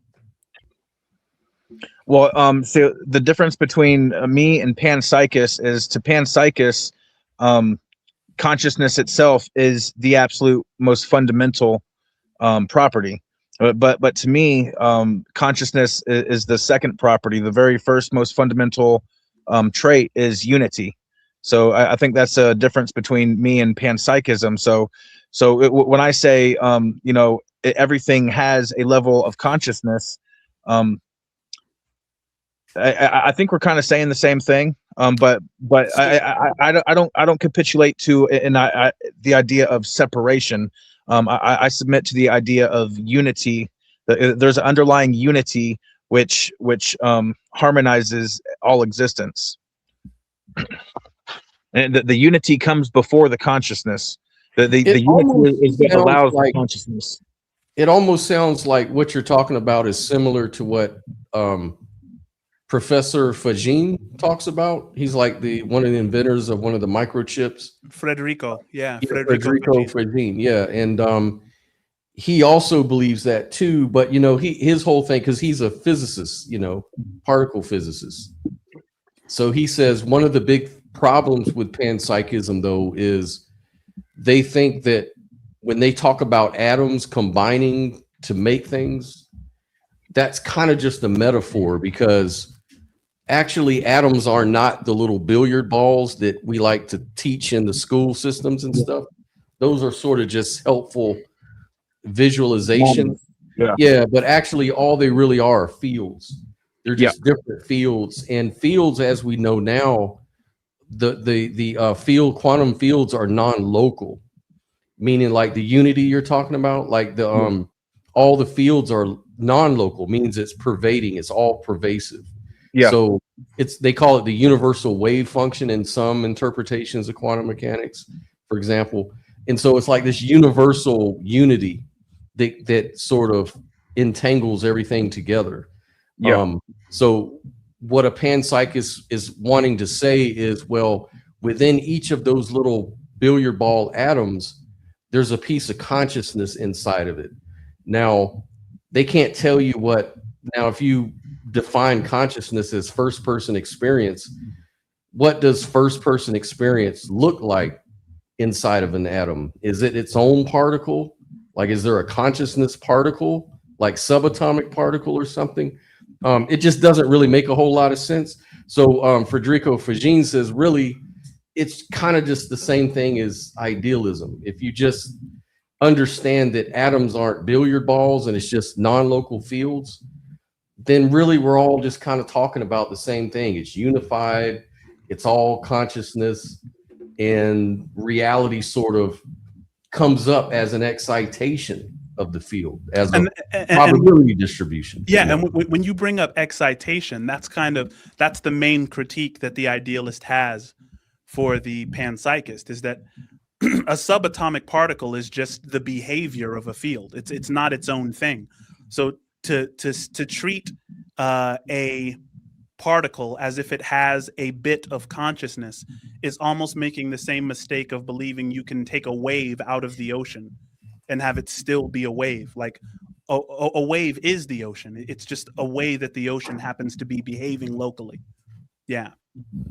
All right. Yeah, it's the underlying water is what unifies stuff. Go ahead, Neil. I was trying to wrap my head around Dark Light's metaphysical framework, because one of the big contentions surrounding idealism and physicalism is the source of consciousness, what it is, or and with physicalism it's a strong emergent property, or identity theory, but and under idealism consciousness is fundamental. But he's with Darklight's seems to be saying is that consciousness isn't the most fundamental thing. So where, like, how is consciousness coming about under this unity that you say is the most fundamental thing? Like, I'm just trying to figure that out. Are you asking Darklight? Yeah. So can you rephrase that? So, is it true that you're saying that you don't believe consciousness is fundamental? It's that this unity is the most fundamental thing, and from this unity, consciousness comes from. So, like, unity allows the consciousness to express. Yeah. Well, that seems different from saying, okay, well, this unity allows consciousness to express, and there's not being consciousness. Is there awareness itself in this unity, is what I'm saying or asking? Well, to me, consciousness or awareness is secondary to the unity. Unity is what allows the consciousness.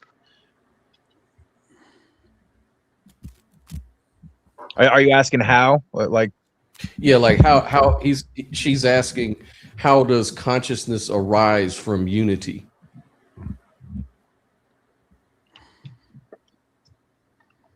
I would say consciousness is an emergent property of unity. Okay, what is it? Is that like a strongly emergent property, you would say? Because like the unity itself is not conscious; it's just kind of neutral, right? Well, I would say that they're intertwined. It's kind of like a chicken and the egg type thing, but the egg always comes first, and unity itself is the egg. I would say that consciousness is inherent and immanent within the unity. The unity is the singularity. Okay, the singularity, because this is a theory of mine. Now these are just theories, but everything exists at the exact same time and place simultaneously. Okay, all universes exist at the same time and place simultaneously. This is just a theory of mine that I've been working on. So that is the singularity, though. That is the actual singularity from which allows all of creation, all of expression, all of reality. So the speed of light. Okay. See, I don't think that light actually moves. I think the darkness carries the light like an escalator. The light itself is not moving. It is the darkness in between the light that is moving, which is creating like a holographic fractal expression. So the speed of light is the denomination of the particular universe that you are in. And if you alter that speed of light, which is also the pressure of darkness, if you alter that one slight little bit, you are now in a alternate reality, an alternate dimension, an alternate universe. Now, these are just theories of mine that I've been kicking around, taking a lot of mushrooms and stuff, but I don't know if that helped or hurt, but that's just some stuff I think about. No, I respect Terrence McKenna, buddy. I respect that, the mushroom trips, buddy. Let's go. Yeah. No, but I was going to ask, it seems to me that unity, the concept of unity, implies diversity such that it couldn't be fundamental. That would be the Hegelian sneak attack. What would you say to that? That's where paradox comes into it. That's why paradox is actually the number 5 on the Darklight Decalogue, because paradox is actually a fundamental trait of existence. Because everywhere I say unity, but you look around and you're like, okay, well, what do you mean unity? Everything is separate, right? No. I'm just saying, take the unity, right?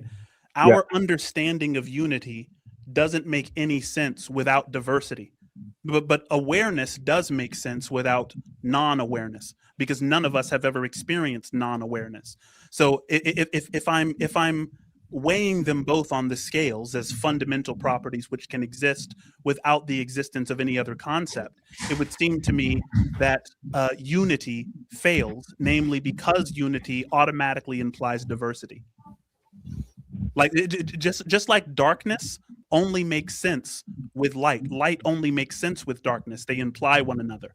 So that it's like in Genesis, for instance, God said, "Let there be light," and then He separated the light from the darkness. You might say, "Well, wait a second. He didn't create darkness. He just created light." But when He created light, that implies darkness. They're two sides of the exact same coin. So when you mention unity, diversity is implied. It already exists, such that unity can't exist on its own. But when we think of awareness, that's in a different category. Awareness is the only thing anyone has ever experienced. And so it doesn't bring up any problems suggesting that awareness is fundamental. I don't know. I don't quite agree with that. Well, it seems like you're saying awareness and non-awareness and unity and non-unity are somehow different. Well, I can experience both unity and non-unity, right? I can experience like a group of people coming together and doing an amazing thing, and I can imagine like a big protest where people are fighting, or a war, right? Or unity and diversity between like different objects. So I can experience both unity and diversity. Awareness is not similarly situated. I cannot experience non-awareness. I don't even know what that would mean. Neither can anyone in the world say that they've experienced non-awareness. Well, I think we experience it every day. I think we experience non-awareness every single day. When you sleep, that is a level of non-awareness. That's a level of non-awareness of. So I think you're confusing awareness with mind now, because the mind is that which is aware of. So when you're in a dream state, you're not necessarily aware of the temperature of the room, what's happening in the waking state, right? But you are aware, and you will never not be aware. Well, you're not in a dream state the entire time that you're asleep, though. But when you're not in a dream state, you're just aware. Whereas when you're in the dream state, you're aware of the objects in the dream. So there's still awareness. There's still a screen of perception, even if nothing is on that screen, because consciousness is the excitations of which are experiences. So even when there are no experiences, there is still the field. Just like when there are not waves, there is still the ocean. I don't know. I don't get it. I don't get it. I'm not as smart as I look, man. I'm sorry.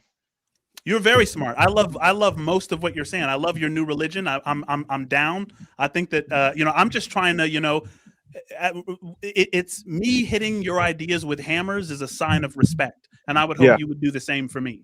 So no, I appreciate it because I am writing a book on it, so I definitely need all the hammering out that I can get on it. 100%. I'd love to read it too. Yeah, I mean, I can send you some of the notes that I'm putting together so far. Yeah. If you send me a Facebook or a email or something. For sure, I'd love to correspond. Can I don't know how to like send things on this. Can you go to the private chat? You see your little private chat in the on the right hand side at the bottom, and you can just exit full screen. Oh no, cast, save at, print. No. It'll say page screen. Hey, I'm Dane Darklight on Facebook. Are you on Facebook? Yeah. Hit me up on Facebook, and you can send me your email on there. I'm Dane Darklight on Facebook. Okay, I'm on Facebook right now. I'll look. It's got the same image that my YouTube channel has. And I had a guest on the other night that you probably really appreciated, Darklight. Yeah. I was trying to give you a heads up when that came on, but I was running late. I ran in the house and had to start the fire everything up because I was running late. But yeah, it was Alchemist 369. Yeah, it talks a lot of you guys would probably hit it off really well with a lot of his ideas. They almost sound very, very similar. I called up an atheist chat show a couple weeks ago, and they brought a physicist on that they totally slam fucked my theology for me. So they definitely poked some holes that I got to go back in and fill in. But It was good though. That, they were respectful, and I love the atheist shows that actually try to have honest conversations, as opposed to, we know the ones that don't, like The Line, the Atheist Experience. They're just clip farm gotcha moments, and it's really bullshit, and it's really frustrating for people that's trying to have real honest intellectual conversations. Yeah, Matt shut me down a few times. He called me a jackass and hung up on me. That's what I'm saying.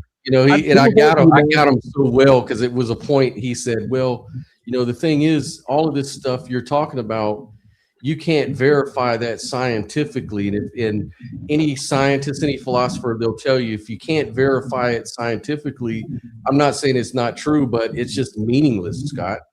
Like, why even talk about it? If you can't prove it, if you can't verify it, it doesn't mean anything. So I asked him, I said, really? So how do you verify the verification principle? And then he was like, yeah, bye-bye, jackass. I ain't got time for this bullshit. And he hung up on me. He's like, what? I was just asking a very natural question, as far as I could see it. I don't understand. I think it's like you said, they don't really want a discussion, or they don't want their views to be challenged, but they just want to get you in that gotcha moment that he thought he had me in, They're just trying to flip farm gotcha moments, and that is not the same thing as trying to have honest conversations. Yeah. A man convinced against his will is of the same opinion still. Yeah. Yep. You can't convince somebody against their will. It kind of goes back to the Humean philosophy that he says, what did he say? He said, reason is a slave to the passions, right? So it's like when you think that you're reasoning and you think that you're after truth, when reason is just another tool. You send it out to obtain your objective and bring back home the thing that you want, Yeah, humans are good at rationalizing things. Yeah. I'm not so sure about how rational they really are. For people that hear me, I'm surprised I don't get this accusation, but when I look at how I perceive things and all the times I talk about stuff, I'm really surprised I don't get the accusation that I'm just an atheist trying to troll people. Because it like on the surface, it might really sound like I'm an atheist just trying to troll motherfuckers, but I'm not, guys. I swear, I believe in imaginary friends, guys, 100%. Yeah, and you should get used to, and you might already be, right, but get used to being called a grifter, because I just had a conversation with who was it? The meta-ethicist. He's like a non moral anti-realist, Lance Bush. I just had a conversation with Lance Bush, the moral anti-realist. And, haven't heard of him. Yeah, I asked him, one of the last questions I asked him is like, what's the most annoying thing about talking to non-academics, and what's the most annoying thing about talking to academics? And he said, with both of them, it's that because he has a strange belief, people think he's grifting. It was like, even though he's published papers, he's literally published articles. With how hard that is, he's gained a PhD in exactly what he's, and so regardless of that, people will still, oh, he's just a grifter, he's just trying to challenge people, who believe in moral realism and all this. But it's like he's not that. He's really doing serious work, and he really believes it, And so it takes a lot of work to kind of bear that. I think to bear the weight of that, of being called that, even though you're not, Well, what I think it is that anyone brave enough to kind of create their own lanes psychologically and theologically, anyone brave enough to color outside of the boxes that society has prescribed for them, that freaks a lot of people out. And just as like a defense mechanism, they're like, you must be joking, You can't be that brave. I'm not that brave, so you can't be that brave. Right. No, right. I mean, as a trans woman, that resonates with me really a lot. Yeah, I can imagine. What you're saying, of course I'm going to be skeptical about it, but it's like I'm not going to just outright dismiss you, call you a kook or delusional. Like people would try to do that with me, and it's like, why would I do that to you? It's in the name. The dark light delirium. People keep calling me delirious, so I leaned into it. Yeah, I am whatever you say I am. Yeah. Because originally my name was Dark Light Ascending, and I kept having people calling me delirious. So I'm like, all right, Dark Light Delirium. Fuck y'all. There you go. Right To be on. a trans woman takes balls. I know, right? Thank you. That's why. Thank you for validating me. Yes. That was great. I'd like to have a conversation because I am actually omnitrans. I'm a whole different kinds of trans. Oh, okay. Wow. That's Okay. different. Yeah. So omnitrans is where you can transcend any social construct simply by wanting to. Okay, not just the construct of gender, because any construct can be because a construct is only empowered by your conscious acceptance of that construct, and so you can easily transcend that construct by not capitulating or submitting to it. So I can transcend any social construct that I want simply by wanting to. So I call it omnitrans, just being able to transcend any social construct that you want. See, the society likes to be like, okay, you can have this one construct that you can transcend, and that's gender, and that's it though. You can't transcend any other construct. And so I definitely I appreciate the transgenders for opening that door, because that took a lot of bravery to open that door and go against society. But you know, that door is open now, and you can transcend any construct that you want, not just the construct of gender. You know, I don't like to talk about that a whole lot, but that is something that that I roll with, you know. And so I do. Some people, like I remember back in the day, we used to argue about being gay, and one of the things that they would say, people would oftentimes say, especially against the Christian, because the Christians would be like, well, you're just choosing to be gay, as if that was some sort of defeater in some way or something. Like, yeah. But then a lot of the reflex to that was like, oh no, I didn't choose to be gay. I didn't choose, just like you didn't choose to be straight. And so now it's almost like what the point to all that is to say, accept me, because I can't help it. I'm not choosing to be this way. This is just the way I am. And so if you say that, well, you can choose your gender and all these other things, it may sort of put that sort of argument in a different light for people that aren't really. Yes. I was going to, expand upon that, because, I am a trans person. And so to me, it's like, gender is multifaceted. It's like you can break it down into different things. Like there's gender roles or gender expression, which is what I would say is the social construct of gender. But then there's gender identity, which that's inside my being. That's a neurological construct. Like it's biology. Like gender identity is tied to to nature. And so like if I could just choose to not be trans, then if it was just a social construct, then I could just do that, but I can't.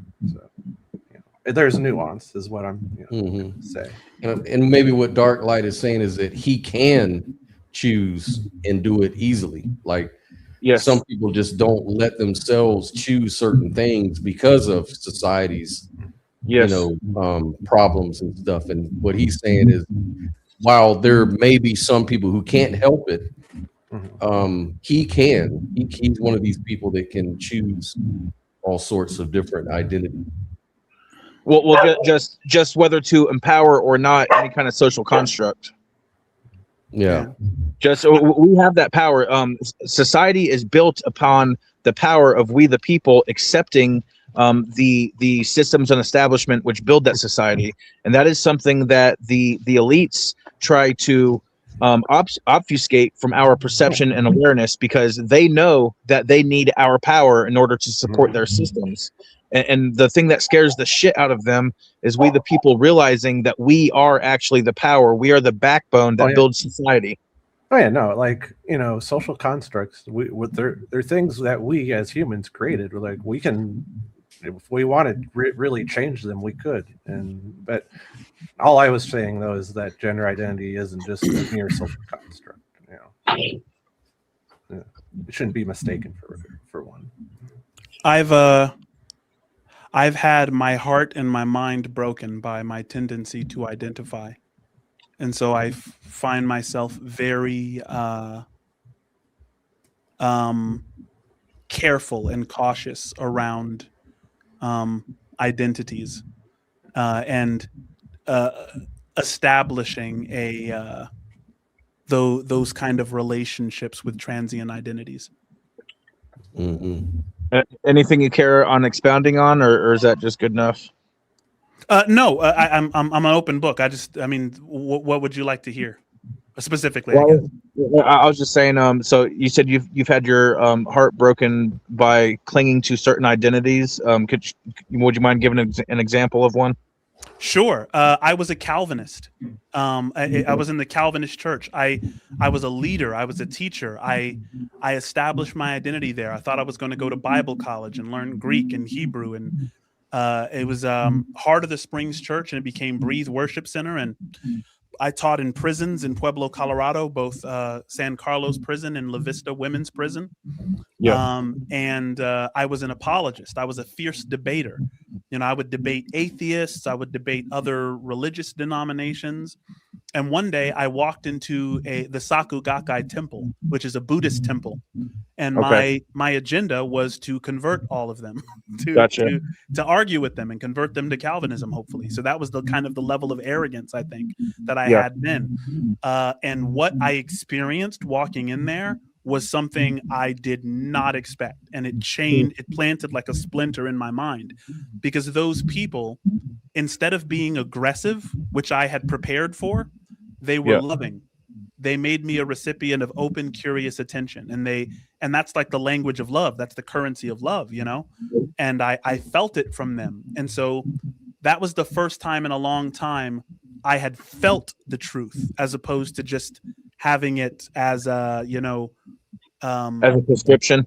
At propositions. At first I thought truth was just, the accurate propositions. You have this hierarchy of propositions, and that's the truth, right? But I had felt the truth through their interaction with me. And that was something that I could never put away.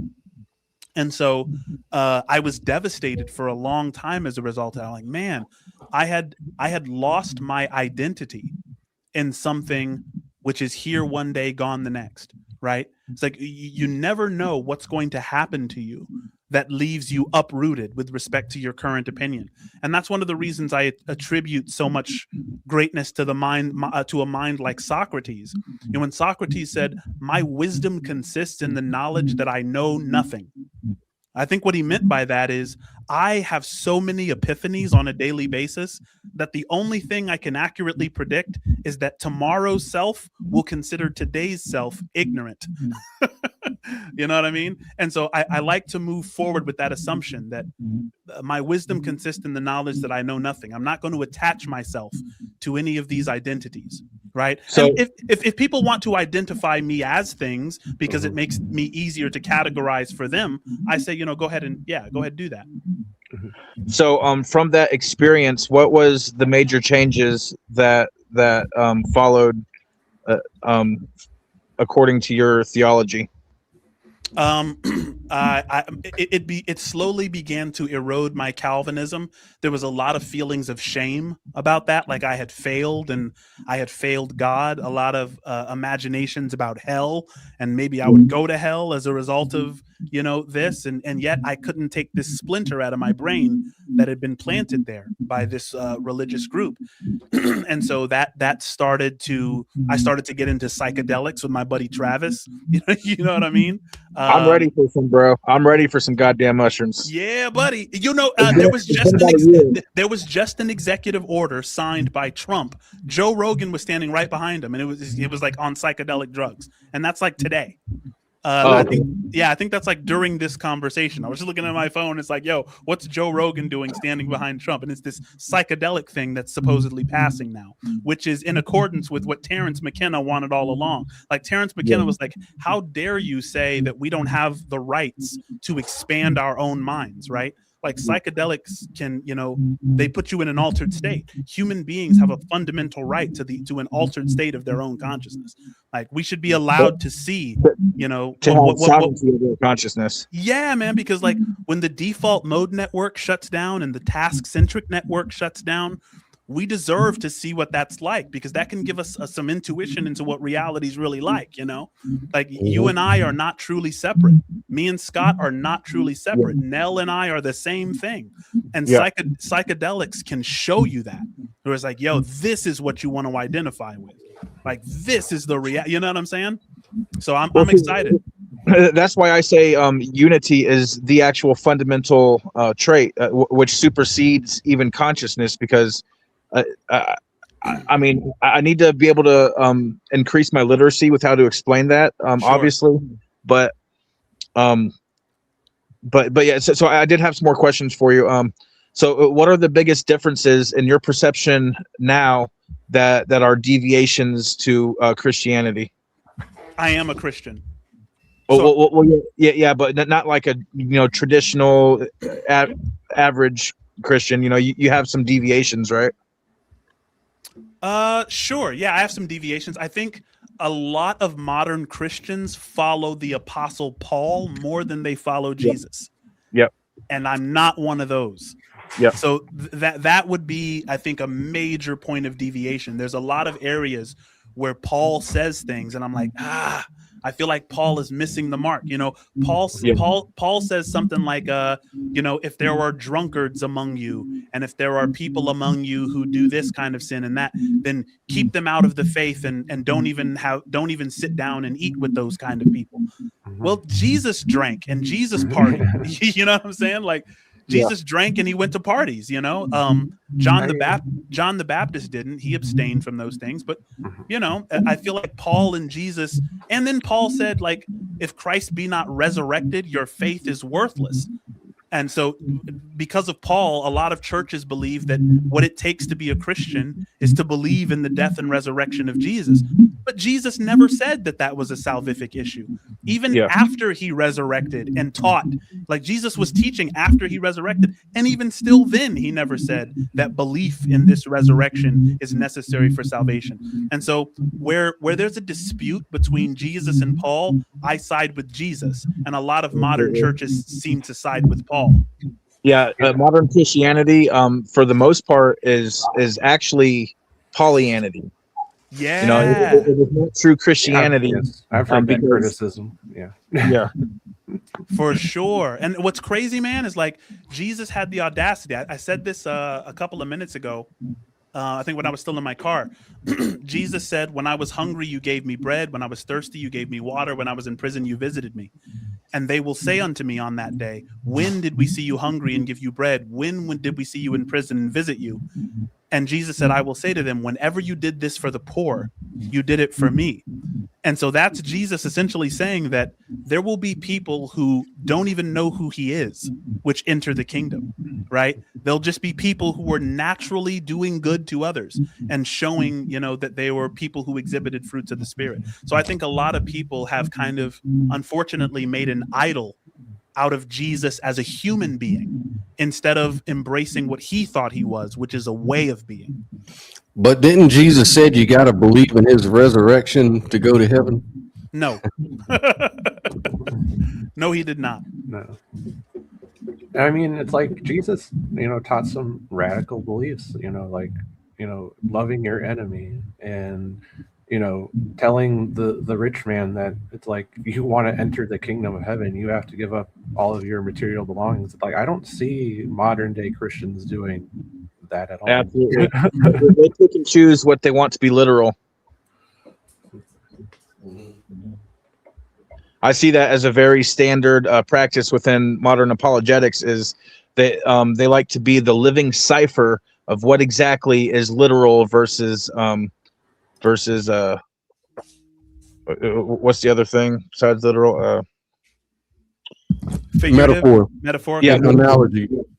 Yeah. They want to be the living cipher as to what is literal versus what is a literary device, such as a metaphor or some such. There's one at Rebuke and Reprove. Have you guys seen him around? But I've been trying to get him to have a discussion. I don't believe in debates. I believe in discussions. Me Because too. to me, a debate requires for absolute objective truth to be valid, and I don't see that as valid. I don't believe in absolute objective truth. I believe all truth is subjective.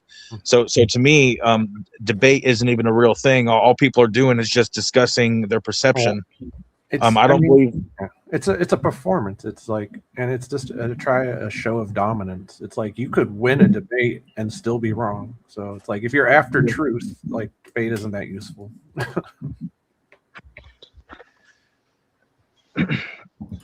Well, they'll tell you that, the truth is what you can see in that book. That's the objective fact. I think I saw a debate between William Lane Craig and I think, if I'm not mistaken, I don't know if he was another Christian or an atheist, but this was like a few years ago when they started coming down on William Lane Craig for being not standing up for real Christianity, whatever that means. And because he was saying that the flood of Noah was not necessarily meant to be a literal event in history.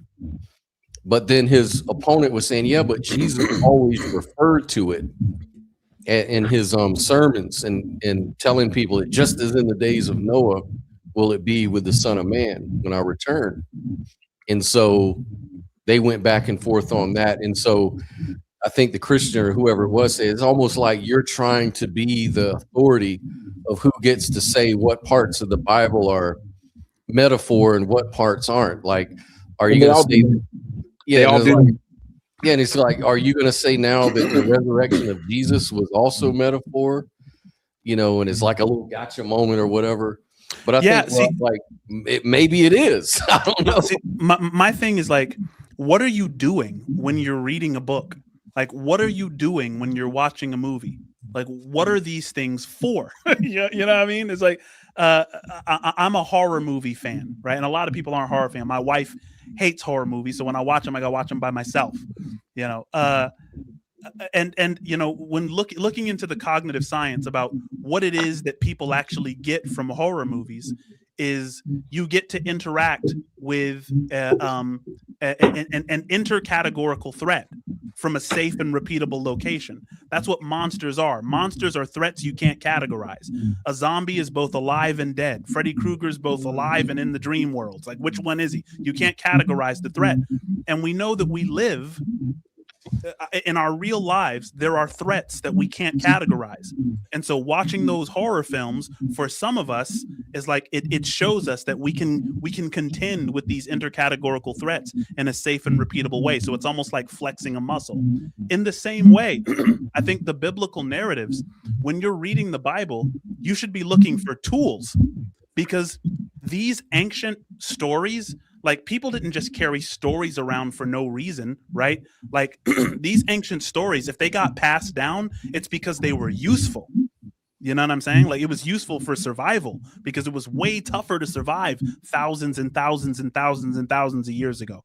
So when we read these stories, like Noah's Ark was carried over from the Epic of Gilgamesh and Nu and Abzu and all of those ancient flood narratives. And they were all teaching the same lesson, which is that when tyranny reaches a zenith, right, prepare for the flood, because that has no staying power. When everyone in the world is corrupt, then start packing your stuff and start trying to preserve the things which you want to preserve, because there's a flood coming, right? And that's true, right? Whenever we see a society that's like full of corruption, it's not going to last very long. There's a flood coming. It's going to be taken away, right? And so if you think of it that way, in terms of it being a tool, then you see, Martin Luther King as a Noah. You see Alexander Solzhenitsyn in Joseph Stalin's era as a Noah. You see Dietrich Bonhoeffer as Noah in the Nazi era, right? Noah is a pattern. It's a way of being that you can embody, right? Wow. And that's awesome, man. Yeah, that's an awesome. And you know, it from a non-dualist point of view, it makes it easier to see that the Bible was written by God, because everybody is God. So fundamentally, it's a reflection of God's message, you know, anyways. My take on that is what I like to say is every word ever spoken is the word of God. Every name ever spoken is the name of God. For there is no word or name possible to be spoken without the breath of life, which empowers it. And I get a lot of pushback on this, but we are all fractal expressions of God. We are all God. God is living through our lives. That is why he is the eternal living and going God. He's the eternally resurrecting God, because all life and all death is his life and death. My only pushback to that would be I think there is good and evil behavior, because God is one. And so what that means is associative behaviors would be good behaviors, because God is pure association. So if I'm treating you as an extension of myself, those are godly behaviors, because God is one. But if I'm treating you as if you are an other, right? If I'm treating you as, you know, us over here and you over there, and, you know, if I'm stealing from you, if I'm threatening you or posturing toward you in that way, those behaviors are evil, because they solidify what's ultimately an illusion, right? So I think not everything spoken can be the word of God, even though you're right that we're only able to speak because we are fundamentally the breath of God. That's what we are. We're God breath. But I think that some people embrace the illusion, while other people, you know, fight to embrace reality, right? And if you're embracing the illusion, then you know, that's not a righteous act. I don't believe in evil and sin personally. So I don't see the way see things that through the lens that you just prescribed right there.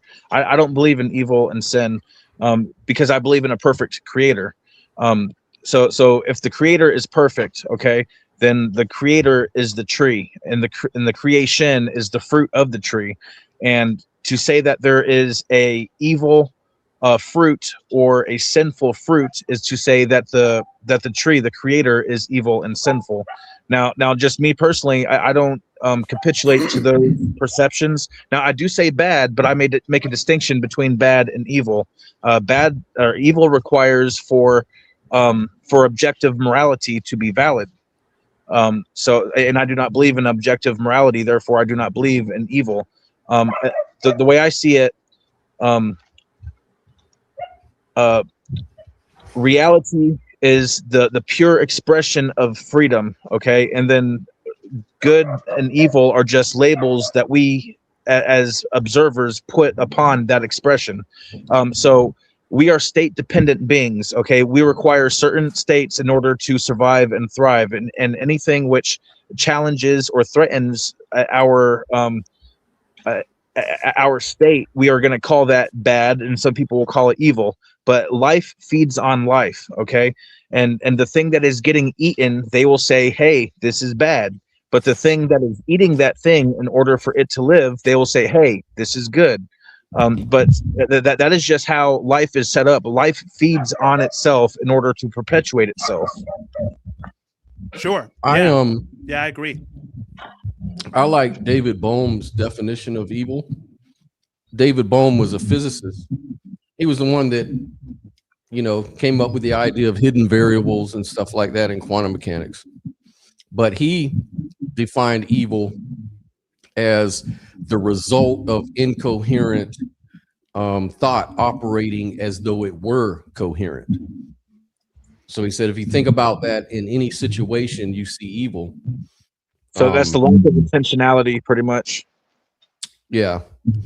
That sounds like a Kantian deontology, because Immanuel Kant had a similar idea that to be evil is to be irrational. Now, I agree that we can colloquially call things evil. You know, like I like the term bad. You know, but I do make a distinction between bad and evil. But like, sure, there's plenty of things that I disagree with. You know, if someone killed all my dogs, I wouldn't like that. I still wouldn't call it evil. Evil would be what I do to the motherfuckers that kill my dogs, you know. Yeah. I wouldn't even call it evil, but someone else might. If you thought killing my dogs is bad, wait till you see what I do to these motherfuckers that killed my dogs, you know. Right. Well, hey, it's like I did a show the other day, a little video I put together because I was just reading a lot of information, and it just triggered a lot of thoughts and ideas about language and how a lot of our metaphysics is really shaped by our language. Our language is like a shaping principle. And so, you know, it's kind of like you were pointing at one thing that people usually say, Mr. Biscuit, is like, oh, I've regained consciousness. I'm conscious. I have consciousness. And like, no, actually consciousness regained you. You know, and if we just flip the language a little bit, it might be easier to understand paradigms a little more natural. Like a lot of the reasons why physicalism is so intuitive is because of our dualistic language. But if we were to just change the language, so I started looking at examples around the world, like in Australia, like the Hopi Indian. They don't have the same sort of grammatical structures that we do. And they don't see like time the way we do, or navigation, like directionality. It's very, there's just a whole different center in their language, what they call a language center. They center it totally different. And so their concepts of reality can be totally radical compared to ours. But we'll think they're absurd, but they'll think ours is absurd. And it's all because of the language. It's all in the way that their language develops their concepts. And so maybe the reason why it's so hard for idealism to convey it to materialists is we're just talking two different languages. Like, but we're both stuck in that one language, that common language. And so it makes it seem sort of contradictory at times. It seems a little, it doesn't make a lot of sense. And I understand. And it's going to require, and this is one of the things that I love, right? It's like the meek shall inherit the earth. You know what I'm saying? This conversation between physicalists and idealists is going to require ultimately adherence to the cooperative principle laid out by H.P. Grice. Are we cooperating or are we combating? You know, the cooperative principle requires the maxim of quality, the maxim of quantity, the maxim of manner, and the maxim of relevance. And when we're abiding by those principles, then we are aiming at a cooperative relationship to where we can really, you know, because I agree. We're speaking different languages, and the only way we're going to bridge that divide is by convincing the other side that we have their best interests in mind. Right. You know, back when and Nell knows Sophia. Sophia used to be my co-host on this show, and she was mixed, like African American, Native American, and Haitian, and all of this kind of stuff. She was really mixed, and she was really into philosophy, really into. She was a mystic. I remember. Yeah, and one of the things that she said is it's kind of, and I kind of agree, it's kind of racist when people start saying that your views of idealism are like woo-woo, or they're not right in some way, they're stupid or crazy or some derogatory thing they'll say. And you know, it could be looked at as a form of cultural superiority, because it's almost like you're just assuming in your argument that you have the superior culture. because your culture. I'm not hearing the racism. What do you mean that there's racism in that? Yeah, because well, I guess the argument is that, like, for example, the we did a show of the Yoruba religion, right? And this was a religion, or really was a philosophy, and it started in West Africa, well before the Greeks, way before the Greeks even, right? And they believed in idealism, like they believed that in the Ori, which is inner consciousness, and Asa, which is creative power that brings things into existence, and it's all fundamental through consciousness. And so it was, you know, like an animated reality, participatory, conscious intention, inner alignment with affects outcomes. You know, they just had a whole lot of different stuff. You know, reality isn't separate from consciousness. They were non-dualist, right? And a lot of the critics, a lot of people will say, well, yeah, but those are just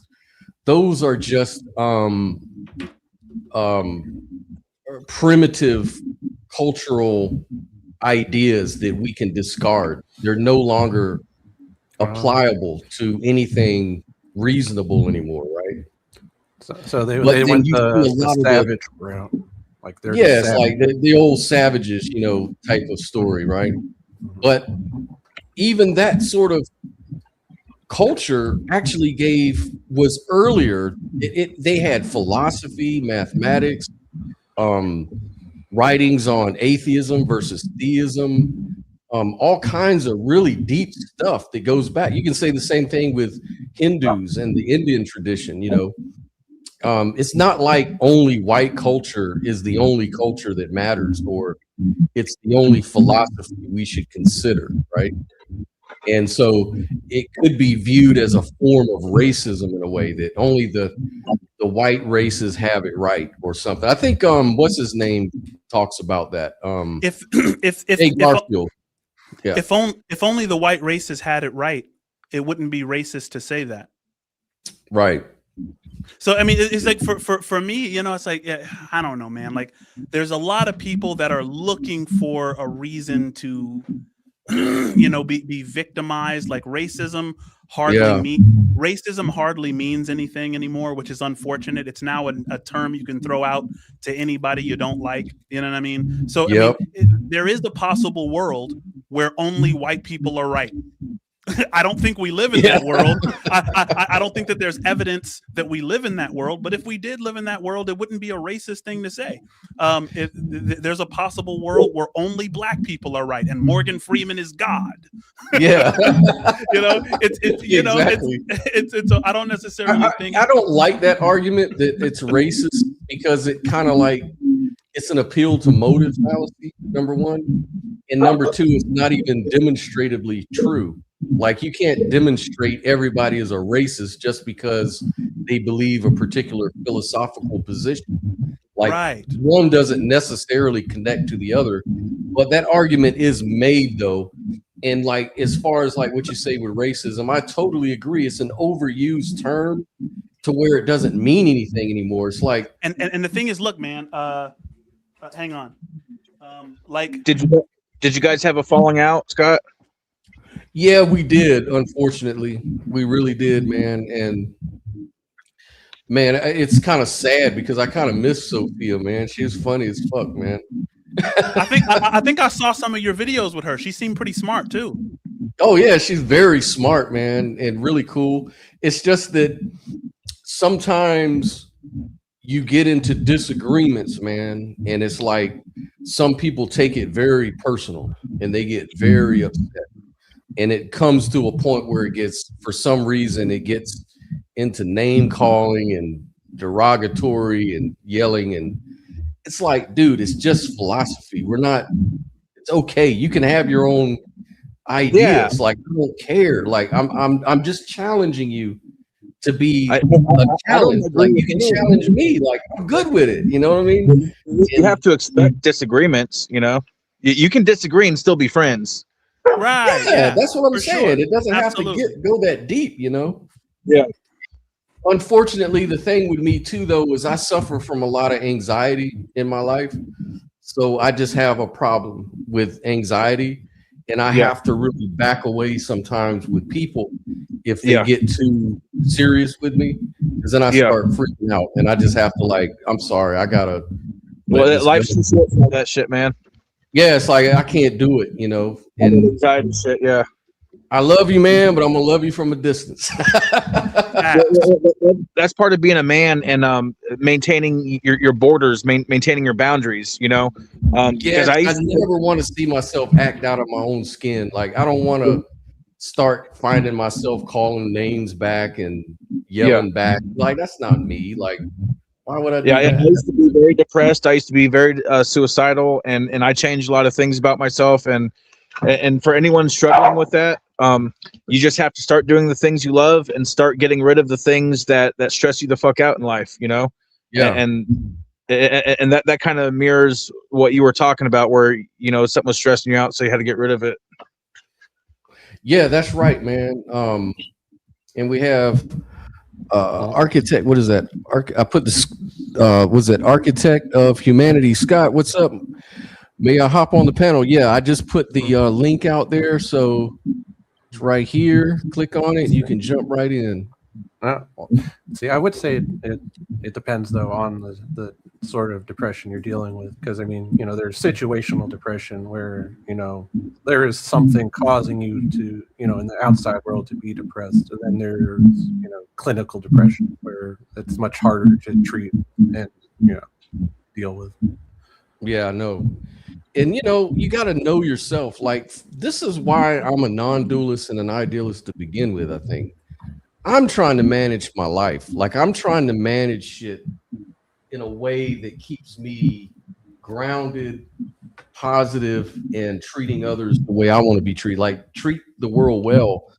Because if I keep going that way I was going, dude, I was off the fucking chain, man.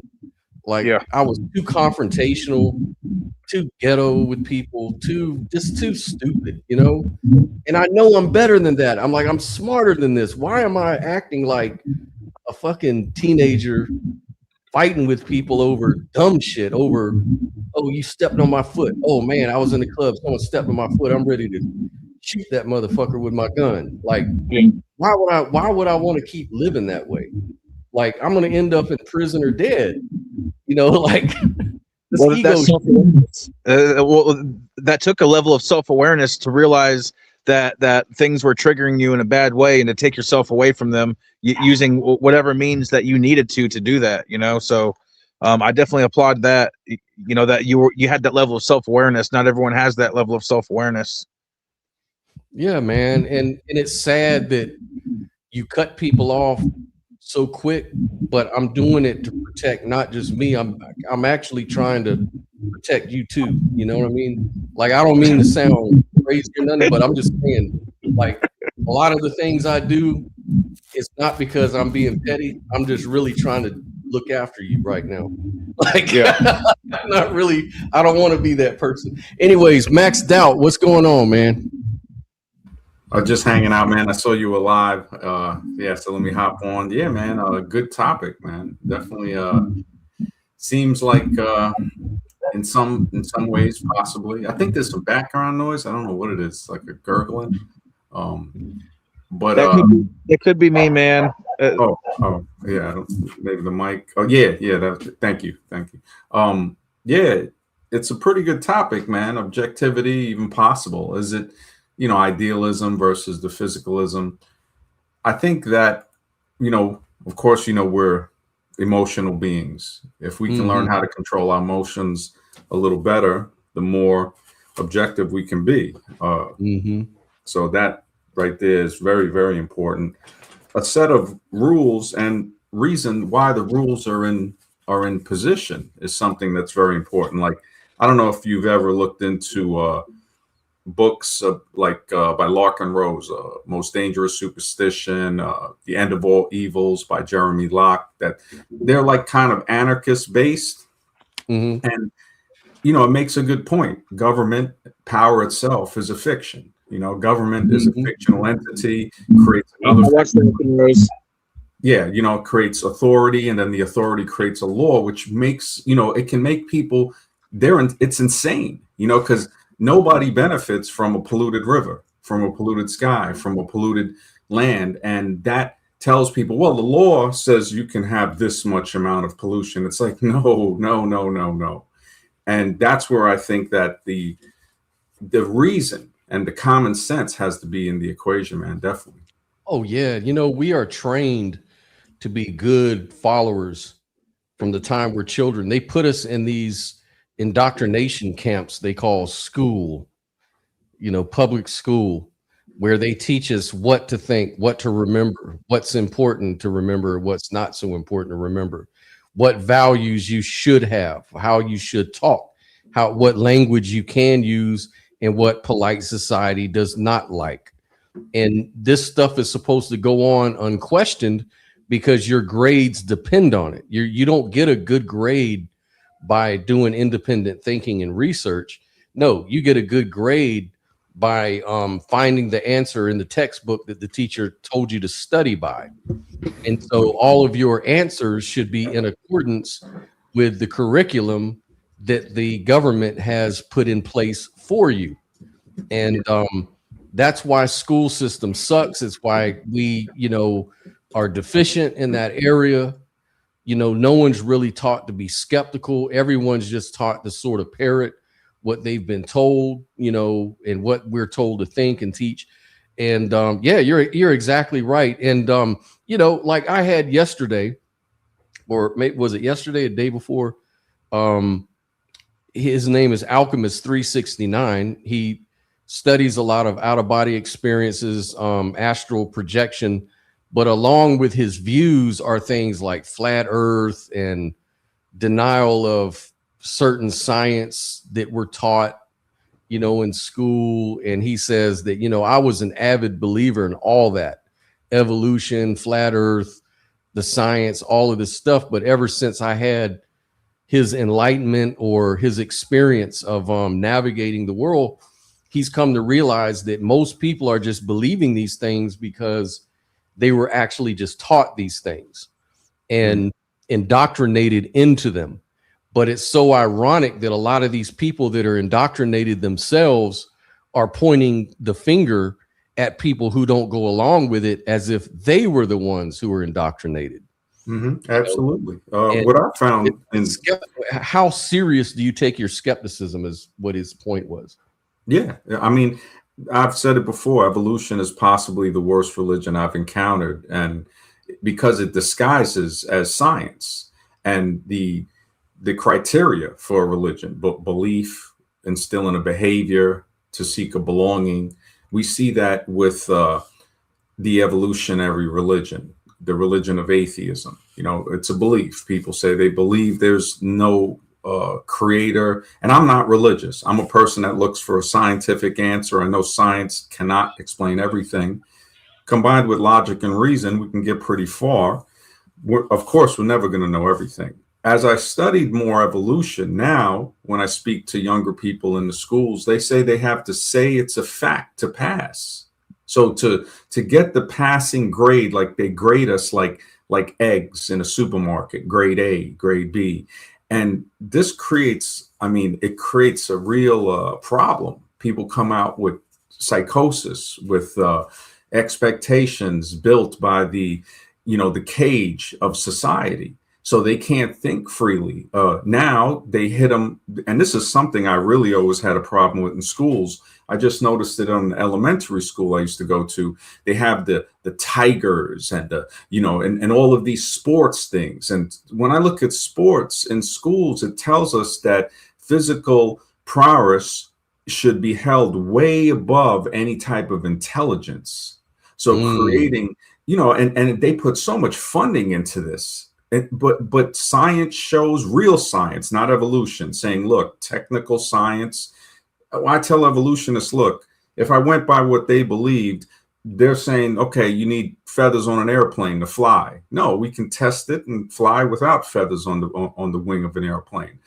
It's so entrenched that we have what I call churches disguised as universities, preachers disguised as professors. And they're put in positions with their paychecks to indoctrinate the youth into believing that they're not religious and they're scientific.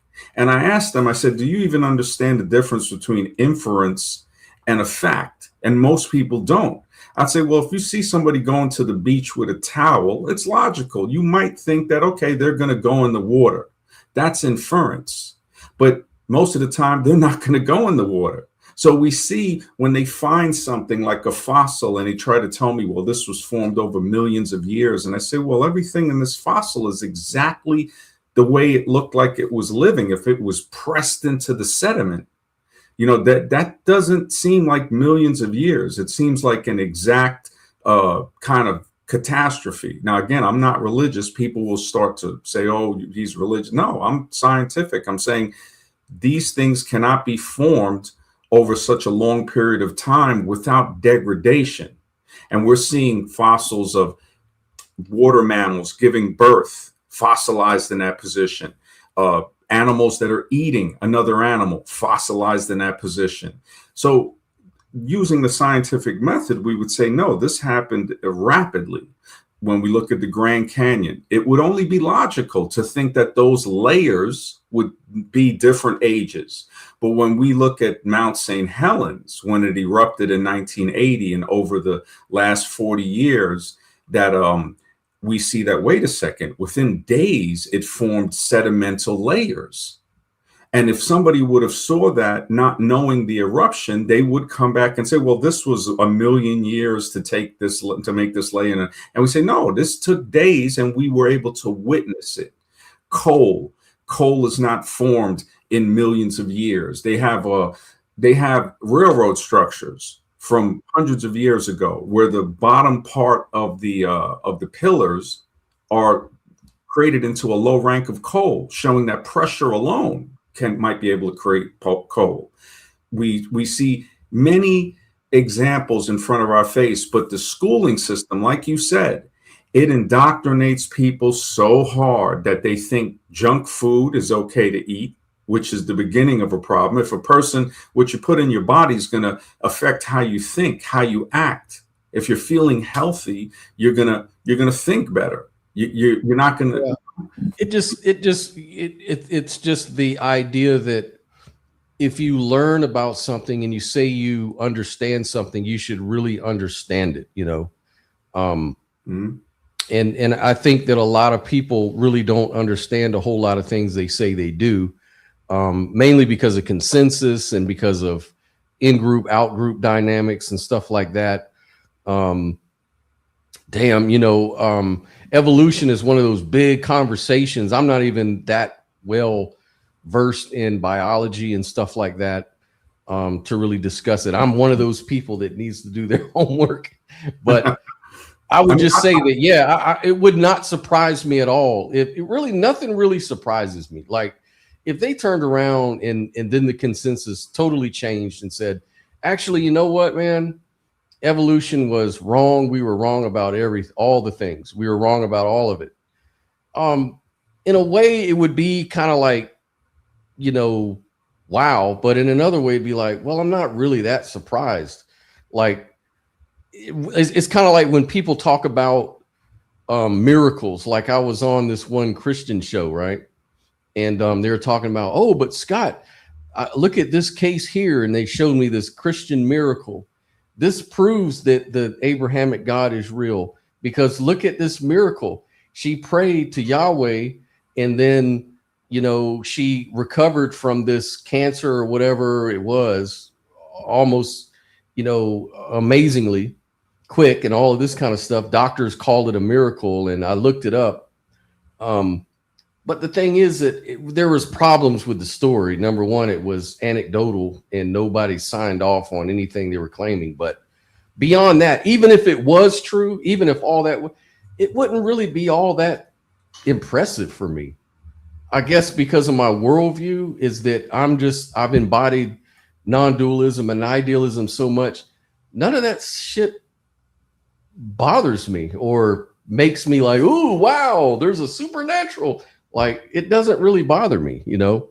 So I'm open, you know, in other words, I don't have these fears that cause me blockages like, oh, I have to reject this. I'm willing to listen to anybody about anything. That's why I was saying it was kind of sad that me and Sophia fell out, because I don't really care if you disagree. If you disagree, I'm cool with it. I'm not going to get mad, you know. Really, what happened? Mad at me, you know. Why did you guys fall out? It's just a little small, slight difference in worldview. Like, I think, like with idealism, I'm saying consciousness is fundamental, and what we call the physical world is not the objective reality, but it's just an appearance, right? Mm-hmm. And then she's saying, no, it's like, for me, it's like there's primordial consciousness, and then the physical really exists, but it exists as an expression of consciousness. And I'm like, so you agree with me? And she's like, yeah, but no, you're saying that the physical are imaginary or something. I'm like, no, they're not really imaginary. It's just that it's an appearance within the mind, the greater mind or whatever, right? And we can see it as physical. We label it physical. That's just my view. But she was like, no, what's going on is there's real physical things that happen. Like it exists outside of an experience, you know. And I'm saying, oh, okay, well, I understand, but I disagree. And she's like, well, why? And I'm like telling her why, and she's like, why are you arguing with me about this shit? And I'm like, I'm not arguing, you're just asking me for my reason why I don't understand what you're saying. I'm just giving it to you. We actually did it live on YouTube, but yeah, it became like just a lot of emotional, taking it too personal. And then it was taken to other groups, and it just got ugly, you know. And I'm like, man, I can't do it, you know. Wow. Yeah, you know, the fact that you're open to change and I'm open to change, other people, when they're not open to that, I've had falling out.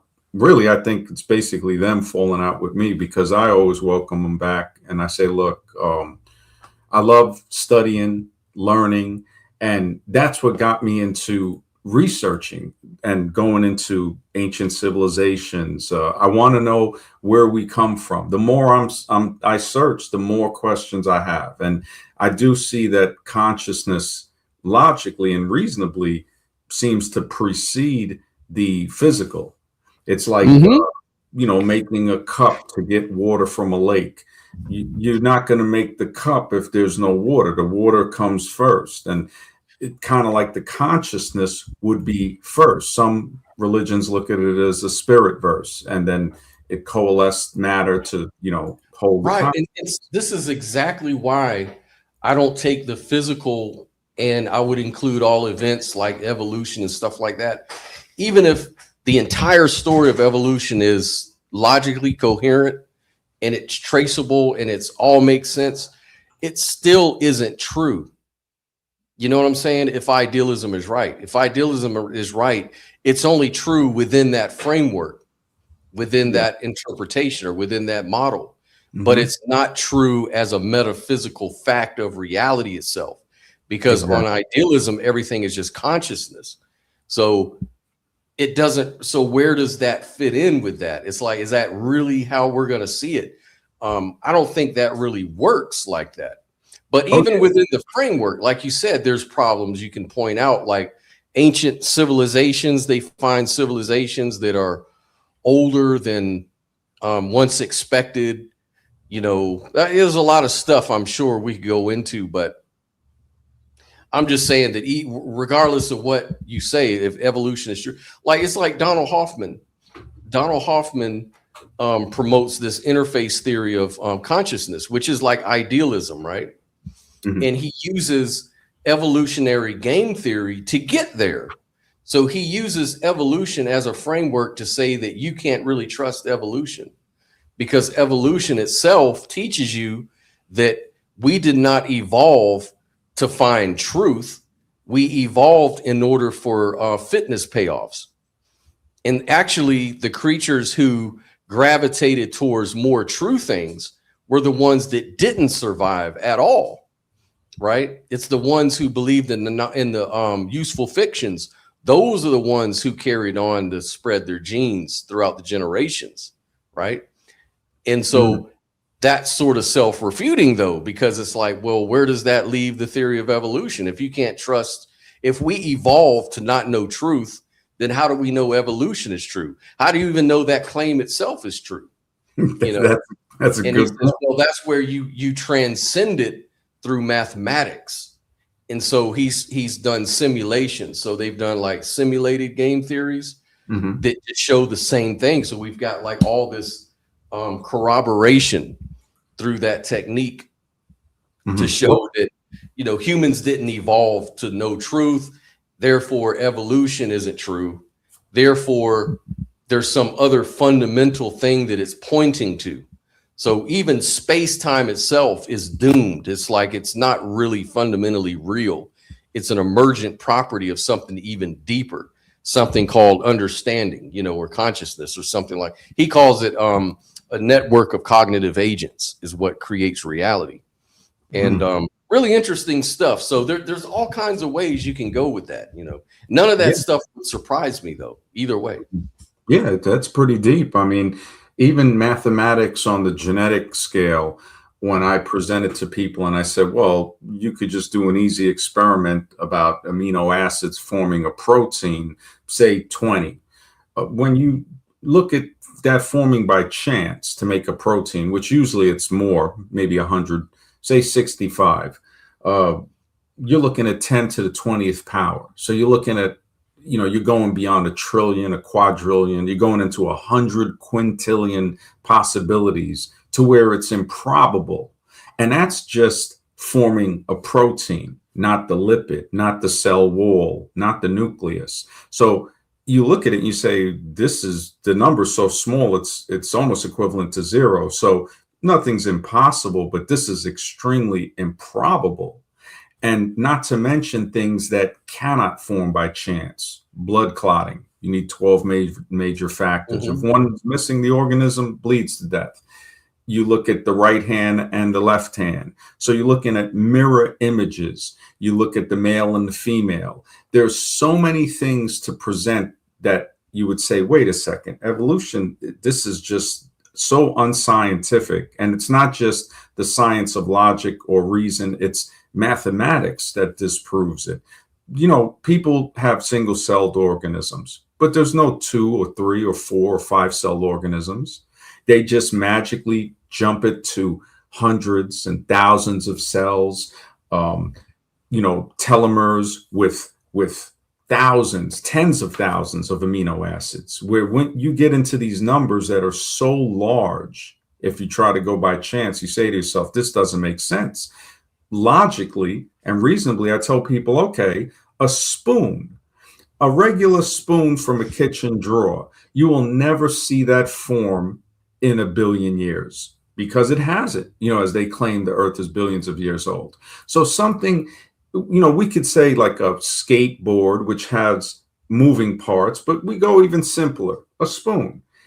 If a spoon is not going to form by chance, how would somebody logically believe a cell could form by chance and that something can change from that cell into different cells, which is definitely not observed? When I add in on top of that, the lies, whenever somebody lies, I always wonder, well, okay, what's the motive for the lie? Sometimes, like you said, it's indoctrination in school. Sometimes they're like what I call habitual liars. They will defend it without knowing it because of a cognitive dissonance in their mind. They'll say, well, you know, I believe it's true. And right there, I tell them, well, science isn't based on belief. It's based on observational facts, empirical science, things you can repeat and measure. And like, we can't breathe underwater. We can't breathe water. We can test that. Anybody can test it where it's at. That's a fact. Now, you can use an apparatus, but you're breathing air underwater. You can't breathe the water. That's a fact. Well, so there are that's things that a we good can, point. yeah. That's a really good point because you know, there's certain assumptions made under evolution that haven't been tested to really verify that they may make sense within the story, but there's a lot of these assumptions that are kind of baked into the models. And it's only now that a lot of this stuff has been tested. And so there's this biologist and others. Michael Levin is the one that comes to mind. And he has experiments that show and suggest strongly that life is organized around goal-seeking processes that would make the purely blind, mechanical explanations incomplete at best, right? And he's got, experiments that show this, so it challenges like this strict reduction, which evolution models fall for, like the pure bottom-up explanation. And what it does do, it says, well, if even cells behave like goal-seeking agents, then where does that goal directness come from? So he looks at bioelectric fields and has tests on that, like with tetrabots and stuff like that, where he's kind of created like new life forms, totally against what evolution, the theory of evolution by natural selection, would have predicted. So it tested it. And so these things are now sort of, this is mainstream. This is not controversial anymore. And so there are other factors that are challenging the narrative that we have that sort of tie these things together a lot better. But, a lot of people are old school. They were taught. They won't look into the new cutting edge science that shows the challenges that I'm talking about. They won't do it. They'll just say, oh, you got it wrong. You didn't pay attention in high school to fucking 9th grade science class. Like, no, actually, you are not paying attention to what modern science is bringing to the table. People who are actually have the guts to challenge this shit, Absolutely. That's how science moves forward, to challenge, to revise, and move forward into what we don't know by changing what we do know. And and coming up with experiments, a way, not just saying, things, but actually, I can show you why you're wrong. It's like you said, the idea of the principle, you can go underwater and try to breathe. It ain't going to happen.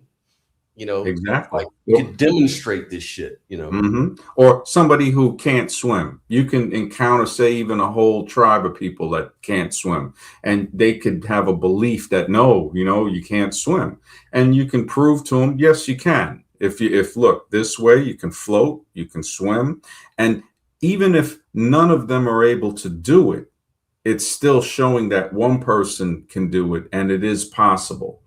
So like a boat, if somebody says, well, I don't think there's any way that's going to float on water. Well, we build the model. Some boats won't float. If it's built improperly, it'll sink. But if it's built properly, it will float. Sometimes they'll say, well, you won't be able to sail it across this distance. And you say, all right, maybe not that model, but we can build a ship that's seaworthy, and that will flow. So like you were saying, it's testable, repeatable. This is how things form. And when I looked into things like boats and planes and other type of mechanical apparatuses, I started to see that these things existed back in antiquity. It's like with Galileo, when he was persecuted, they didn't even want to look through the telescope. When he said, look, telescope is showing what appears to be like planets and stuff like that. And they were like, listen, you're going to recant what you said, or we're going to persecute you. And he goes, well, can you at least look through the telescope? Nope. So, so I see people, they're not even willing to look through the telescope, basically, look at the evidence to say, hey, can you just at least look at this, at the mathematics? Say, no, man, that's just your opinion. Oh, yeah. Even if you bring up, like, I could bring up Michael Levin's papers. I could bring up, Donald Hoffman's papers. I could bring up all these things, and they'll just say, oh, you're just making it up, man. You're just being anti-science. It's like, well, you didn't even look at the science papers I sent you. It's like, I reject those. It's like, okay. It's like, I just don't care anymore to go down those sort of things, because people gonna believe what they want, and nobody really got time for all that, man. But actually, I have to kind of get out of here because it's running into 5.5 hours. Yeah. Neil, did you want to say something before we head out? Yeah, I'll stream tonight. I usually stream every night. So okay. Yeah, can you put your link it in the live chat so people can see it, and I'll check it out too. Okay. Well, it won't let me link it because you got to be a mod to put your link in there. Damn. Okay. Yeah. So it's just at Architects of Humanity. So that's the name of the channel. Okay. Humanity. And I stream usually like around 9-10 p.m. Eastern time. I'm in New York, and yeah, I try to stream every night. And sometimes if it's not 10, I'll go on as late as 11. But usually I try to start at 10 p.m. And yeah, tonight probably going into ancient civilization. I'm looking into some Roman and Greek architecture that seems to not have been built by them, but you know, they built things to go with it, just like Egypt and other cultures seem to have added to it, but not built the main certain structures.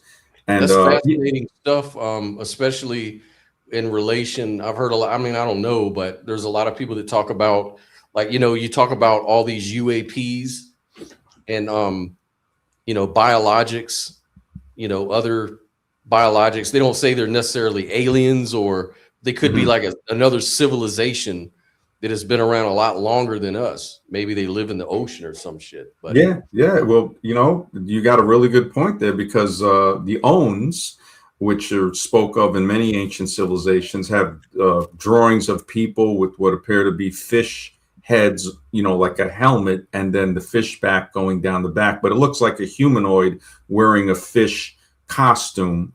And it's very, very close to the headgear of the Pope. And yeah, I saw that. I remember seeing that. Yeah. So yeah, it makes you wonder that, you know, are these things or beings controlling humans? And it would be smart to rule by secrecy, to say, okay, you know, let them think that the priests and the kings and all of this are the hierarchy, and we'll just continue pushing our experiment on, because Earth, the physical Earth, seems like some type of experiment is going on, and our consciousness is experiencing that somehow. But yeah, very interesting, man. I'll hop on again. I just happened to see you on. I said, let me see what's up. But it was a pleasure, man. I appreciate it. And yeah, I'll stream later tonight, man. Thank you for putting my links in there, and we'll talk soon, man. Yeah, man. We'll do that. We'll see you later on today. All right, Nell. Nell, did you want to say anything before we head out? Because I know you've been quiet. Well, I mean, when it comes to evolution, there's a lot that could be said, but I mean, we're just ending, so you know, yeah. I mean, if we ever wanted, we'll have to do a whole show on that, man. We'll do a whole show on evolution, the pros and the cons, and the this and the that. But yeah, man, I got to get on out and definitely go on this hike, man. Get some fresh air. I've been sitting here too long. So anyways, man, you guys have a great time. Thank you so much for everybody tuning in and interacting. Really great show. And in the meantime, y'all be good. Later.